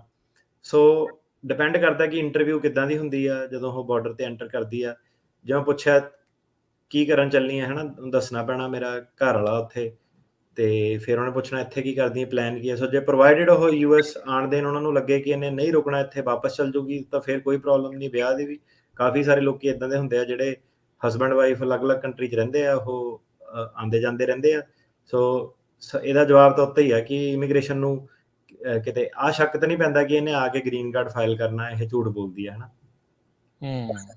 ਠੀਕ ਹੈ ਜੀ। ਇਹ ਨਾਲੋਂ ਤਾਂ ਅਮਰੀਕਾ 'ਚ ਕੋ ਹੈਗਾ ਤੇ ਇੱਥੇ ਆ ਕੇ ਵਿਆਹ ਇਹਦਾ ਇੱਥੇ ਕਰ ਲਓ, ਅਮਰੀਕਾ 'ਚ ਤਾਂ ਬੈਟਰ ਆ। ਜਿਹੜੇ 90 ਡੇ ਵਾਲਾ ਰੂਲ ਆ, ਜਦੋਂ ਵੀ ਤੁਸੀਂ ਆਉਣਾ, ਭਾਵੇਂ ਪਹਿਲਾਂ ਆਉਣਾ ਵਿਆਹ ਤੋਂ, ਭਾਵੇਂ ਬਾਅਦ 'ਚ ਆਉਣਾ, ਜਦੋਂ ਆਉਣਾ ਉਦੋਂ ਤੁਹਾਡਾ ਇਰਾਦਾ ਨਹੀਂ ਹੋਣਾ ਚਾਹੀਦਾ ਕਿ ਮੈਂ ਗ੍ਰੀਨ ਕਾਰਡ ਫਾਈਲ ਕਰਨਾ। 90 ਦਿਨ ਬਾਅਦ, 3 ਮਹੀਨੇ ਇਰਾਦਾ ਬਣੇ, 3 ਮਹੀਨੇ ਬਾਅਦ ਇਰਾਦਾ ਬਣਨਾ ਚਾਹੀਦਾ। ਤੇ ਉਦਾਂ ਲੋਕੀ ਪੁੱਛਦੇ ਆ ਕਿ ਈਜ਼ੀ ਕੀ ਹੁੰਦਾ। ਸੋ ਕਈ ਵਾਰੀ ਏਦਾਂ ਕਿ ਬੰਦਾ ਜਦੋਂ ਚੱਕਰ 'ਚ ਫਸਦਾ, ਯੰਗ ਕਪਲ ਕਈ ਵਾਰੀ ਚੱਕਰਾਂ 'ਚ ਫਸਦਾ, ਬਾਹਰ ਡੱਕ ਹੁੰਦਾ, ਤੇ ਫਿਰ ਪਹਿਲਾਂ ਜਿਹੜੇ ਪਰਿਵਾਰ ਆ ਉਹ ਬਹੁਤ ਜ਼ਿਆਦਾ ਐਂਫੋਸਿਸ ਦਿੰਦੇ ਆ ਕਿ ਰਿਲੀਜੀਅਸ ਵੈਡਿੰਗ ਹੋਣੀ ਚਾਹੀਦੀ ਹੈ, ਇੰਡੀਆ ਹੋਣੀ ਚਾਹੀਦੀ ਆ। ਤੇ ਉਹ ਇੱਕ ਦਿਨ ਦਾ ਮੇਲਾ ਜਦੋਂ ਖਤਮ ਹੁੰਦਾ ਤੇ ਉਸ ਤੋਂ ਬਾਅਦ ਬੰਦਾ ਕਈ ਵਾਰੀ 3-3 ਸਾਲ ਜਦੋਂ ਬਾਹਰ ਡੱਕ ਹੁੰਦਾ ਵਾ, ਤੇ ਫਿਰ ਉਹ ਕਹਿੰਦੇ ਕਿ ਬੈਟਰ ਇਹ ਹੋਣਾ ਸੀਗਾ ਕਿ ਅਮਰੀਕਾ ਦੇ ਵਿੱਚ ਹੀ ਸਾਰਾ ਕੁਝ ਹੁੰਦਾ ਤੇ ਘੱਟੋ ਘੱਟ ਉਹ ਇਕੱਠੇ ਰਹਿੰਦੇ। ਤੇ ਜ਼ਿਆਦਾਤਰ ਜਿਹੜੇ ਲੋਕ ਉਹ ਕੀ ਕਰਦੇ ਆ ਕਿ ਅਮਰੀਕਾ ਜਦੋਂ ਉਹਨਾਂ ਦਾ ਟਰੈਵਲ ਡਾਕੂਮੈਂਟ ਵਗੈਰਾ ਆ ਜਾਂਦਾ ਸਾਲ ਖੰਡ ਬਾਅਦ, ਤੇ ਫਿਰ ਉਹ ਟਰੈਵਲ ਕਰਨ ਦਾ ਜਿਹੜਾ ਫੈਸਲਾ ਉਹ ਕਰਦੇ ਆ। ਉਹ ਵੀ ਇੱਕ ਅਪਰੋਚ ਆ। ਜਿਹੜਾ ਤੁਸੀਂ ਦੱਸਿਆ ਉਹ ਵੀ ਠੀਕ ਆ। ਜੋ ਆਪਣੇ ਜੋ ਵੀ ਤੁਹਾਨੂੰ ਸੈੱਟ ਪੈਂਦਾ। ਮੁੱਖ ਦੀ ਗੱਲ ਇਹ ਹੈ ਕਿ ਜਿਹੜੇ ਵੀ ਇਰਾਦੇ ਆ ਤੁਹਾਡੇ 90 ਦਿਨ ਬਾਅਦ ਬਣਨੇ ਚਾਹੀਦੇ ਜੀ। ਅਗਲੇ ਕਾਲਰ ਕੁਲਦੀਪ। ਹਾਂਜੀ, 916 ਏਰੀਆ ਕੋਡ ਆ ਜੀ ਤੁਹਾਡਾ। ਹੈਲੋ, ਸਤਿ ਸ਼੍ਰੀ ਅਕਾਲ ਜੀ। ਸਤਿ ਸ਼੍ਰੀ ਅਕਾਲ ਜੀ। ਹਾਂਜੀ ਜੀ, ਮੇਰਾ ਕੁਐਸਚਨ ਇਹ ਹੈ ਜੀ, ਮੇਰਾ ਕਜ਼ਨ ਆਇਆ ਇੱਥੇ 19 ਈਅਰਸ 올ਡ ਆ ਤੇ ਅਮਰੀਕਨ ਸਿਟੀਜ਼ਨ ਆ, ਪਰ ਉਹਦੇ ਮਮ ਡੈਡ ਇੰਡੀਆ ਦੇ ਵਿੱਚ ਆ। ਉਹਦੇ ਡੈਡ ਤੇ 2002 ਦੇ ਵਿੱਚ ਡਿਪੋਰਟ ਆਰਡਰ ਲੱਗੇ ਸੀ, ਪਰ ਉਹਨੇ ਕੰਟਰੀ ਲੀਵ ਕੀਤੀ 2008 ਦੇ ਵਿੱਚ ਜੀ। ਤੇ ਮਮ ਇੱਥੇ ਸੀਗੇ, ਪਰ ਮਮ ਦਾ ਕੋਈ ਕੇਸ ਨਹੀਂ ਸੀਗਾ ਤੇ ਉਹ ਵੀ ਉਦੋਂ 2008 ਦੇ ਵਿੱਚ ਨਾਲ ਚਲੇ ਗਏ। ਤੇ ਹੁਣ ਅਗਰ ਇਹ ਪਟੀਸ਼ਨ ਕਰਦਾ ਉਹਨਾਂ ਦੀ ਇੱਥੇ ਬੁਲਾਉਣ ਦੇ ਲਈ, ਤੇ ਉਹਦੇ ਵਿੱਚ ਕਿੰਨੀ ਕੁ ਕੰਪਲੀਕੇਸ਼ਨ ਆਏਗੀ? ਸੋ ਪਹਿਲਾਂ ਤਾਂ ਇਹਨੂੰ 21 ਸਾਲ ਦਾ ਹੋਣਾ ਪੈਣਾ, ਪਟੀਸ਼ਨ ਇਹ ਕਰ ਨਹੀਂ ਸਕਦਾ। ਤੇ ਦੂਜੀ ਗੱਲ, ਜੇ ਸਿਰਫ ਉਹਨਾਂ ਦੇ ਉੱਤੇ ਡੀਪੋਰਟੇਸ਼ਨ ਆਰਡਰ ਸੀਗਾ ਤਾਂ ਮੈਕਸਿਮਮ 10 ਸਾਲ ਉਹਨਾਂ ਨੂੰ ਬਾਹਰ ਰਹਿਣਾ ਪੈਂਦਾ। ਤੇ ਜੇ ਕੋਈ ਹੋਰ ਫਰਾਡ ਫਰੂਡ ਵਾਲਾ ਚੱਕਰ ਨਹੀਂ ਸੀਗਾ ਤੇ ਕੋਈ ਕੰਪਲੀਕੇਸ਼ਨ ਨਹੀਂ, ਸਟ੍ਰੇਟ ਫਾਰਵਰਡ ਹੈਗਾ ਕਿ 10 ਸਾਲ ਤੋਂ ਜ਼ਿਆਦਾ ਉਹਨਾਂ ਨੂੰ ਆਲਰੇਡੀ ਹੋ ਚੁੱਕੇ ਆ। ਤੇ ਜੇ ਸਿਰਫ ਡੀਪੋਰਟੇਸ਼ਨ ਜਾਂ ਓਵਰਸਟੇ ਵਾਲੀ ਗੱਲ ਆ ਤੇ ਉਹਦਾ ਕੋਈ ਚੱਕਰ ਨਹੀਂ, 21 ਸਾਲ ਦਾ ਹੋ ਕੇ ਕਰ ਸਕਦਾ, ਸਟ੍ਰੇਟ ਫਾਰਵਰਡ ਪ੍ਰੋਸੈਸ ਆ ਜੀ। ਤੇ ਇੱਕ ਹੋ ਰਿਹਾ ਜੀ ਇੱਕ ਬੇਟਾ ਉਹਨਾਂ ਦਾ ਜਦੋਂ ਉਹ 2008 ਤੋਂ ਬਾਅਦ ਇੰਡੀਆ ਗਏ ਆ, ਉੱਥੇ ਜਾ ਕੇ ਬੋਰਨ ਹੋਇਆ, ਉਹਦੀ ਉਮਰ ਤਕਰੀਬਨ ਹੁਣ 10 ਸਾਲ ਆ, ਤੇ ਉਹ ਮਾਂ ਪਿਓ ਨਾਲ ਕੰਮ ਨਹੀਂ ਕਰ ਸਕਦਾ? ਨਹੀਂ, ਇਸ ਕੇਸ 'ਚ ਨਹੀਂ ਕਰ ਸਕਦਾ। ਇਹਨੂੰ ਸਿਬਲਿੰਗ ਪਟੀਸ਼ਨ ਫਾਈਲ ਕਰਨੀ ਪੈਣੀ ਆ, ਜਾਂ ਮਾਪਿਆਂ ਨੂੰ ਗ੍ਰੀਨ ਕਾਰਡ ਜਿਹੜਾ ਆਪਣਾ ਲੈ ਕੇ ਫੇਰ ਕਰਨਾ ਪੈਣਾ। ਜੀ। ਜਸਵੰਤ। ਹੈਲੋ, ਸਤਿ ਸ਼੍ਰੀ ਅਕਾਲ ਜੀ। ਸਤਿ ਸ਼੍ਰੀ ਸਤਿ ਸ਼੍ਰੀ ਅਕਾਲ ਜੀ। ਜੀ ਮੈਂ ਪਤਾ ਕਰਨਾ ਸੀਗਾ, ਮੇਰੇ ਨਾ ਪੇਰੈਂਟਸ ਆਏ ਹੋਏ ਸੀਗੇ 2009-10 ਚ 11 ਚ ਗ੍ਰੀਨ ਕਾਰਡ ਤੇ ਆਏ ਹੋਏ ਸੀਗੇ, ਉਹ ਫਿਰ ਵਾਪਸ ਚਲੇ ਗਏ ਹਨਾ, ਤੇ ਹੁਣ ਉਹ ਟੂਰਿਸਟ ਵੀਜ਼ਾ ਸੀਗਾ ਉਹਨਾਂ ਕੋਲੇ, ਤੇ ਹੁਣ ਉਹ ਆਏ ਹੋਏ ਆ, ਹੁਣ ਉਹਨਾਂ ਦਾ ਮਨ ਹੈਗਾ ਵੀ ਅਸੀਂ ਇੱਥੇ ਹੀ ਰਹਿਣਾ ਵਾ। 2011 ਦਾ ਗ੍ਰੀਨ ਕਾਰਡ ਸੀਗਾ ਉਹਨਾਂ ਦਾ ਕੀ ਹੱਲ ਹੋ ਸਕਦਾ ਜੀ? ਤੁਸੀਂ ਸਿਟੀਜ਼ਨ? 2011 ਚ ਐਕਸਪਾਇਰ ਹੋ ਗਿਆ ਜੀ ਉਹਨਾਂ ਦਾ ਗ੍ਰੀਨ ਕਾਰਡ। ਤੁਸੀਂ ਸਿਟੀਜ਼ਨ? ਹਾਂਜੀ, ਅਸੀਂ ਸਿਟੀਜ਼ਨ ਹਾਂ। ਹਾਂਜੀ ਹਾਂਜੀ, ਫਿਰ ਜੇ ਉਹੀ 90 ਦਿਨ ਜੇ ਹੋ ਗਿਆ, ਹੁਣ ਉਹਦਾ ਇਰਾਦਾ ਬਣ ਗਿਆ, ਤਾਂ ਤੁਹਾਨੂੰ ਨਵੇਂ ਸਿਰਿਓਂ ਕਰਨਾ ਪੈਣਾ। 11 ਵਾਲਾ ਤਾਂ ਬਹੁਤ ਪੁਰਾਣਾ ਹੋ ਗਿਆ, ਇਹਦਾ ਸਾਲ ਨਹੀਂ ਟੱਪਣ ਦਿੱਤੇ ਬੰਦੇ ਨੂੰ, ਸੋ ਤੁਹਾਨੂੰ ਨਵੇਂ ਸਿਰਿਓਂ, ਹਾਂਜੀ ਨਵੇਂ ਸਿਰਿਓਂ ਤੁਹਾਨੂੰ ਕਰਨਾ ਪੈਣਾ ਫਾਈਲ। ਬੜੇ ਕਸੂਤੇ ਆ ਜੀ, ਬੜੇ ਹੁਣ ਕੱਬੇ ਬਣੇ ਪਏ ਆ। ਪਰਮਾਨੈਂਟ ਰੈਜ਼ੀਡੈਂਟ ਦਾ ਤਾਂ ਮਤਲਬ ਹੀ ਇਹੀ ਹੈ ਨਾ ਕਿ ਤੁਸੀਂ ਟੈਕਸ ਟੁਕਸ ਭਰਨੇ, ਇੱਥੇ ਰਹਿਣਾ, ਰਿਹਾਇਸ਼ ਰੱਖਣੀ। ਸੋ 11 ਵਾਲਾ ਤਾਂ ਉਹ ਯੂਜ਼ਲੈਸ ਹੈ ਹੁਣ ਇਸ ਵੇਲੇ। ਹੁਣ ਨਵਾਂ ਤੁਸੀਂ ਫਾਈਲ ਕਰੋ, ਉਹ ਸਟ੍ਰੇਟ ਫਾਰਵਰਡ ਪ੍ਰੋਸੈਸ ਆ, ਕੋਈ ਉਹਦੇ ਵਿੱਚ ਬਿਗ ਡੀਲ ਨਹੀਂ ਜੀ। ਗੁਰਵਿੰਦਰ। ਹਾਂਜੀ, ਸਤਿ ਸ਼੍ਰੀ ਅਕਾਲ ਭਾਜੀ, ਦੋਨਾਂ ਨੂੰ ਬਹੁਤ ਬਹੁਤ ਸਤਿ ਸ਼੍ਰੀ ਅਕਾਲ ਮੇਰੀ ਤਰਫੋਂ। ਤੇ ਭਾਜੀ ਮੇਰਾ ਕੁਐਸਚਨ ਹੈਗਾ ਸੀ ਕਿ ਅਸੀਂ ਗ੍ਰੀਨ ਕਾਰਡ ਤੇ, ਮੈਂ ਤੇ ਮੇਰੀ ਵਾਈਫ 54-55 ਸਾਡੀ ਏਜ ਹੈਗੀ ਹੈ, ਤੇ ਮੈਂ ਸਿਟੀਜ਼ਨਸ਼ਿਪ ਵਾਸਤੇ ਅਪਲਾਈ ਕਰ ਰਿਹਾ ਸੀ। ਅਕਤੂਬਰ 'ਚ 5 ਸਾਲ ਹੋਏ ਨੇ ਸਾਨੂੰ, ਤੇ ਉਹਦੇ 'ਚ ਫਾਰਮ ਭਰ ਰਹੇ ਸੀ, ਉਹਦੇ 'ਚ ਆਏ ਸੀ ਇੱਕ ਮੈਰਿਜ ਸਰਟੀਫਿਕੇਟ ਅਸੀਂ ਦੋਨਾਂ ਦਾ ਦੇਣਾ ਹੈਗਾ। ਲੇਕਿਨ ਐਕਚੁਅਲੀ ਜਿਸ ਟਾਈਮ ਮੇਰੀ ਮੈਰਿਜ ਹੋਈ ਸੀ, ਉਸ ਟਾਈਮ ਮੇਰੀ ਏਜ ਘੱਟ ਸੀ, ਉਹਦੀ ਵੀ ਏਜ ਘੱਟ ਸੀ। ਇੰਡੀਆ ਤੁਹਾਨੂੰ ਪਤਾ ਹੀ ਆ, ਉਹ ਘੱਟ ਏਜ ਕਰ ਦਿੰਦੇ ਆ, ਤੇ ਮੈਰਿਜ ਸਰਟੀਫਿਕੇਟ ਨਹੀਂ ਹੈਗਾ, ਤੇ ਉਹਦਾ ਕੀ ਫਿਰ ਆਪਸ਼ਨ ਹੈਗਾ ਉਹਦੇ ਵਿੱਚ? ਨਹੀਂ, ਜੇ ਨਹੀਂ ਹੈਗਾ ਤੇ ਤੁਸੀਂ ਬਸ ਉਹੀ ਕਹਿ ਦੇਣਾ ਕਿ ਸਾਡੇ ਕੋਲ ਹੈ ਨਹੀਂਗਾ, ਦੈਟਸ ਇਟ। ਤੁਸੀਂ ਫਾਈਲ ਕਰੋ, ਤੇ ਇਹਦੇ ਵਿੱਚ ਕੋਈ ਪ੍ਰੋਬਲਮ ਨਹੀਂ ਹੋਣੀ ਚਾਹੀਦੀ, ਕਿਉਂਕਿ ਜਿਹੜੀ ਤੁਹਾਡੀ ਸਿਟੀਜ਼ਨਸ਼ਿਪ ਆ ਉਹਦਾ ਕੋਈ ਵਿਆਹ ਨਾ ਤਾਂ ਲੈਣਾ ਦੇਣਾ ਹੈ ਨਹੀਂਗਾ।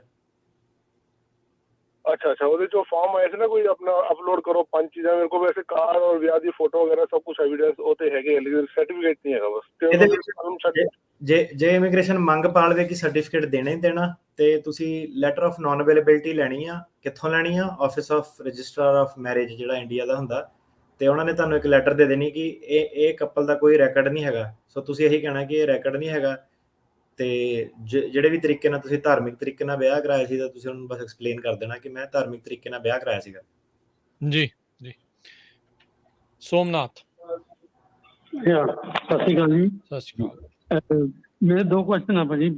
ਇੱਕ ਤਾਂ ਹੈਗਾ ਵੀ ਮੇਰੇ ਬੇਟੇ ਨੇ, ਮੇਰੇ ਬੇਟਿਆਂ ਦੀ ਤੇ ਬੇਟੀਆਂ ਦੀ ਮਤਲਬ ਪਟੀਸ਼ਨ ਕੀਤੀ ਇਵੈਲੂਏਸ਼ਨ ਦੀ 2012 ਦੇ ਵਿੱਚ ਜੀ, ਅਜੇ ਤੱਕ ਉਹਦਾ ਅਪਰੂਵਮੈਂਟ ਲੈਟਰ ਨਹੀਂ ਆਇਆ, ਤੇ ਉਹਦਾ ਕੀ ਹੋ ਸਕਦਾ?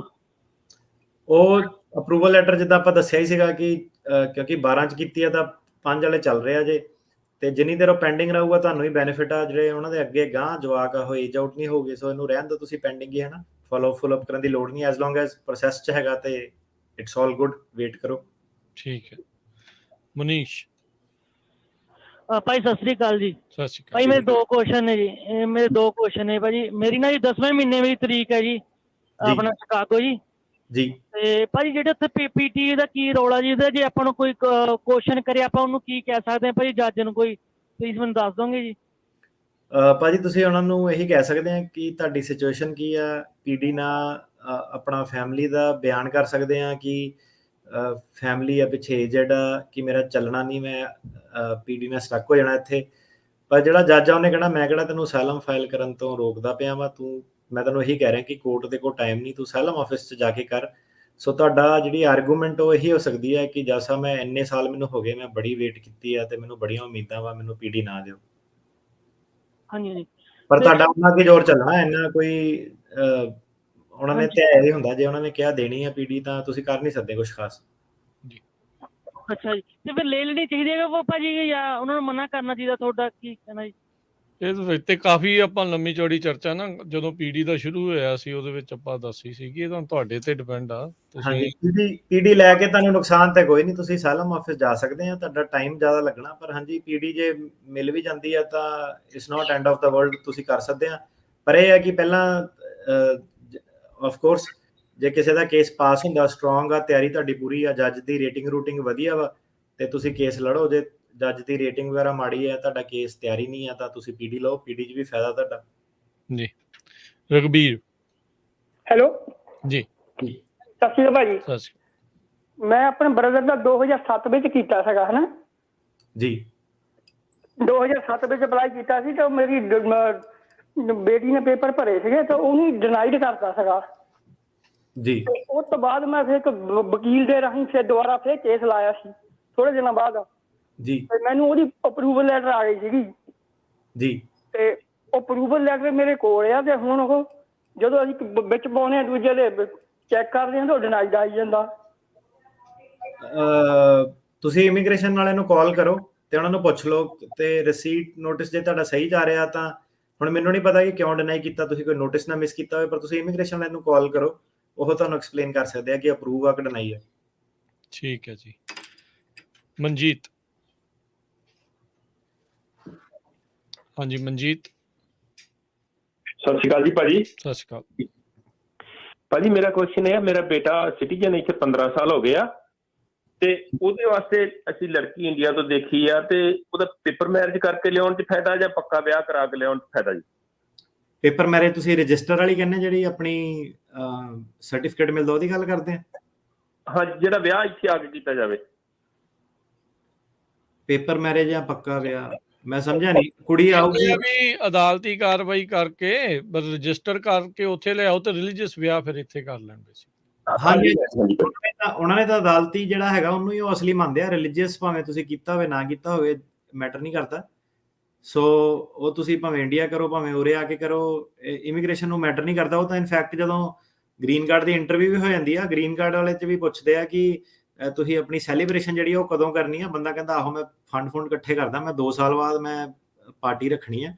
ਸੋ ਜਿਹੜੀ ਤੁਹਾਡੀ ਰਿਲੀਜੀਅਸ ਜਾਂ ਦੂਜੀ ਆ ਉਹ USCIS ਨੂੰ ਉਹਨਾਂ ਨੂੰ ਮੈਟਰ ਨਹੀਂ ਕਰਦੀ। ਉਹਨਾਂ ਨੇ ਕੋਰਟ ਦੀ ਜਿਹੜੀ ਤੁਹਾਡੀ ਪੇਪਰ ਮੈਰਿਜ ਜਿਹਨੂੰ ਤੁਸੀਂ ਕਹਿ ਰਹੇ ਹੋ ਉਹਦੇ ਬੇਸ ਤੇ ਉਹ ਕੇਸ ਤੁਹਾਡਾ ਜਿਹੜਾ ਗ੍ਰਾਂਟ ਕਰ ਸਕਦੇ ਆ। ਜੀ ਨਹੀਂ ਬਿਲਕੁਲ। ਸੋ ਇਹਦੇ ਵਿੱਚ ਫਿਰ ਇੱਕ ਸਵਾਲ ਇੱਥੇ ਇਹ ਆ ਜਾਂਦਾ ਹੁੰਦਾ, 2 ਸ਼ਾਖਾਵਾਂ ਬਣ ਜਾਂਦੀਆਂ, ਫਿਆਂਸੇ ਕਿ ਵਿਆਹ ਵਾਲਾ, ਫਿਰ ਉਹਦੇ ਵਿੱਚ ਕਿੱਦਾਂ ਹੁੰਦਾ? ਫਿਆਂਸੇ ਤੇ ਵਿਆਹ ਵਾਲੇ 'ਚ ਰਫਲੀ ਸਪੀਕਿੰਗ ਥੋੜਾ ਜਿਹਾ ਮਹੀਨਿਆਂ ਦਾ ਕੁਝ ਫਰਕ ਹੁੰਦਾ ਤੇ ਕੋਸ਼ਿਸ਼ ਇਹੀ ਹੈ ਕਿ ਵਿਆਹ ਵਾਲੇ ਫਾਈਲ ਕਰੋ, ਕਿਉਂ ਫਿਆਂਸੇ ਦਾ ਜੇ ਉਹਨਾਂ ਨੇ ਬਾਅਦ 'ਚ ਡਿਨਾਈ ਕਰਤਾ, ਉਹਨੇ ਕਿਹਾ ਸਾਨੂੰ ਨਹੀਂ ਲੱਗਦਾ ਤੁਸੀਂ ਵਿਆਹ ਕਰਾਉਣਾ, ਤੇ ਫਿਰ ਤੁਹਾਡਾ ਜਿਹੜਾ ਸਾਲ ਡੇਢ ਖਰਾਬ ਹੋਣਾ। ਤੇ ਫਿਆਂਸੇ ਵੀਜ਼ੇ ਦੇ ਮੈਂ ਕੋਈ ਖਾਸ ਹੱਕ 'ਚ ਨਹੀਂ ਹੈਗਾ, ਕਿਉਂਕਿ ਥੋੜਾ ਕੱਚਾ ਪੱਕਾ ਕਿ ਵਿਆਹ ਕਰਾਊਗੇ ਕਿ ਇਹ ਸਕੀਮ ਪਾਊਗੇ ਜਾਂ ਕਿੱਦਾਂ ਵਾ। ਸੋ ਵਿਆਹ ਕਰਾ ਲਿਆ ਤਾਂ ਉਹ ਫਿਰ ਪੱਥਰ ਤੇ ਲਕੀਰ ਵਾਲੀ ਗੱਲ ਹੋ ਜਾਂਦੀ ਹੈ ਨਾ।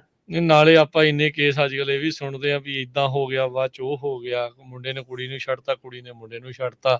ਇੱਥੇ ਆਉਣ ਦੇ ਚੱਕਰ 'ਚ ਚਲੋ ਐਟਲੀਸਟ ਤੇ ਤੁਹਾਡੇ ਕੋਲ ਮੋਹਰ ਤਾਂ ਹੋਊਗੀ। ਪੱਕਾ ਵਿਆਹ ਬੈਟਰ ਆ, ਸਿੱਧੇ ਗ੍ਰੀਨ ਕਾਰਡ ਤੇ ਆਓ, ਕੋਈ ਹੋਰ ਪੰਗਾ ਨਾ ਹੋਵੇ।